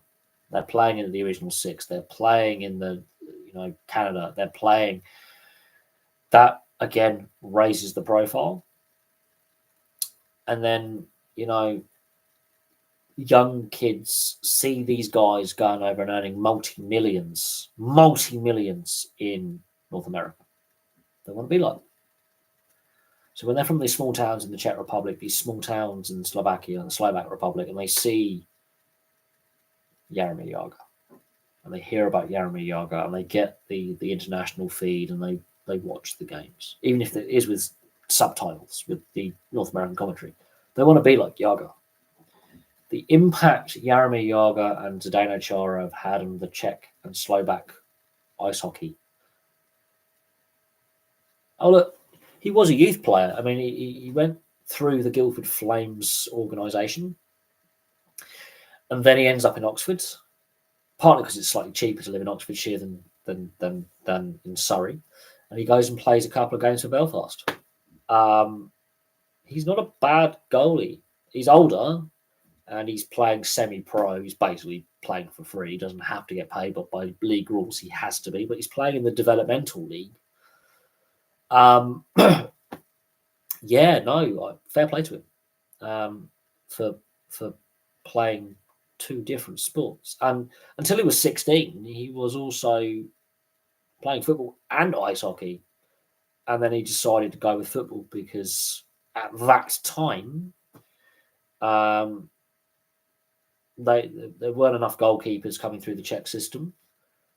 You've got this young teenager who's really good, and because he's played ice hockey, he's actually very, very mobile and great agility, and that honestly helped him. But football's gain is ice hockey's loss. Imagine Petr Cech as an NHL goaltender. It could have happened, or at least playing in the Czech Liga. Could have happened. Just imagine that. He could have played at the World Championships, the Olympics, could have got drafted by the NHL. It's all plausible, probable. Just imagine that. Hockey's lost his football game, and now he's come back to hockey. So, not well, yes and no, because I'm just old enough to remember the Czechoslovak team in 1992. So I'm just old enough to have watched at least a couple of internationals where it was Czechoslovakia. Just. But for me, most of my life it's been the Czech Republic and Slovakia. I've seen both nations play. Obviously, the Czech Republic is the more successful of the two. Appearing at more, and most of the players that won, I think it was the 76 Euros, where Panenka does the penalty chip in the game, the Panenka penalty in the 76 Euros. A lot of them were Czech. There were Slovak players in there, but a lot of them were from Slavia and Spark Prague.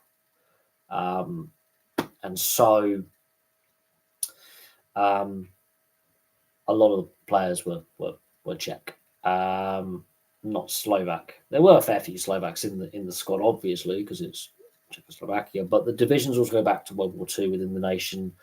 The Slovak Republic, the puppet republic of Nazi Germany, and the Czechs, Bohemia, and most of Moravia was Czech, and obviously Slovakia is the eastern bit that's a little bit poorer.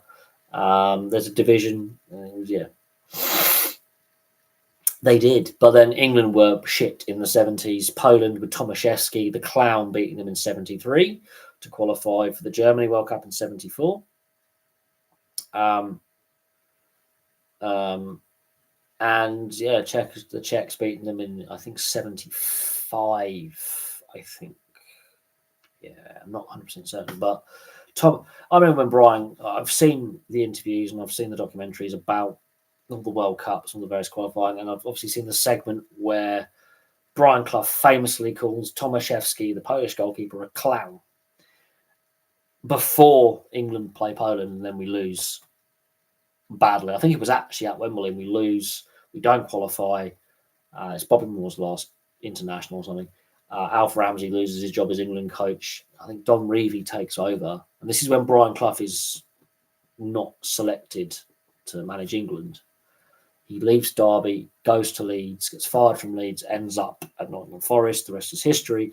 Don Revie fails to qualify for Euro 76.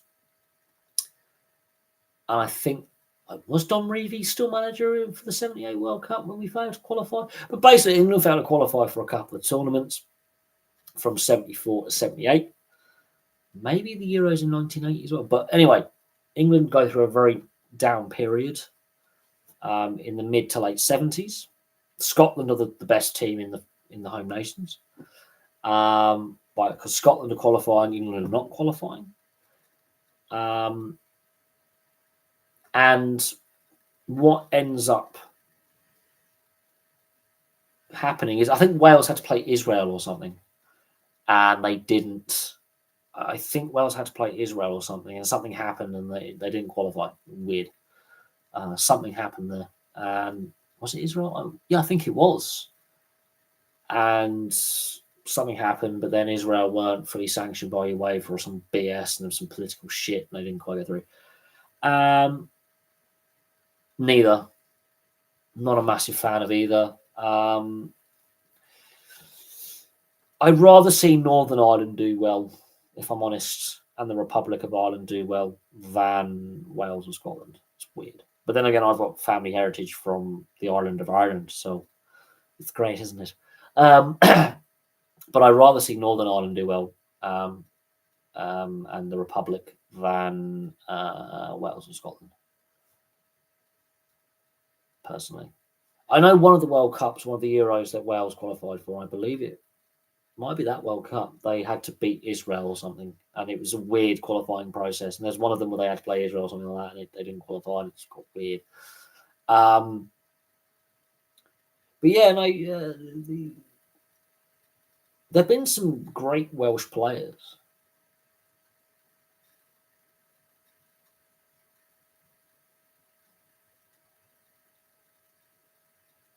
Yeah, something is because I think it was Israel weren't sanctioned by a governing body at that point, as in they were sanctioned by FIFA, but not by UEFA or the Asian Federation for political reasons, obviously. And so I believe that's the backstory. So Israel did not play any internationals for a while or something, and very few nations were willing to play friendlies against them or something along those lines because of the security element, the constant conflicts in the Middle East. So I don't know how it's going to work on a security and political standpoint in regards to Israel and World Cup qualifying for 2026, how that's going to work, because we've seen the tensions over Ukraine and Russia and Belarus being kicked out of certain sports, not allowed to participate. Especially ice hockey is a big one because Belarus and Russia are quite good at ice hockey internationally. So what's going to happen with Israel over the whole Palestine situation and the security situation in regards to qualification process for the next World Cup? Like, our team's going to be willing from Europe at the moment because Israel are a UEFA sanctioned nation in regards to playing under UEFA. Their clubs play through UEFA and all that. What happens if there's a mass boycott by other European nations saying we're not willing to play in Israel against Israel, and we're not willing the security stress of having Israel come over here with all the potential of protests and terrorism and the security protocols that we're going to have to be put in place because of the feeling over what is happening in Gaza?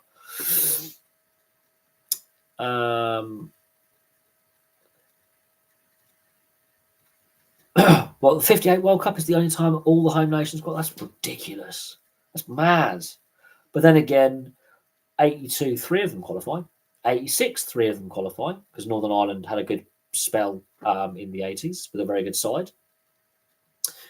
The Republic qualify a lot in the 90s and the 2000s. And then they stopped qualifying for a period. And then Scotland just had 2 decades of we can't get into a tournament until COVID helps.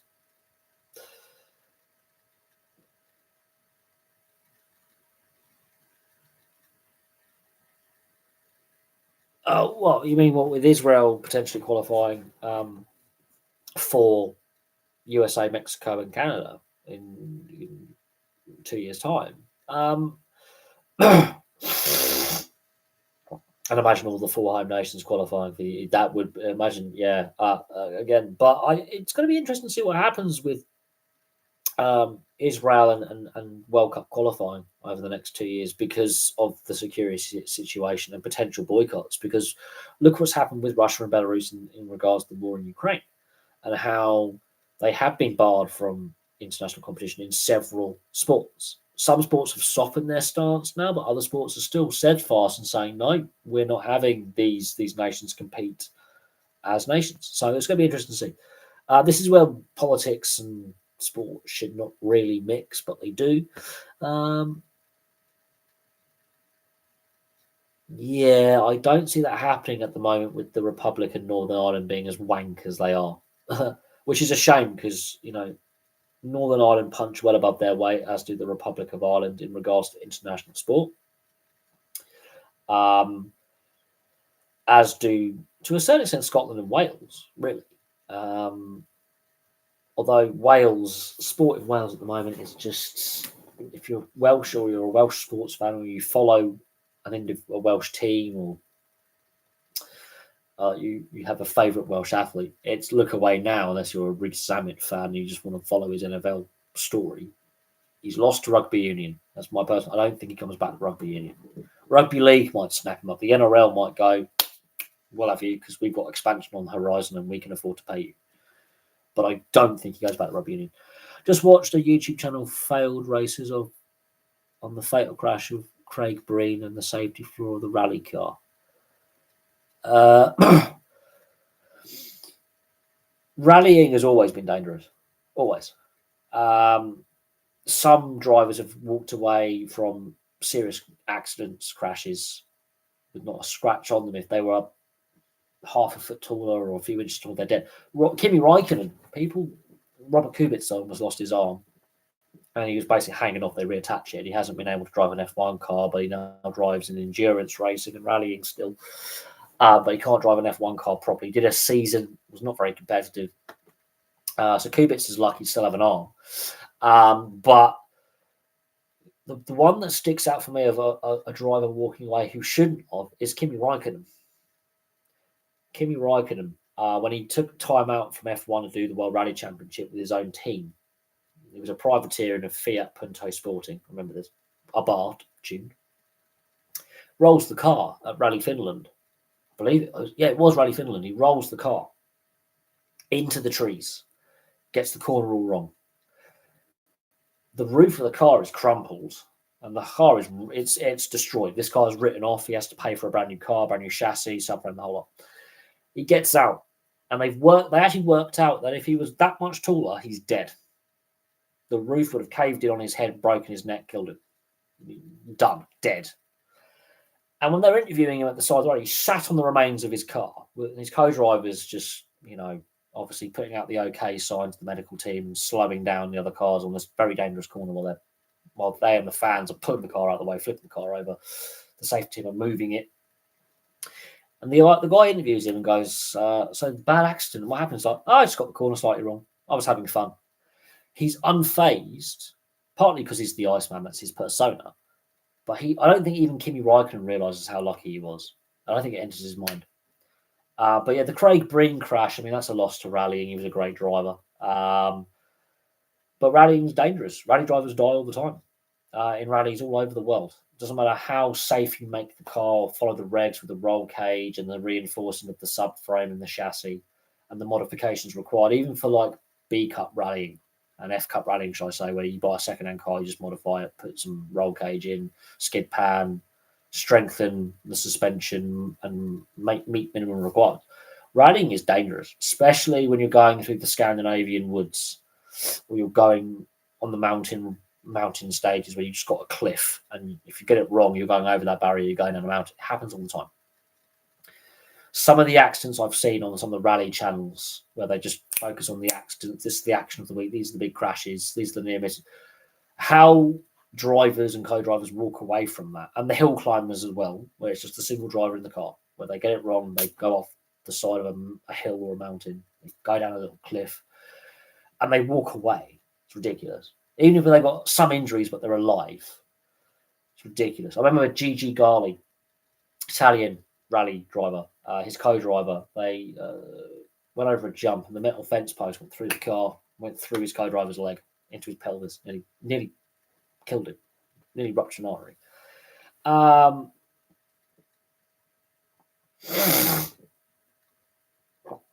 Yeah, I remember that one. And there was another one where a rally, I believe it was Gigi Garley again. His co-drivers took a beating. They hit a big rock and it smashed up the bottom of the car. And bear in mind, they've got the seats. It actually buckles the seat frame, and broke his pelvis, shattered his pelvis. They finish the stage. The co-driver can't get out the car. He starts to move. He moves the broken bone. Agony. Fire up the leg. In big trouble. They have to get him out the car. They can't complete the rally because he's lost his co-driver. Shattered his pelvis. So even the innocuous bumps and bangs you get, there's been some horrific ones. Horrific. What in England v Scotland? We saw it at the Euros a couple of years ago, and it was really disappointing. The game was really hyped up to max by the media, and it was a really disappointing game. It was a 0-0. And there was much hype behind it because the last time we met at a tournament was Euro 96 on British soil. Obviously, Gaza with his famous goal and the famous celebration, we win 2-0. And Gaza scores the wonder goal, one of the best goals of all time, in my opinion. Not the best finish, ironically, not the best finish you will ever see, but it's the way he flicks over Hendry. This is Gaza when he's full-blown alcoholic at this point. His knees are shot. He's slightly overweight, and he's not very well physically and mentally. He's not very well, and he does what he does at that point in his career when things are falling apart off the field for him. He's in a terrible state mentally. He's in a terrible state with his alcoholism and his drug use, and it's a brilliant goal. It's an iconic goal.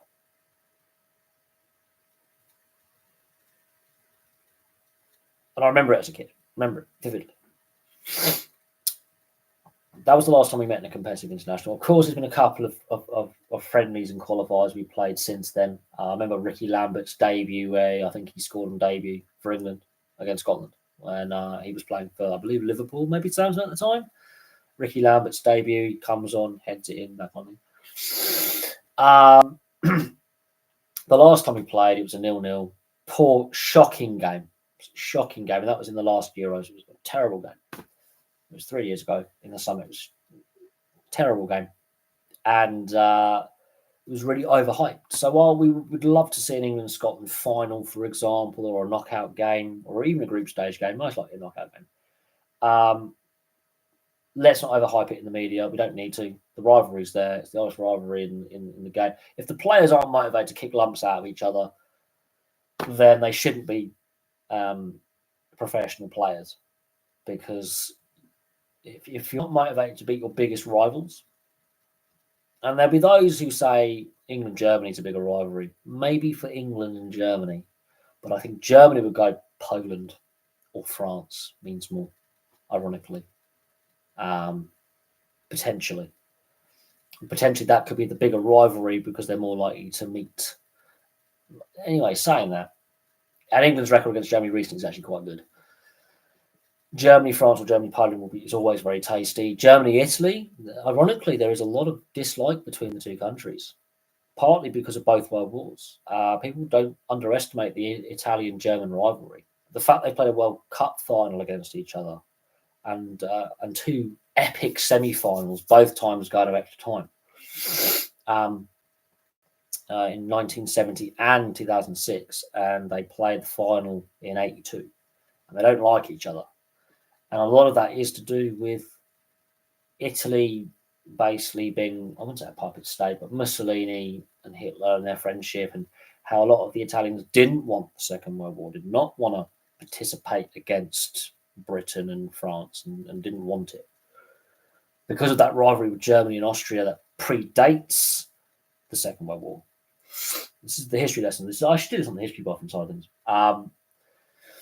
There's a lot of rivalry between Italy and Austria historically, and because Germany and the Anschluss under Hitler take over Austria and they merge together, that rivalry is a lot of dislike, especially in northeastern Italy and southwestern Austria. There's a lot of the Tyrol, the North and South Tyrol, the Südtirol, which is in Italy, and the North Tyrol, which is in Österreich, Austria. there is rivalry there. Austria used to own vast tracts of northern Italy. So there is tension there, and historical tension, and they don't like each other. And Italy, Germany, yeah, the Italians don't like the Germans. The Italians feel that the Germans dragged them into World War II against their wishes, as the majority of the population. And it caused massive damage to their country. Infrastructure-wise, a lot of Italians died unnecessarily. They got dragged onto the Eastern Front and in North Africa, and of course, their own leader was a bit of a tin pot dictator. But they fight alongside Germany. Italy suffers as a consequence. Massive loss of life. Damn it, the whole country is in ruins. It's a smoking ruin from north to south. The country's divided politically. And then from the 60s to the 80s, you have the years of lead, where there's bombings daily. There's thousands of terrorist attacks and bombings daily and assassinations, and the mafia is all, getting involved in the years of lead. Honestly, read about the years of lead and the Maxi trial, and there's assassinations of prime ministers. There's the Bologna train bombing. There's the Milan bombing on one of the piazzas in Milan, where there's an assassination of a police officer that sparks it all. It's just 2.5 decades of shit. And I actually spent a lot of time at the end of the years of lead in Italy in the early 90s, when Falcone's blown up and Borsellino are blown up in Sicily, assassinated by the mafia. Prodi and Berlusconi swap the prime ministership of Italy. Napolitano becomes president. I know all this stuff. It's weird. They have to come up with the second attack. They have to change the constitution. The political landscape has a meltdown in the early 90s. The currency crashes. It's all a shit show. And Germany's fighting its own. There's terrorism in Germany with the Red Brigades, and you've got the Red Army faction and all this. Suddenly the Cold War ends and all this terrorism disappears, and it's the Islamic fundamentalists that start blowing people up. But from the 60s to the 90s, you've got left and right wing terrorist groups running around planting bombs, killing people, and assassinating politicians and public figures, and kidnapping people, and it was an absolute shit show of a time.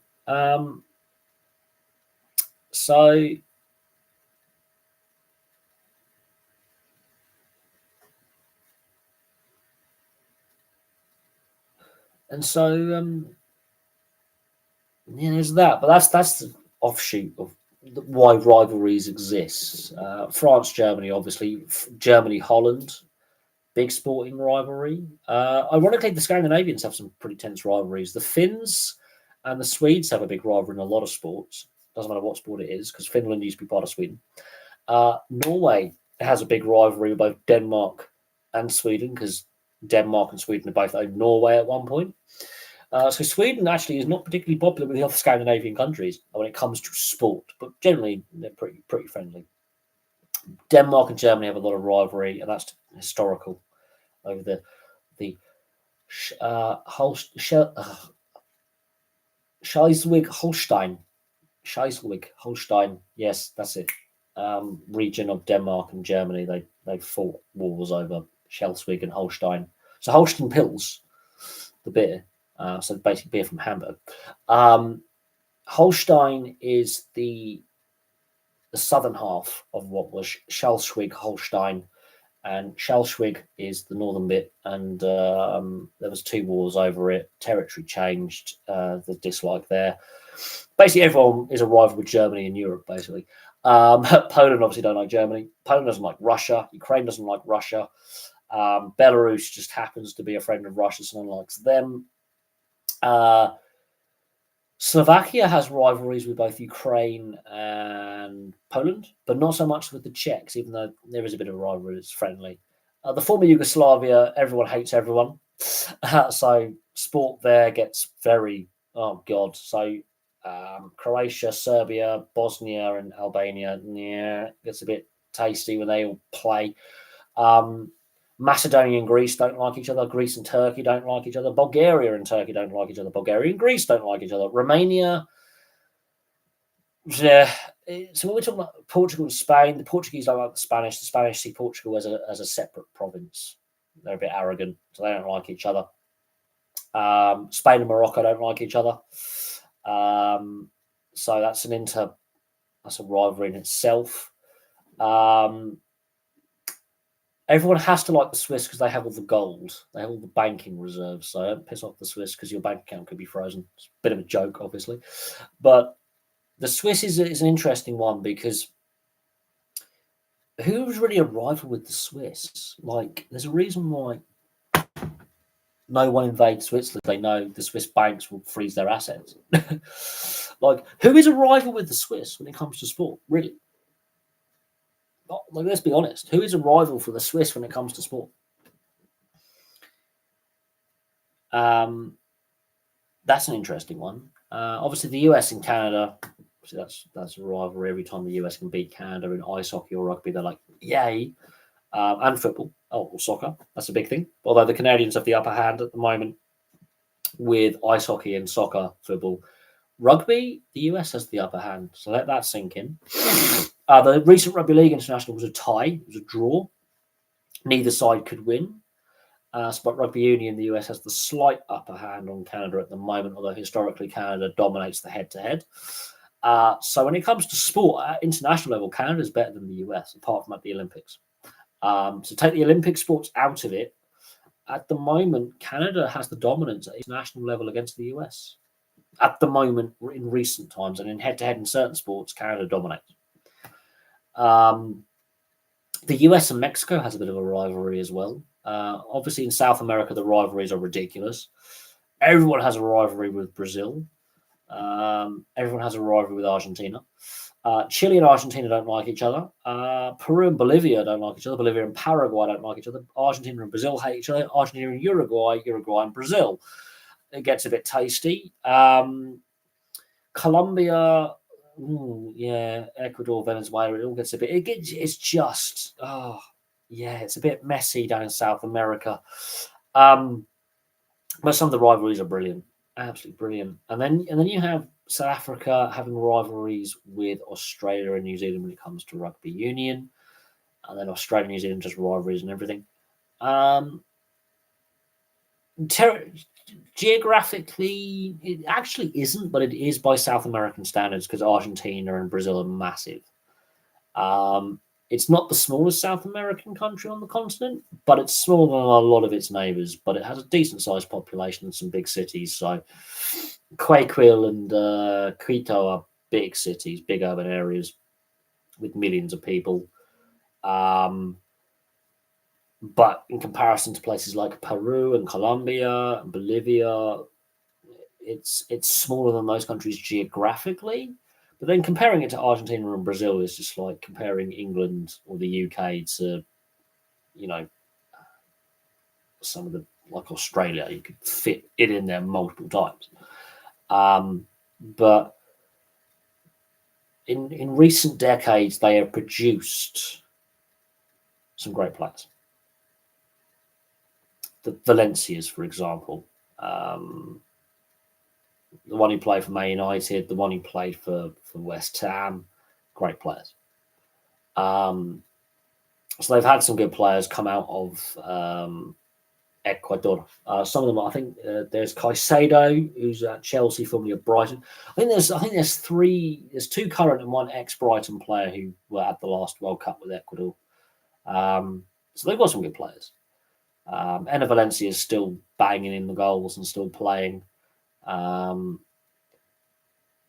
there's some good Ecuadorian players. They're just not on the same level as some of the other South American nations, partly because of politics, partly because the talent depth isn't as there, but they're still a football mad country. There's countries like Colombia, Peru, Brazil, Argentina, Uruguay are just better.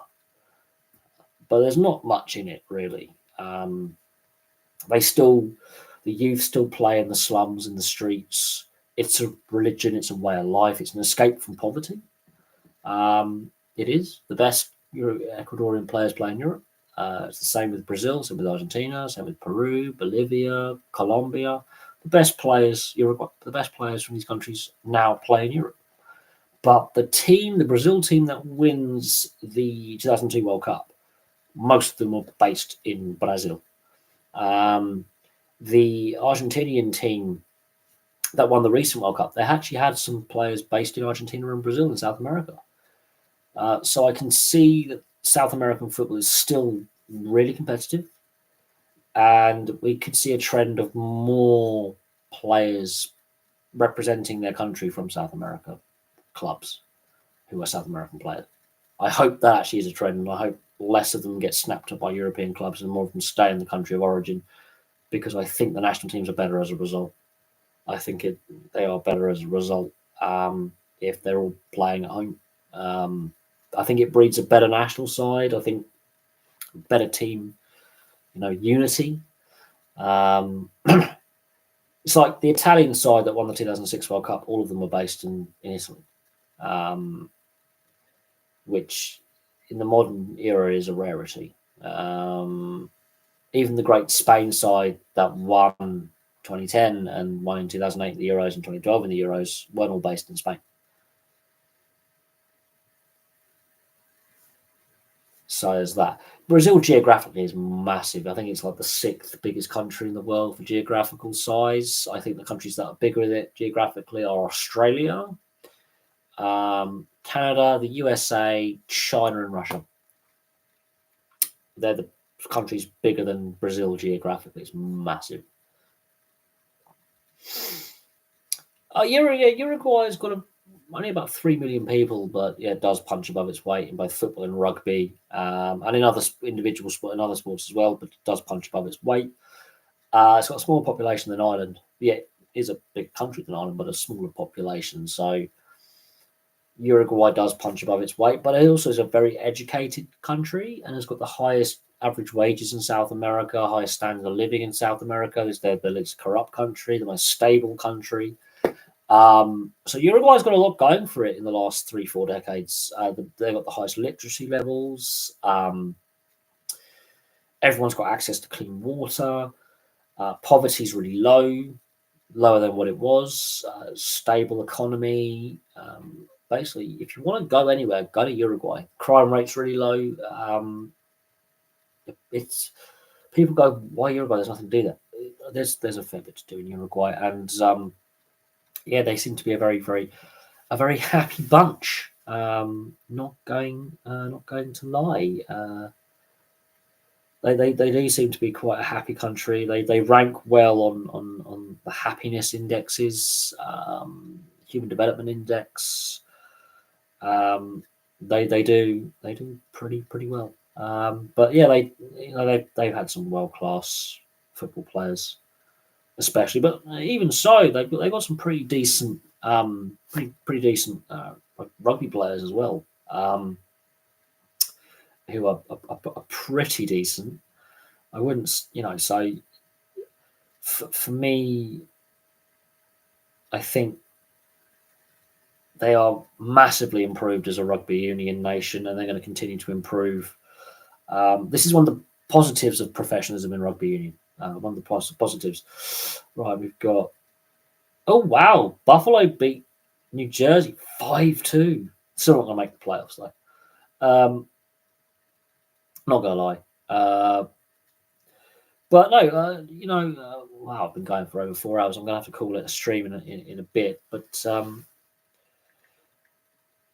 no, it's good to see smaller nations for population and Uruguay's a very successful nation, but smaller nations do well, and developing nations in regards to certain international sports do well. I think Uruguay is the prime example of a small nation for population, punch above its weight, and produce world-class athletes. Ireland, I think, again, smaller nation punching well above its weight, predominantly in rugby. But then you look at the GAA and you look at the quality of athletes in the GAA. There's no doubt that they produce talent. There's a reason why the AFL is signing up Gaelic football players. They recognise the talents there. They know the talents there, and so you can't ignore that. If I'm being honest, you can't ignore that they are producing. Croatia in football. Yes, absolutely. That is a definite fact. I think we can't ignore that either. And it has to be taken into consideration that yes, in football, Croatia massively overachieves. You could argue back in the day the Czech Republic in the mid-90s overachieved as well. They could have won that Euros, and then that changes the story of the Czech national side and success or lack of. I think we could argue Greece winning an international title in football. Would that happen again with the way style of players changed and such? Probably not. But they managed to win an international tournament. You could argue the Scandinavian countries overachieve as well for their population size in certain sports, predominantly obviously the winter sports, but Sweden have hosted a World Cup. The Swedish women are a very good, and the Norwegian women have built very good programs historically, and Norway have won the Women's World Cup. So we can't argue with the structures they've got in place with their domestic FAs and their club structure. The fact that a Swedish club has made a Champions League final as well, people forget that. And that shouldn't be understated. Denmark had a fantastic side in the 80s and early 90s, and Denmark have won the Euros. And they didn't even qualify for that tournament. They were invited in as a late replacement for the former Yugoslavia. The Norwegian and Swedish teams were brilliant in my youth. Again, this is where the UEFA coefficient, I think, does harm certain nations and certain leagues in Europe. There is no doubt in my mind that is a problem. It's a problem that needs addressing. It does. That is something that we need to address, is the UEFA coefficient and how it's structured and how it does, in my opinion, discriminate against what I call them the lesser leagues, the poorer leagues, the leagues with less money, not with any less talent. The best talent from Europe is still going to come through, but they're finding it harder to keep hold of their young, talented players at youth level and at senior level, because the bigger leagues come along and go, we're having you. We're paying the money to get that player. And so it's harder for, let's say, the Swiss league or the Czech league or the Portuguese or the Dutch leagues to keep hold of their best players. I'm just using those leagues as an example. It is harder for them to keep hold of their best players, because the wealthier leagues can just go, well, we can afford to pay, X amount of money in transfer fees or wages, and they can lure them away. And then you factor in the UEFA coefficient, club coefficient, and also the international success of an international side has an impact as well. But you factor those coefficients in, and it harms the ability of a Dutch club like although Feyenoord and Ajax have made European finals in recent years, but it basically means a Steaua Bucharest or a Red Star Belgrade or a Dinamo Zagreb or even a Russian club now like a Zenit St. Petersburg actually making a European final. It basically means it can't happen anymore. You're basically saying that now can't happen. It's made it less likely to happen, harder to happen. And does that benefit football? No, it doesn't. It means the leagues make less money. It means the clubs can't afford to pay the players. higher wages, and some of these clubs are now basically broke. They're not getting the revenues they were in the 90s. They got rid of the Cup Winners' Cup, which was a gateway for a lot of these clubs to have a good European run, gain some exposure, gain that revenue. Can't do it. So automatically you're hurting yourself.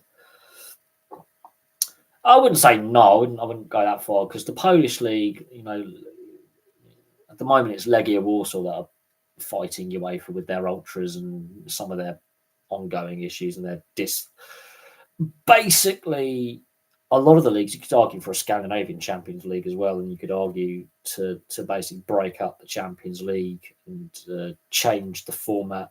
So basically the group stages are all the various sub-regions of Europe, and then out of that you get your knockout stages where the best in Scandinavia plays the best in Western Europe, best in Eastern Europe, best in Southern Europe, for example, best in Central Europe. You break it down into 4 or 8 groups or regions where you're only playing clubs from your sub-region. So all the Scandinavian countries' clubs play each other. You have all the Spanish, Portuguese, and maybe the Italian clubs play each other. So Southern Europe. You get England, France, Holland, Belgium, maybe Germany clubs playing each other. Something like that, and then you can get your knockout stages, latter stages of the tournament. Would that work better? Potentially. I don't know. But would it work better? Quite probably yes. I would argue it would. Will that happen? Probably not. But obviously, that's an idea that I would have to potentially make it a little bit more interesting when it comes to the latter stages. That moth is going to piss me the fuck off. I know it's dead. That's potentially how I would go about looking at the format. If I was to make a positive change, and not everyone's going to agree with that idea, but it's something that I think needs to be put on the table for any future change. If we are to basically say the UEFA coefficient is actually harming the wider continent in regards to club football, then we need to look at potentially a different way of going about structuring the club game and the club competitions in Europe. I would say there's too many dead rubbers right now in the group stages. I don't. Looking at the changes in the structure, it's even less watchable than it was before. We are going to see more issues in regards to fixture congestion, and then therefore a further weakening of the domestic leagues and cup competitions. If anything, it makes the Super League more than not less likely. Because the argument with the Super League is they get to control their fixture congestion. But in reality, the domestic FAs have basically said, you do that, you're barred from domestic competition, you're gone. You're thrown out until you relent. Because the domestic leagues realise the damage that's going to cause to the economy and the structures and the rivalries that will be lost. And it's also it's seen as quite a greedy move. It's seen as quite that's pure greed. That is, and because the fans have basically said, no, we're not signing up for this. We'll boycott games. You're going to have a lot of empty seats. Going to look really crap for your TV deal that they never got in place. By the way, they never got a TV deal. And it was from an American, JP Morgan, were like, oh, yeah, we're backing this. Yeah, you were the guys who caused the financial crash. So, no, don't see that going down particularly well. But no, they never really really, to me, I can understand, what some fans are saying. Well, now it's inevitable; it's going to happen. Well, it doesn't sit well with me. It makes me less, not more likely to want to continue to support the sport. I'm already at a crossroads in regards to my views on the sport and my difficult way of putting this. So I'm already falling out of love with the sport because of the greed aspect. Um, there's already a lot of issues that the sport is not tackling well at all. And yeah, when you look at it in that regard, yeah, there's things they're not doing very well in regards to fixing the issues that currently exist. There is corruption issues that they would rather would go away, and they by not acknowledging that these issues are still a problem. Match fixing and gambling issues are a massive problem um, within um, within the sport. Uh, it's definitely, there are issues structurally with governance, transparency. The role of agents, it's not just in football but in a lot of sports, is needs better regulation. Um, and again, that's me just giving a personal opinion on how I feel they're dealing with player agents and how they are, regulating them and making sure that kind of side of the sport um, is regulated and is uh, more transparent. I don't think the as things stand, there's enough transparency with how agents are operating. Oh yeah, that's going to digitally happen on my phone. So my laptop and my phone will digitally update because they're set to GMT. And so I don't have to worry about waking up at 2:30 and fiddling with my clocks. They're going to change automatically. That's one of the joys of having digital, brand new laptops and phones, and you set the time zone to GMT. It'll do it for you. So that's kind of cool. That's one less thing for me to worry about and panic about. Middle of the night, which is kind of a good thing. So there is that, which is kind of nice.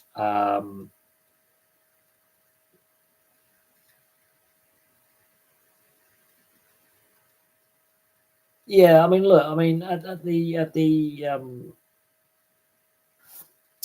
of the day, like in regards to um, the clocks changing and all that, it's going to be weird. Like, I don't know if you lose or gain an hour of sleep or something, but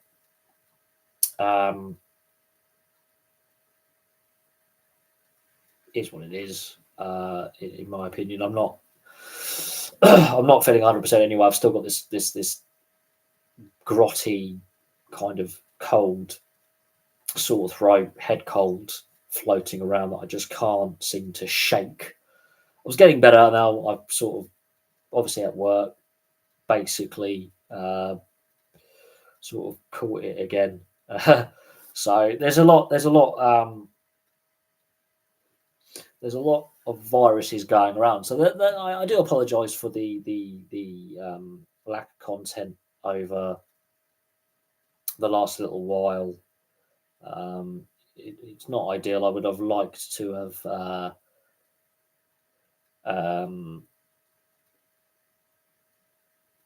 had more content up. I would have I would have liked to have not have been ill. Because at the start of the year, I did say that I would do at least one video per day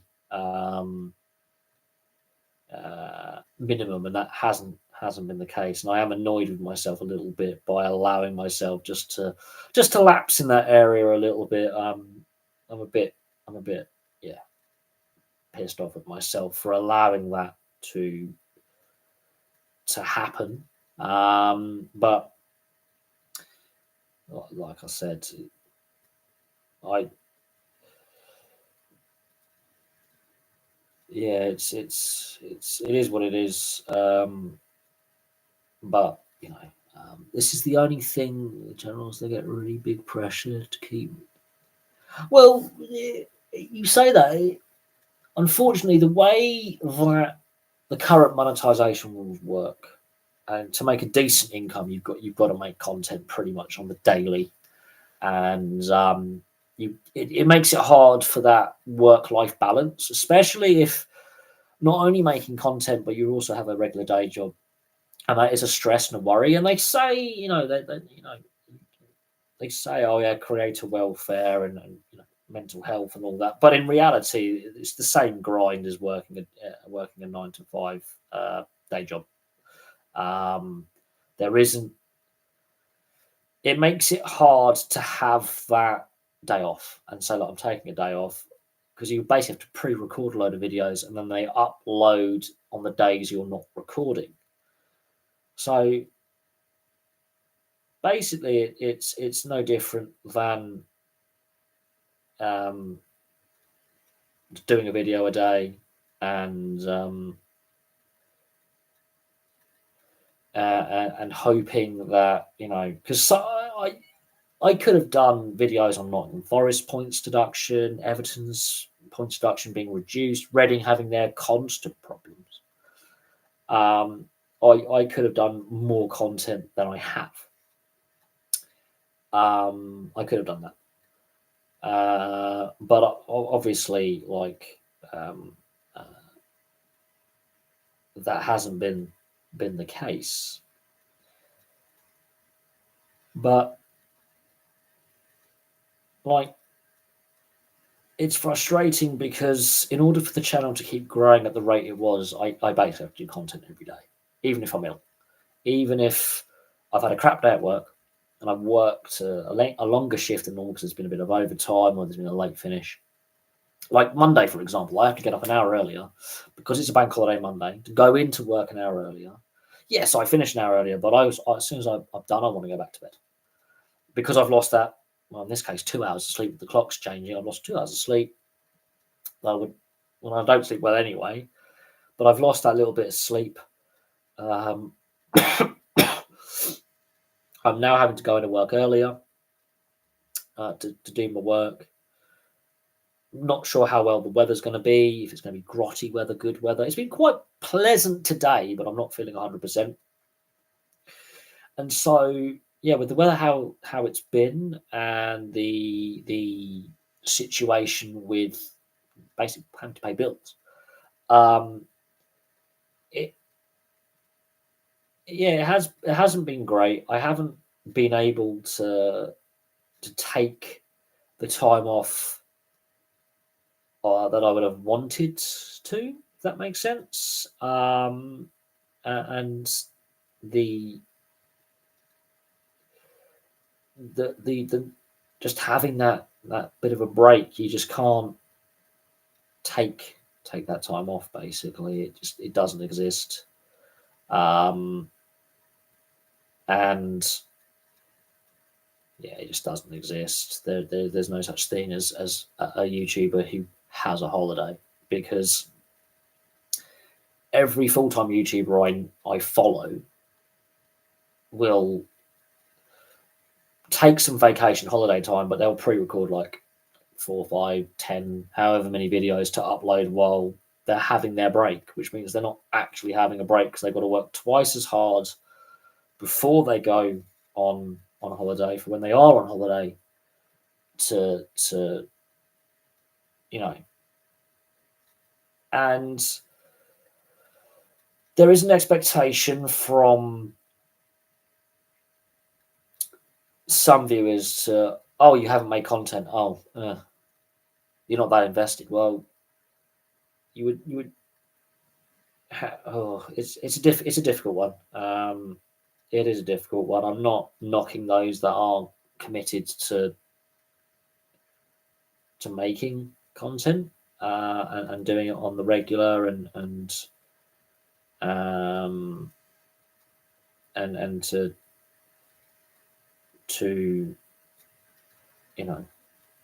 do what they do.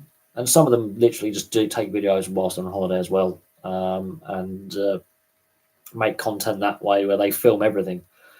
I might go for a day out down the New Forest when I've got my week off, and I might do some video content for the channel, or both channels actually, depending on how I feel. If I'm still not 100% and the weather's not great, then I'm not going to go. I've already factored how much it's going to cost me for transport. I've already factored how much it's going to potentially cost me for food and drink, and then I've got to factor in how much going to the museums and is going to cost. The nature reserves are free, which is kind of cool, and there's some good coastal walks down where I'm planning to go. But again, that depends on the weather. If the weather is absolutely atrocious, I'm going to stick to the main museum in the town that I want to go to, and just looking at the pub, basically, for a pub lunch. If the weather is absolutely diabolical, then I'm not. No, you don't. It depends. If you have a regular upload schedule and you build your subscriber base and your viewer base quite quickly and quite strong, and therefore you get a lot of viewers anyway, the bigger your subscriber base, the better the algorithm works for your content. That's how it seems to me. You could make 5-10 videos about having 1 million subscribers, and those videos will get views. So the bigger your subscriber base, then means you can take that day or two off.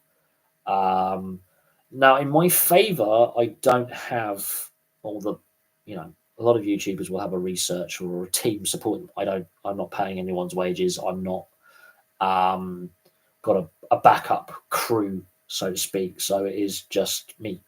And so therefore, it's just me doing the thing, and I don't have to worry about paying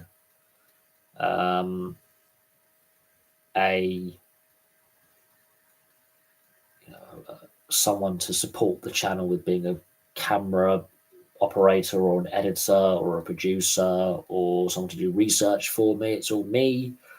And I do this as a hobby, as a bit of fun, and just so that it helps me tick over with my mental health side of things. Quite honestly,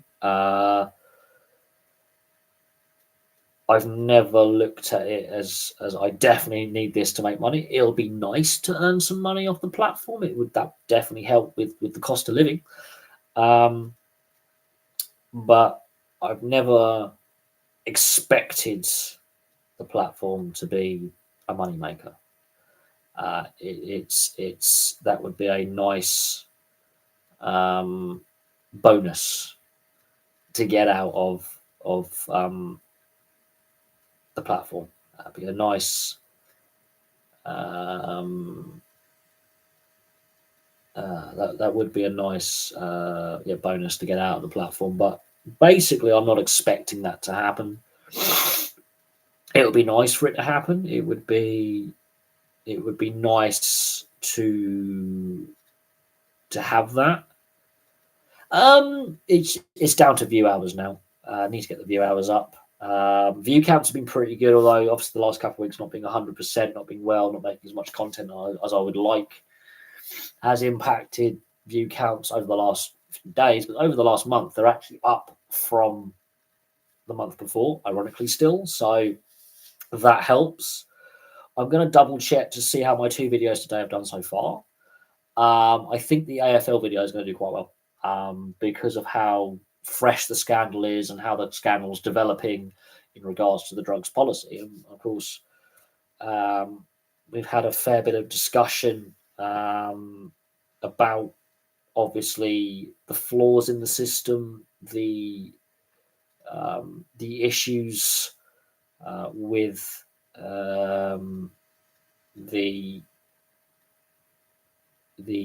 drugs policy. The self-reporting aspect of it is a good thing and a bad thing. The cover-up aspect to it.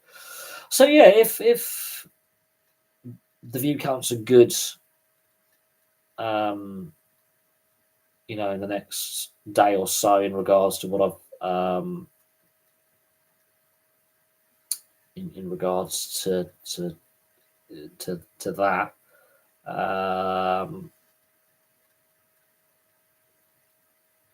But as I say, that's see how things are going. But no, the view counts are up. The view hours are up slightly. The gap between what is required for basic monetization, which means I'm allowed to have memberships, super chats, merchandise, like a Teespring shelf, and then the next level, which is ad revenue of ads, is closing. There's still a bit of a gap there. It's not where I would like the channel to be, but things are improving, but they could be better. But as I say, we'll see how things play out. But as I say, like, if it happens, it happens. I always say this, I've said this to new subscribers and viewers: share it with your mates. Like, share videos with your mates, work colleagues, and family, and see how they feel about the content. I mean, it's simple, it's basic, it doesn't have all the bells and whistles. I mean, look, I'm sat on my bed right now doing a live stream, partly because my back is completely buggered. The joys of being in your mid-30s and not looking after your body for many, many years. But I'm limited in obviously what I have available to use, and I'm limited in that regards. But yeah, we're getting closer to the monetization aspect. The Six Nations, I was ill for a bit of it and didn't do as well. As the Six Nations content didn't do as well as I would have liked, but I didn't watch as many games this year. I felt if I would have watched more games, then I'd potentially the view counts and the view hours would have been a lot higher. We would have been that step closer. But that's life. I made some decisions to go, I'm not watching as much content or as much games, as many games. The more years go on, the less I watch the Six Nations, also just after a World Cup. I wouldn't say just after a World Cup is necessarily a bad thing, because players retire, players, are uneligible for selection because they start to play outside of Wales or England, for example, or France. But I do think the constant rule changes are a problem. I think that does impact the game in not necessarily a good way, if that makes sense. I think occasionally having too many rule changes on a too regular basis causes problems. I think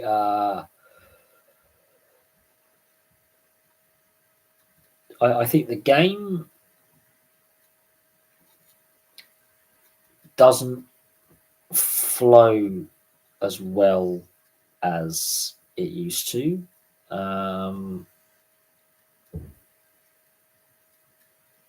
and I don't think that the game is as enjoyable. And I do think World Rugby have been a bit too reactionary with some of their rule changes in regards to the tackle area, the ruck, the maul. The scrum's still a mess, and it's got worse in my opinion. I think yeah, the scrum's a complete shambles. I think we can all agree on that. There's no argument there. Absolutely no argument there. The scrum is a shambles, absolute shambles. That's my opinion on the scrum, at least.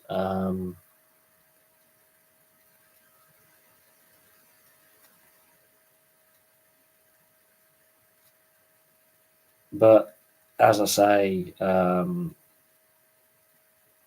what can we do? World Rugby aren't willing to fix the scrum. They're going to say if you get a free kick, you can't have a scrum automatically. Okay, that means less reset scrums. Fine.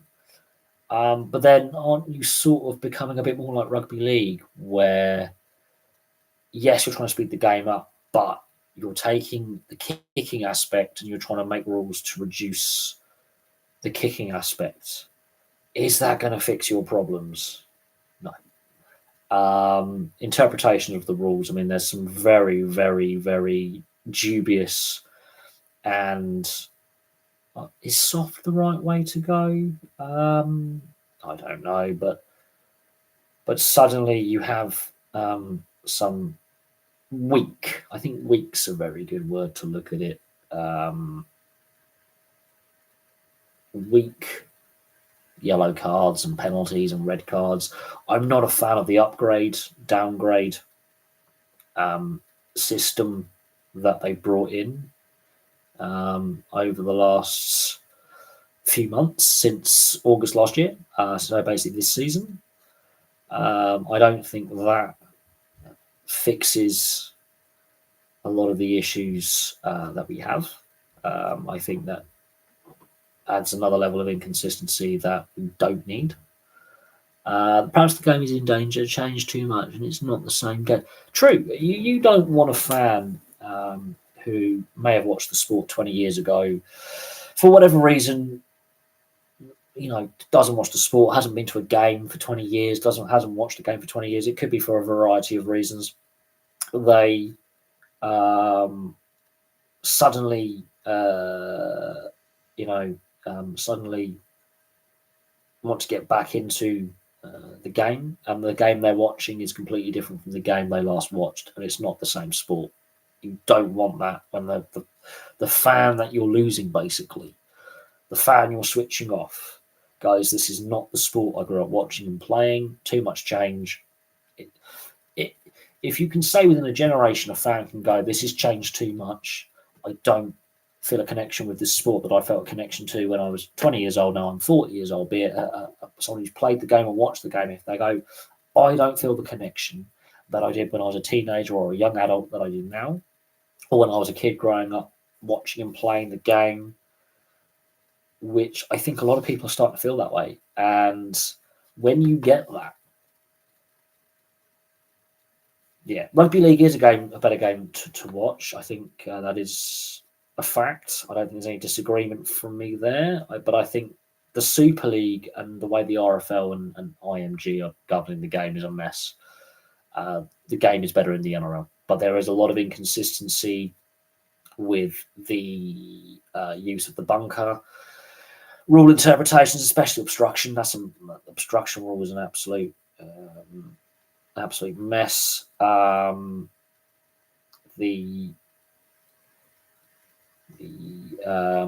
of the rule changes and some of the refereeing interpretation is not great, if we're honest.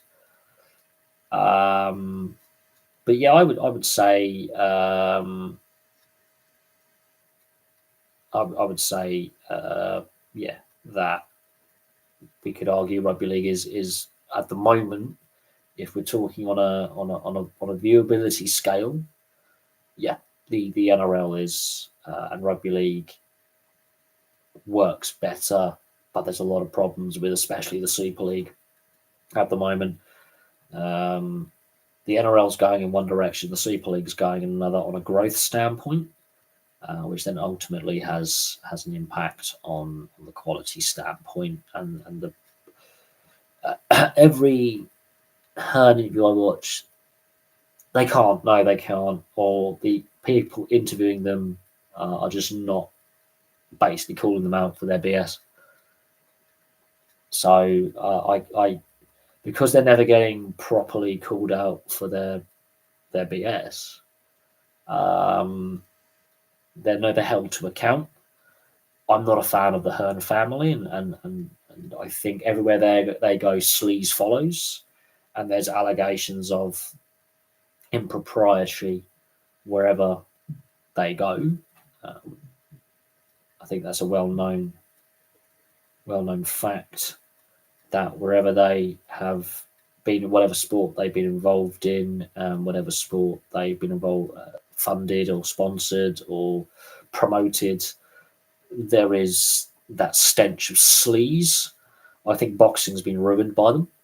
I think they I think pushed the boundaries with snooker too far, and yeah, I don't know where else. I'm not a fan of the direction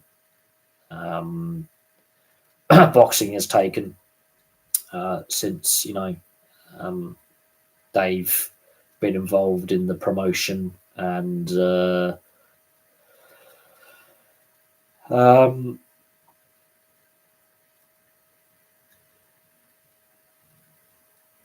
so yeah, there's that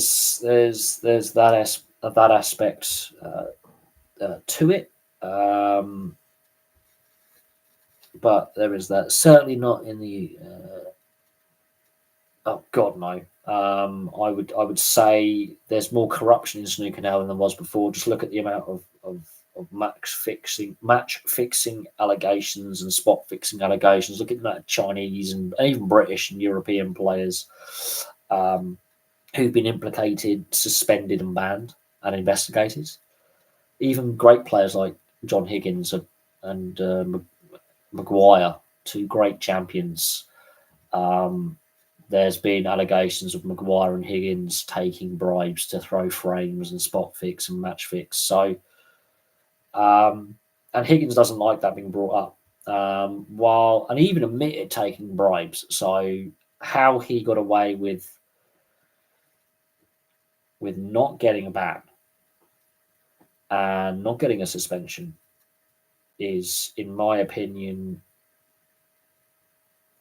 unbelievable, ridiculous. In my opinion, I think that is an absolute farce. And well, most snooker fans are really respectful. There's going to come a point with the way that the game is now promoted. The game is sold, where you are gonna get that kind of darts crowd, football crowd kind of element, where they're more boisterous, more, I wouldn't say gobby, but more, I'm going to say less respectful. And there's going to be a handful who are going to shout out cheat and call them out. And to be honest, the allegations are strong enough for me to go, well, why weren't they properly investigated at the time when he admitted he admitted basically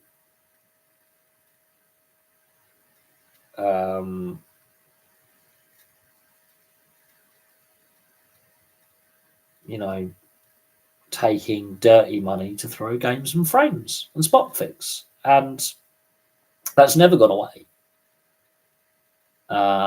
It still lingers, and yeah, fans don't forget. And I haven't seen Stephen Hendry's YouTube channel, and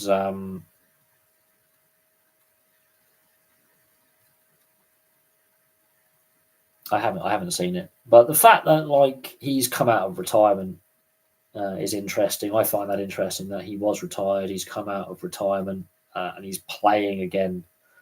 Um, it is quite interesting to me.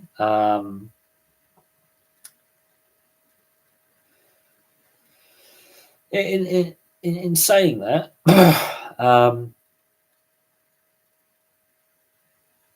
but no, it's fair play to him. He's obviously had a long career in the media, so he's comfortable in front of the camera. Is he the best personality in the sense of does his commentary flow?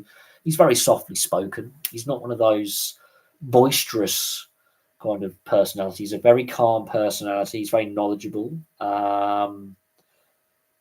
So, and he's not camera shy. He's very comfortable in front of the cameras. He's got a lot of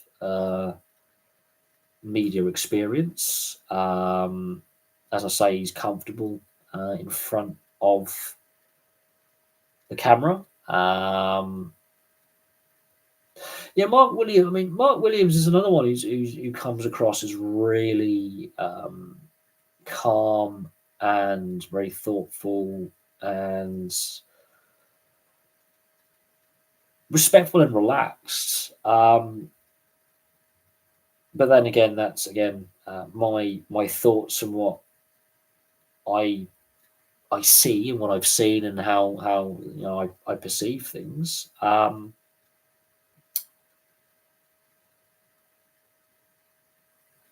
But Stephen Hendry has, as I say, done a lot of media work over the. Should they still be playing at the top, or is the standard pool? I don't know what to actually say to that. I mean,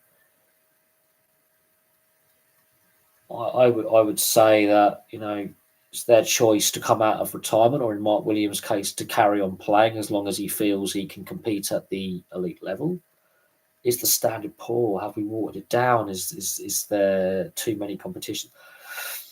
I can see a lot more players suffering some form of burnout, mental burnout. It's just a sport where you've got to put a lot of mental energy into things. You've got to put a lot of mental energy um, into the game, and that does get very very draining mentally. It is there's a lot of thinking behind it. You got to plan 3, 4, 5, 6 shots ahead. I don't know. I'm not gonna knock knock a player if they decide to walk away from the game at a younger age. I think several players have come out and said they did suffer with mental exhaustion and depression and anxiety, and have been very open about that. I think I got high 30s, low 40s as my best break.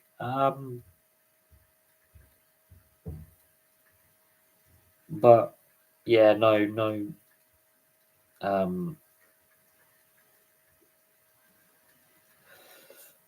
But I only play for fun, and I still have my Riley's membership card somewhere, and that is old, and that does age. That's 16 years old. I mean, that is freaking ridiculous that I still have my Riley's membership card. Apparently, it's due for a renewal in 2008. But yeah,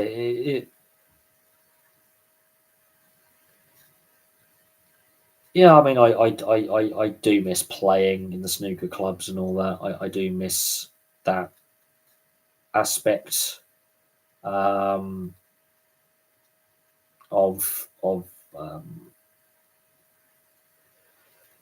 of going down the snooker club with my mates and just having a couple of frames and just having a laugh.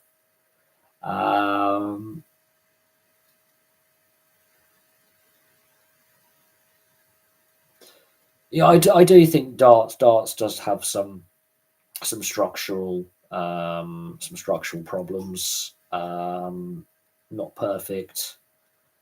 Could be a lot better. Um, and better organized, and they could do things a hell of a lot better. I think um, we can all agree on that.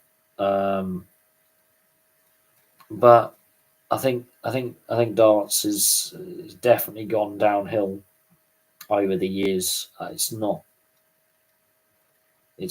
the same as what it was in the 90s and the 2000s. I think there's definitely a Riley's doesn't exist anymore. Now it's you've got Sovereign, which is a pool chain of snooker halls and pool clubs, and there's a few others floating around, but it's not the same. Riley's went out of business like at least a good decade ago. Finally, the last Riley's closed. There might have been some management buyouts where they kept the name, but the actual ownership company or the holding company isn't Riley's anymore. It's something else. But yeah, no, Riley's hasn't existed as a company for some time. I don't know what to say about that. Yeah, Riley's hasn't existed as a company for ages.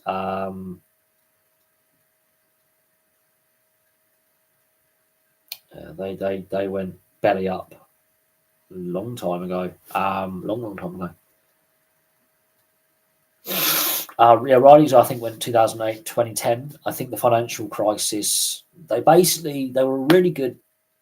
They were really good, but some of the other snooker and pool clubs and chains and pool halls and snooker halls, you didn't actually have to be a member to enter.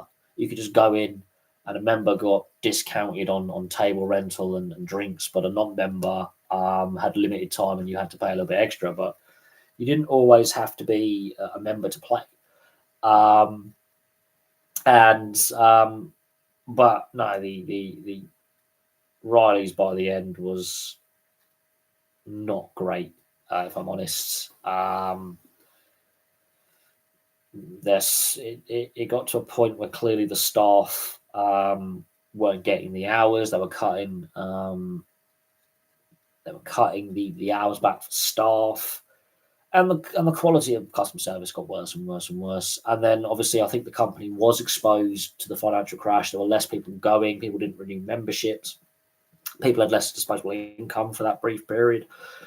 And I think the company had some bad debts where they'd taken over other chains of snooker and pool clubs and spent a lot of money and on asset acquisition. But it cost them more than what it should have done. They overpaid, or they didn't make sure they didn't overextend themselves. So they overextended themselves a little bit in certain aspects of their business, and basically it cost them financially. So there's that. My thoughts on Tyson Fury. I mean, look, love him or hate him, I think what he's done for addiction and mental illness awareness, I think you have to give him a positive for that. I don't, but I don't agree with a lot of things that he says. That's personal opinion on that one. You can't just give him a free pass because of who he is. I think that would be giving boxing a disservice. I think he is a controversial figure. I think we can all agree on that.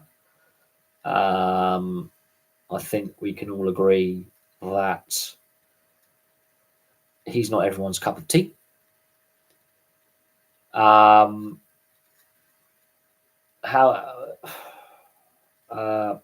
I don't know. I generally don't know where I fully stand on things. If I'm honest, he's not my favourite cup of tea. No, I mean I think MTK, was it MTK Global or MKT Global, the boxing promoter who's got links to organised crime.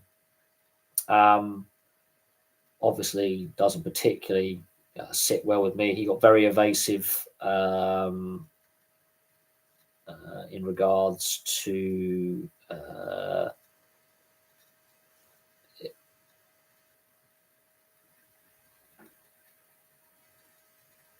the organised crime element. He got very evasive about that. He basically told Sky where to go, yet Sky basically pay his living with all the pay-per-view boxing, and he basically told Sky Sports reporter to basically go do one without swearing at him, because he was very, very careful in how he worded things. But he basically told a Sky Sports reporter to go and jog on, yet Sky Sports basically pays his living. And I found that quite interesting. I think the problem is that I think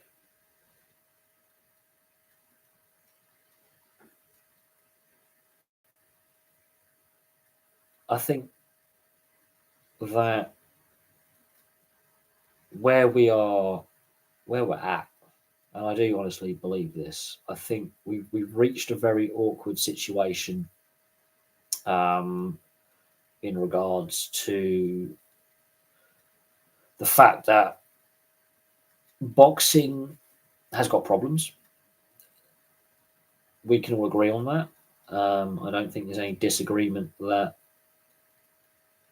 there are issues with boxing. I think that's completely fair to think about at this time and to discuss at this time. Is that boxing has too many belts, too many governing bodies, and I think it's safe to say that no, boxing isn't in the best place. I think it's totally safe to say that. I think there's no disagreement there from my standpoint. I think the whole Jake Paul Mike Tyson fight is a joke. I think that being a sanctioned fight is an absolute joke, and I'm going to be very, very clear on that. I'm not going to hold any punches on that. I think that is just absolutely farcical. It does. The Paul brothers have made a mockery of the sport for years, and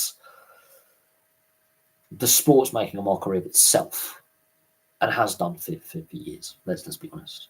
Floyd Mayweather fighting Conor McGregor started to make a mockery of the sport. But what can you do? People are still buying the pay-per-views. They're still buying tickets to go to events. They're still consuming the boxing media. So then what do you do? People are still willing, and I do mean this, people are still willing to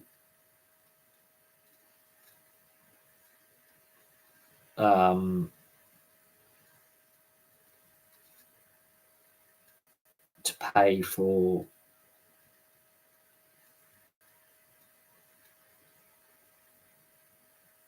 the product. And until people stop,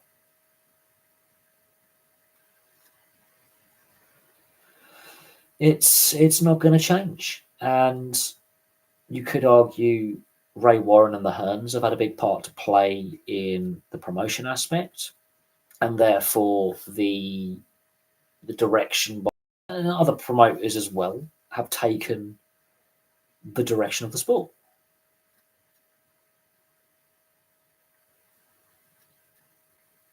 And so then what do you do? The sport's been taken down this path because the Hearns, Ray Warren, and others are making a lot of money out of it. A lot of money out of it. Whether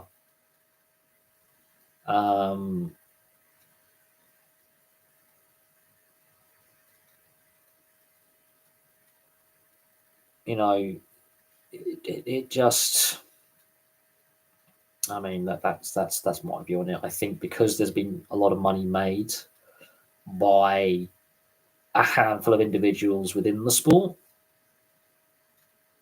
they don't like being criticised. They're very defensive and evasive when it comes to questioning about the decisions taken. I think boxing is one of those sports where there's a certain demographic of fan. A certain demographic of fan is white and black working class men, depending if you're from the US or from Europe, basically, or Australia and New Zealand. It's basically the white and black working classes. It's the poorer working classes. It's those that are more likely to be heavy drinkers and gamblers. And, you know, whether we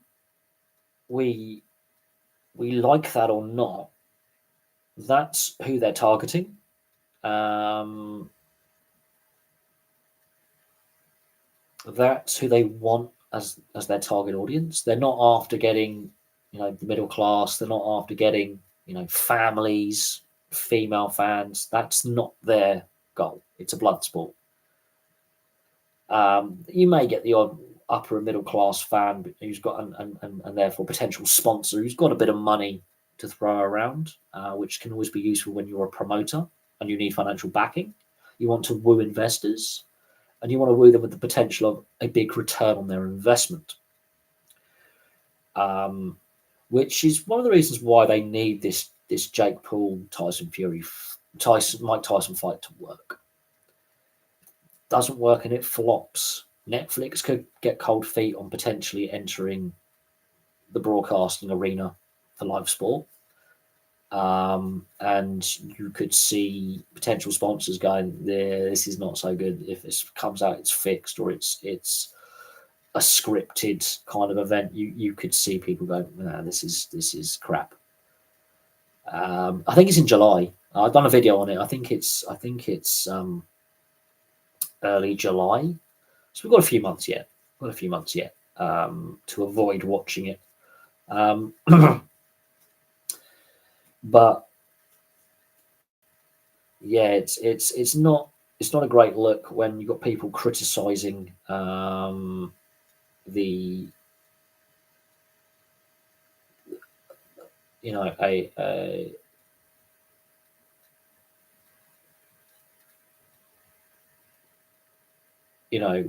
when you do have a lot of people going, this is making a mockery of it, devaluing the sport. I think that is something that at some point we have to go, enough's enough. It is. Enough's enough.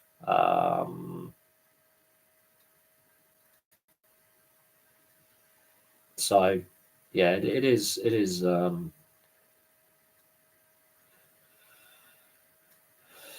what it is. I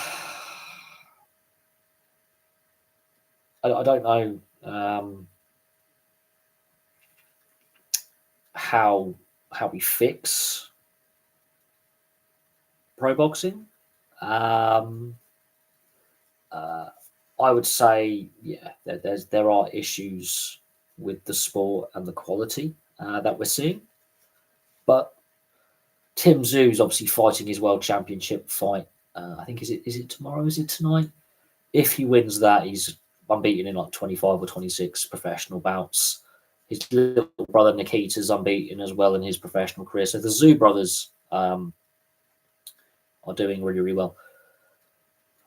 I don't know if there is actually a sport that you can definitely say is the best run at the moment, or is perfectly run. I mean, look what's happening with the AFL and Aussie rules right now in regards to their drug policy, and and how they've gone about structuring it and dealing with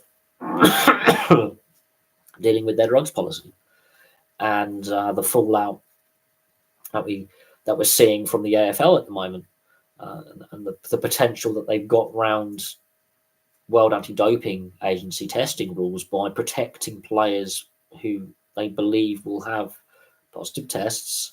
They know there's an issue. They know it's more than just one or two, but they know it's in the double, if not triple figures of players, depending on the source you read, that would potentially give back positive tests. Can you imagine if 100, even 50 AFL players were to test positive for recreational drugs? That's up to 4 years worth of ban.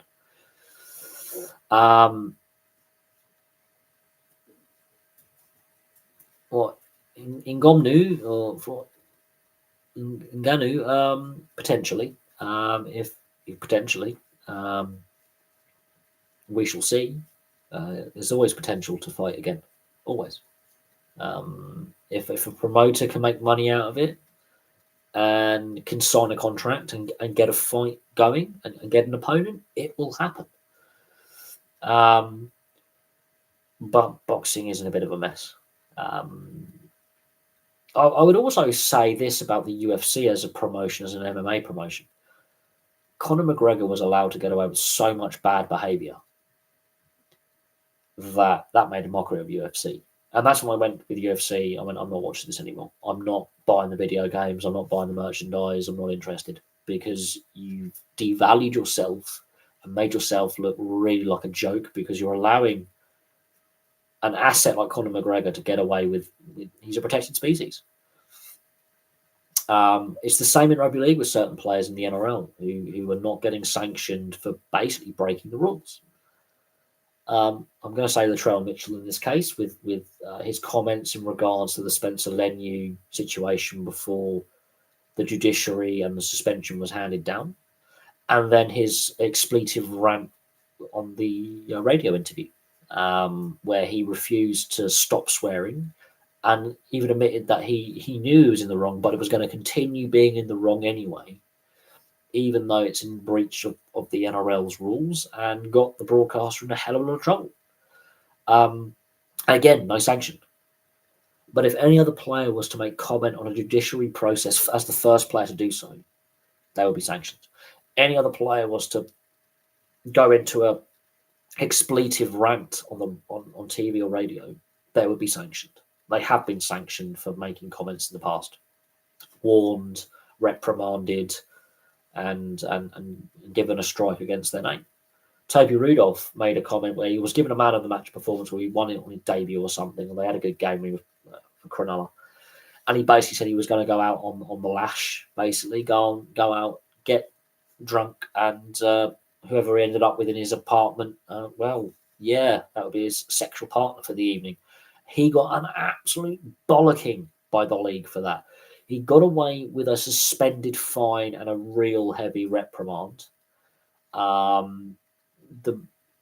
He got heavily criticised by some on social media.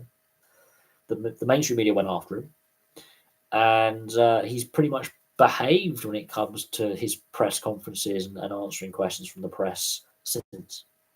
He's actually matured as a player anyway, and he's given some really insightful interviews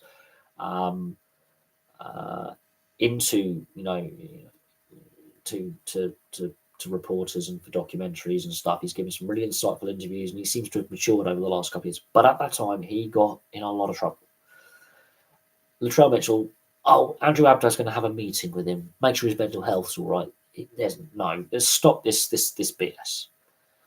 South Sydney have come out, there's racial undertones with the reporting. Not one single person's made reference to his Indigenous background and brought that into the question. They basically said he's an entitled prick, and he's getting away with actions that would get other players suspended straight up, right? And there's a double standard because of his superstar status. Well, he's not playing like a superstar, but that's the perception that is out there, is that he's protected. And the race card is used in his defence, saying, the NRL will be seen as racist if they sanction him. I'm sorry, but stop using that as a defence for shitty behaviour. That's where I think the NRL's let itself down in recent weeks. Has shown itself to be weak in that area in regards to player discipline, because then once Latrell Mitchell had come out in regards to the Spencer Leniu incident, other players said, "Oh, it's free reign, and I can say what I want without sanction." Now I understand the feeling behind it and the sensitive nature of what was being investigated and what led to the 8-game suspension for Spencer Leniu. And even players of non-Indigenous descent were coming out in support of Ezra Mann, saying that racism is not acceptable. We do not accept it in our game. There needs to be a harsh punishment here, a strong deterrent against it. I don't think another player comes out is that stupid and says something like that again. We saw with Montoya, he got 4 games from a homophobic slur, so they've doubled down on the punishment by going to 8 games. I think that was even more than what Fanua Blake got for abuse of an official. So there's been precedents before where things have been said either to another player or to an official that have led to a suspension, but this is the strongest ever sanction against a player, and the fine was quite a whacking fine as well. But Latrell Mitchell should not have commented and made statements until the judiciary process was done. Once it was done, then you can go, well, I think the punishment's too harsh, not harsh enough. I think we need to have a bigger discussion about racism within the game, etc., etc. That would have been fine. Everyone would have been cool with it. But he's been allowed to get away with so much that, it's not a good look for the game. When one player seems to, or a couple of players seem to get preferential treatment, and other players would have been thrown to the wolves and treated completely differently if they did the same thing. And that lies with the NRL. In regards to which sport is the best run at the moment, I don't know. For me, I think ice hockey with the IIHF at least seems to be pretty well run, I think, in regards to the international game. But the various domestic leagues and that includes the NHL and the North American leagues, there are issues at play. We know Hockey Canada's got a lot of problems and a lot of issues. I don't know. Well, Strickland, don't know enough about him to pass comment on how I would describe him, so I can't pass comment on an individual I don't know enough about information-wise, and I haven't seen enough of his interviews and enough about him on a personal standpoint for me to then pass comment on how I would describe or feel about someone or my thoughts on an individual and their actions. So I'm going to say no comment on that because I can't. That's as far as that's what's going to get out of me for that one. Because I don't know enough about the individual, I can't therefore pass comment. I haven't seen any of his interviews. I can't say how he comes across in interview with journos, if there's an act put on, if it's him being genuine. His actions within his sport, outside his sport, I can't comment because I don't know about him well enough. I know the name, but I can't comment on something that I don't have enough information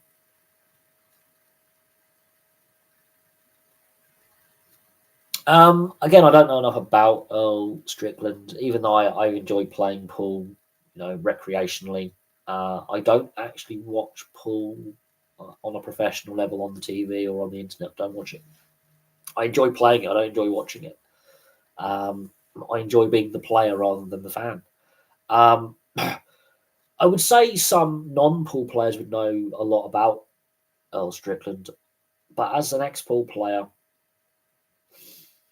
and I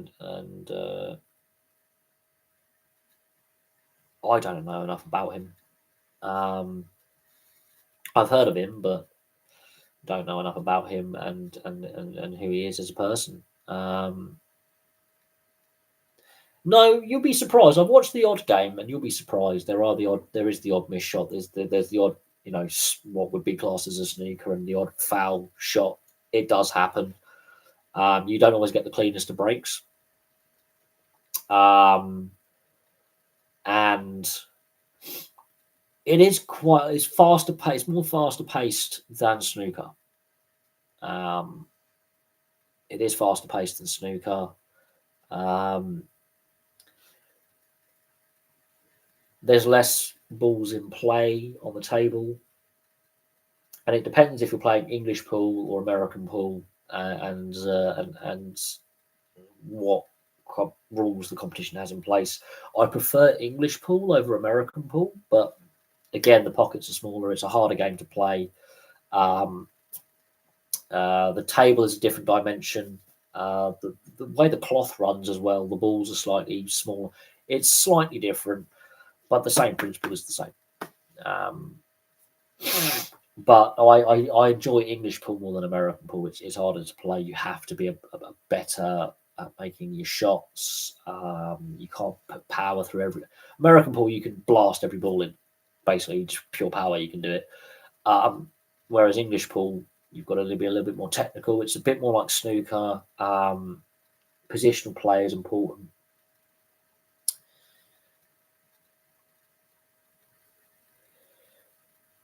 I do like bowling, 10-pin bowling. I do like it. I haven't bowled for a while. I haven't watched a competition online or on TV for a very long time. It was at the Commonwealth Games in 1998 at Kuala Lumpur. They had 10-pin bowling as a sport. Just putting it out there, 10-pin bowling was a Commonwealth sport in the late 90s. But I haven't gone bowling in a long time.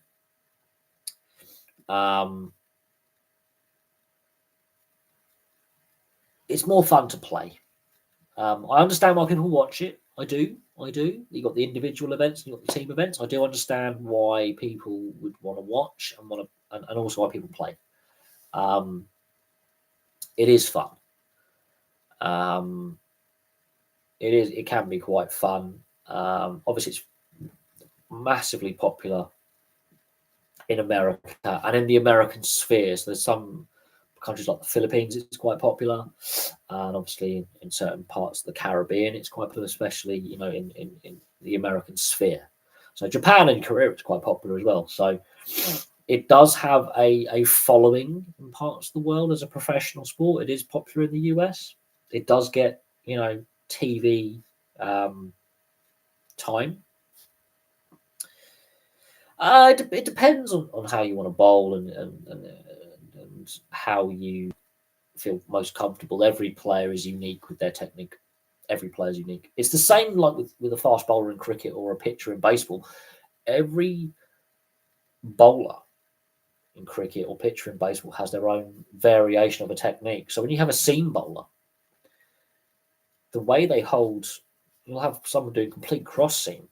Some will have a scrambled seam. Some will have a slightly have the seam on a slight angle. Some will hold the seam completely straight, up and down. Spin bowling as well. The wrist action is unique to each bowler.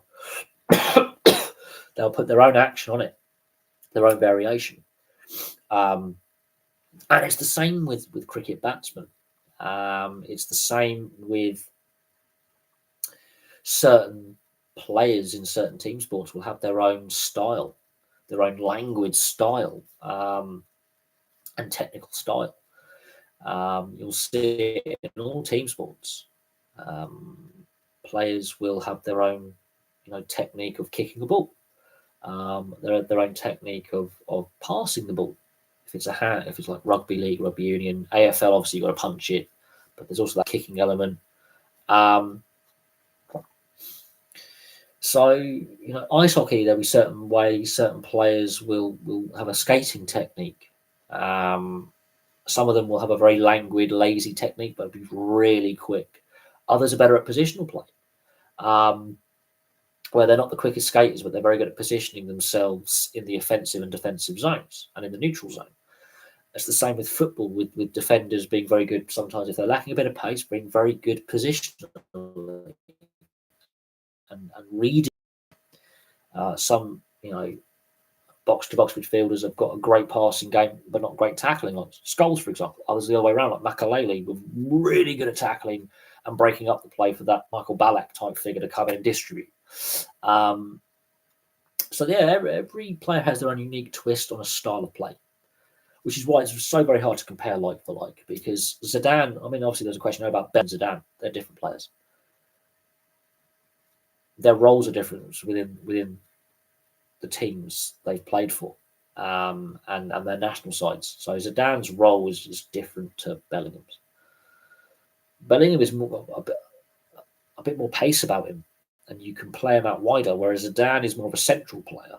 But you can play Bellingham in the middle, and Zidane can cover in wider areas. When he was younger, had a bit more pace, but he's more of a central figure, whereas Bellingham is more of a wide player who can cut in. And so, therefore, that's a really awkward comparison to make. But Zidane was part of a very strong French midfield in the late 90s, early 2000s. A really strong French midfield, which had a lot of depth. But at the same time, misfired terribly in 2002. The team had a mental collapse in 2002 at the World Cup. 2004 did not achieve what they could have done at the Euros. 2006, obviously, they melted down in the final, and Zidane obviously gets himself sent off and allowed him to get sent off because he allowed Materazzi to get under his skin and wind him up. He said he wouldn't change his actions, but he's actually cost his country and his team a victory because he decided to selfishly meet it out on the opposition player physically rather than meeting out on the opposition team because that one player has wound him up going, right, I'm going to play out my skin here. I'm going to play the best game of my life. And that penalty he took was so risky, unnecessarily risky. Panenka, which nearly didn't go in. And if that doesn't go in, they lose the game anyway in normal time. So nearly cost his team with the penalty, with how he took it, but definitely cost his team by getting sent off in the way he did because he reacted. He allowed the opposition player who was known to wind people up, Materazzi has had multiple sendings off in his career. Materazzi, known to be a prickly character by giving the sledging. He fell for it. He allowed himself to get wound up and he got sent off and he cost his team.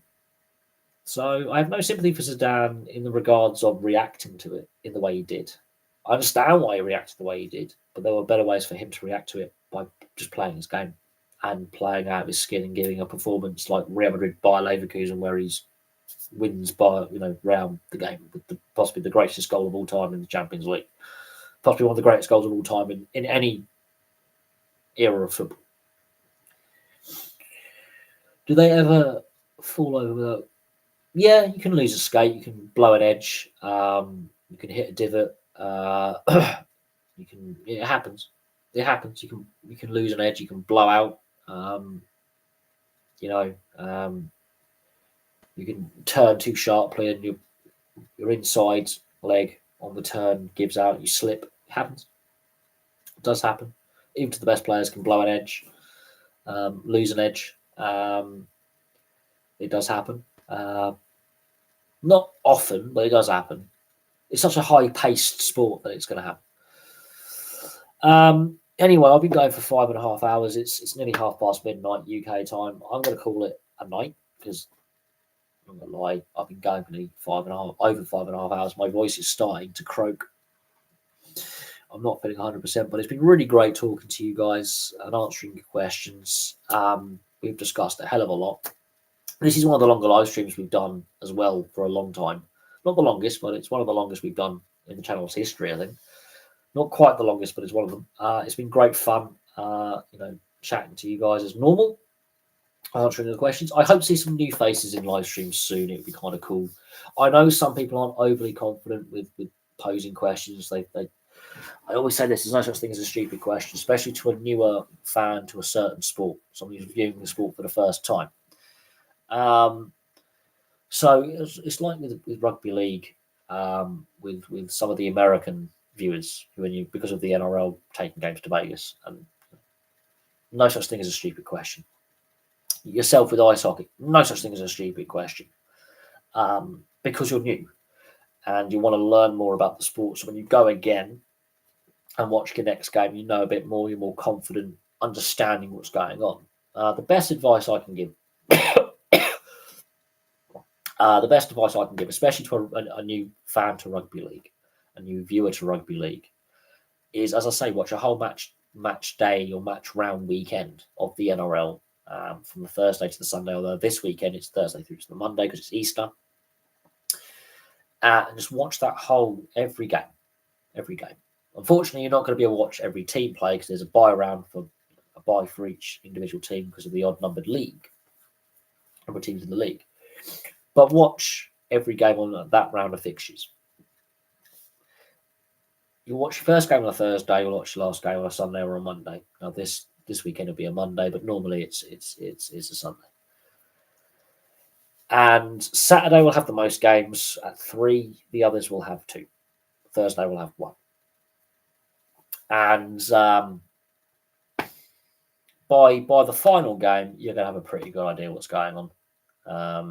And you've only watched one round of games in the NRL. And you'll have a pretty good idea what's going on.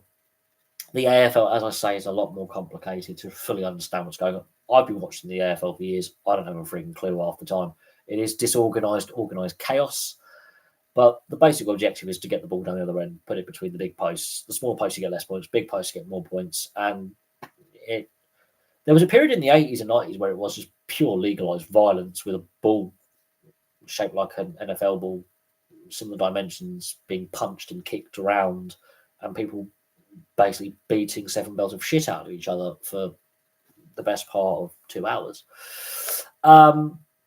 No, it's not the longest stream. It's one of the longest. I think the longest went for 6+ hours, but I'm going to call it a night now because I'm very, very tired. I don't feel very well. And but it's been great fun. We've covered a lot of stuff. We've covered some non-sporting stuff as well, which I like to do occasionally. It breaks things up. It makes things a bit more bearable, I suppose. But I would like to see. It'd be nice to see some more. No, but you're regularly in the live streams. You're regularly in the comment sections of videos. You're a pretty reasonable chap. We don't always have to agree with everything. I make that very, very clear. I always have done. Like some of my opinions, some of my views on things, not everyone's going to agree with. Like the Paul Kent situation where he's now returned to NRL 360. Like it's going to be interesting to see how this all plays out over the whole year. But there are some people that don't want him there. There are some people that don't want him back on the TV, even though he's been found innocent of what he was accused of. And, people still watch my Dan Rowan video in regards to the Leicester City helicopter crash. My least favourite video I ever made, but it's the most popular video on the channel. I hate that video. But, it would be strange if we did. It would be strange. Like, I don't know what your favourite sport is, but I'm probably going to say it's not my favourite sport, ironically. I'm going to have a different view on that. That's subjective. But it is what it is. We're not going to agree on everything. We're not going to have a universal agreement on every sending off in a game, every penalty in a game or free kick, every goal or try or... every play, every wicket, every run, every trade or transfer, every managerial sacking, every managerial hiring, every new contract extension signed, player suspensions. No one's going to agree on everything. But if we did, it would be a very boring channel because all my viewers would be yes people. I'd be like, yeah, cool.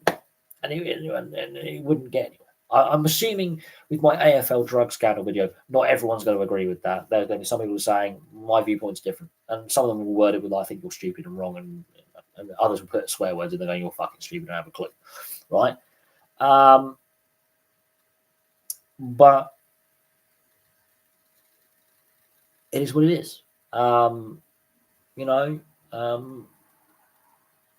So there's that.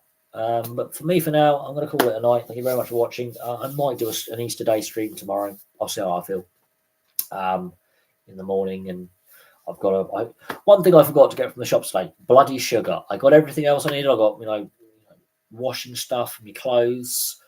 I got more. I got some bits and pieces. I got bread for toast and sandwiches. Everything else I needed. I got sandwich filling and stuff like that. Sandwich spread. Didn't get bloody sugar. There you go. Who's an absolute twat? Me.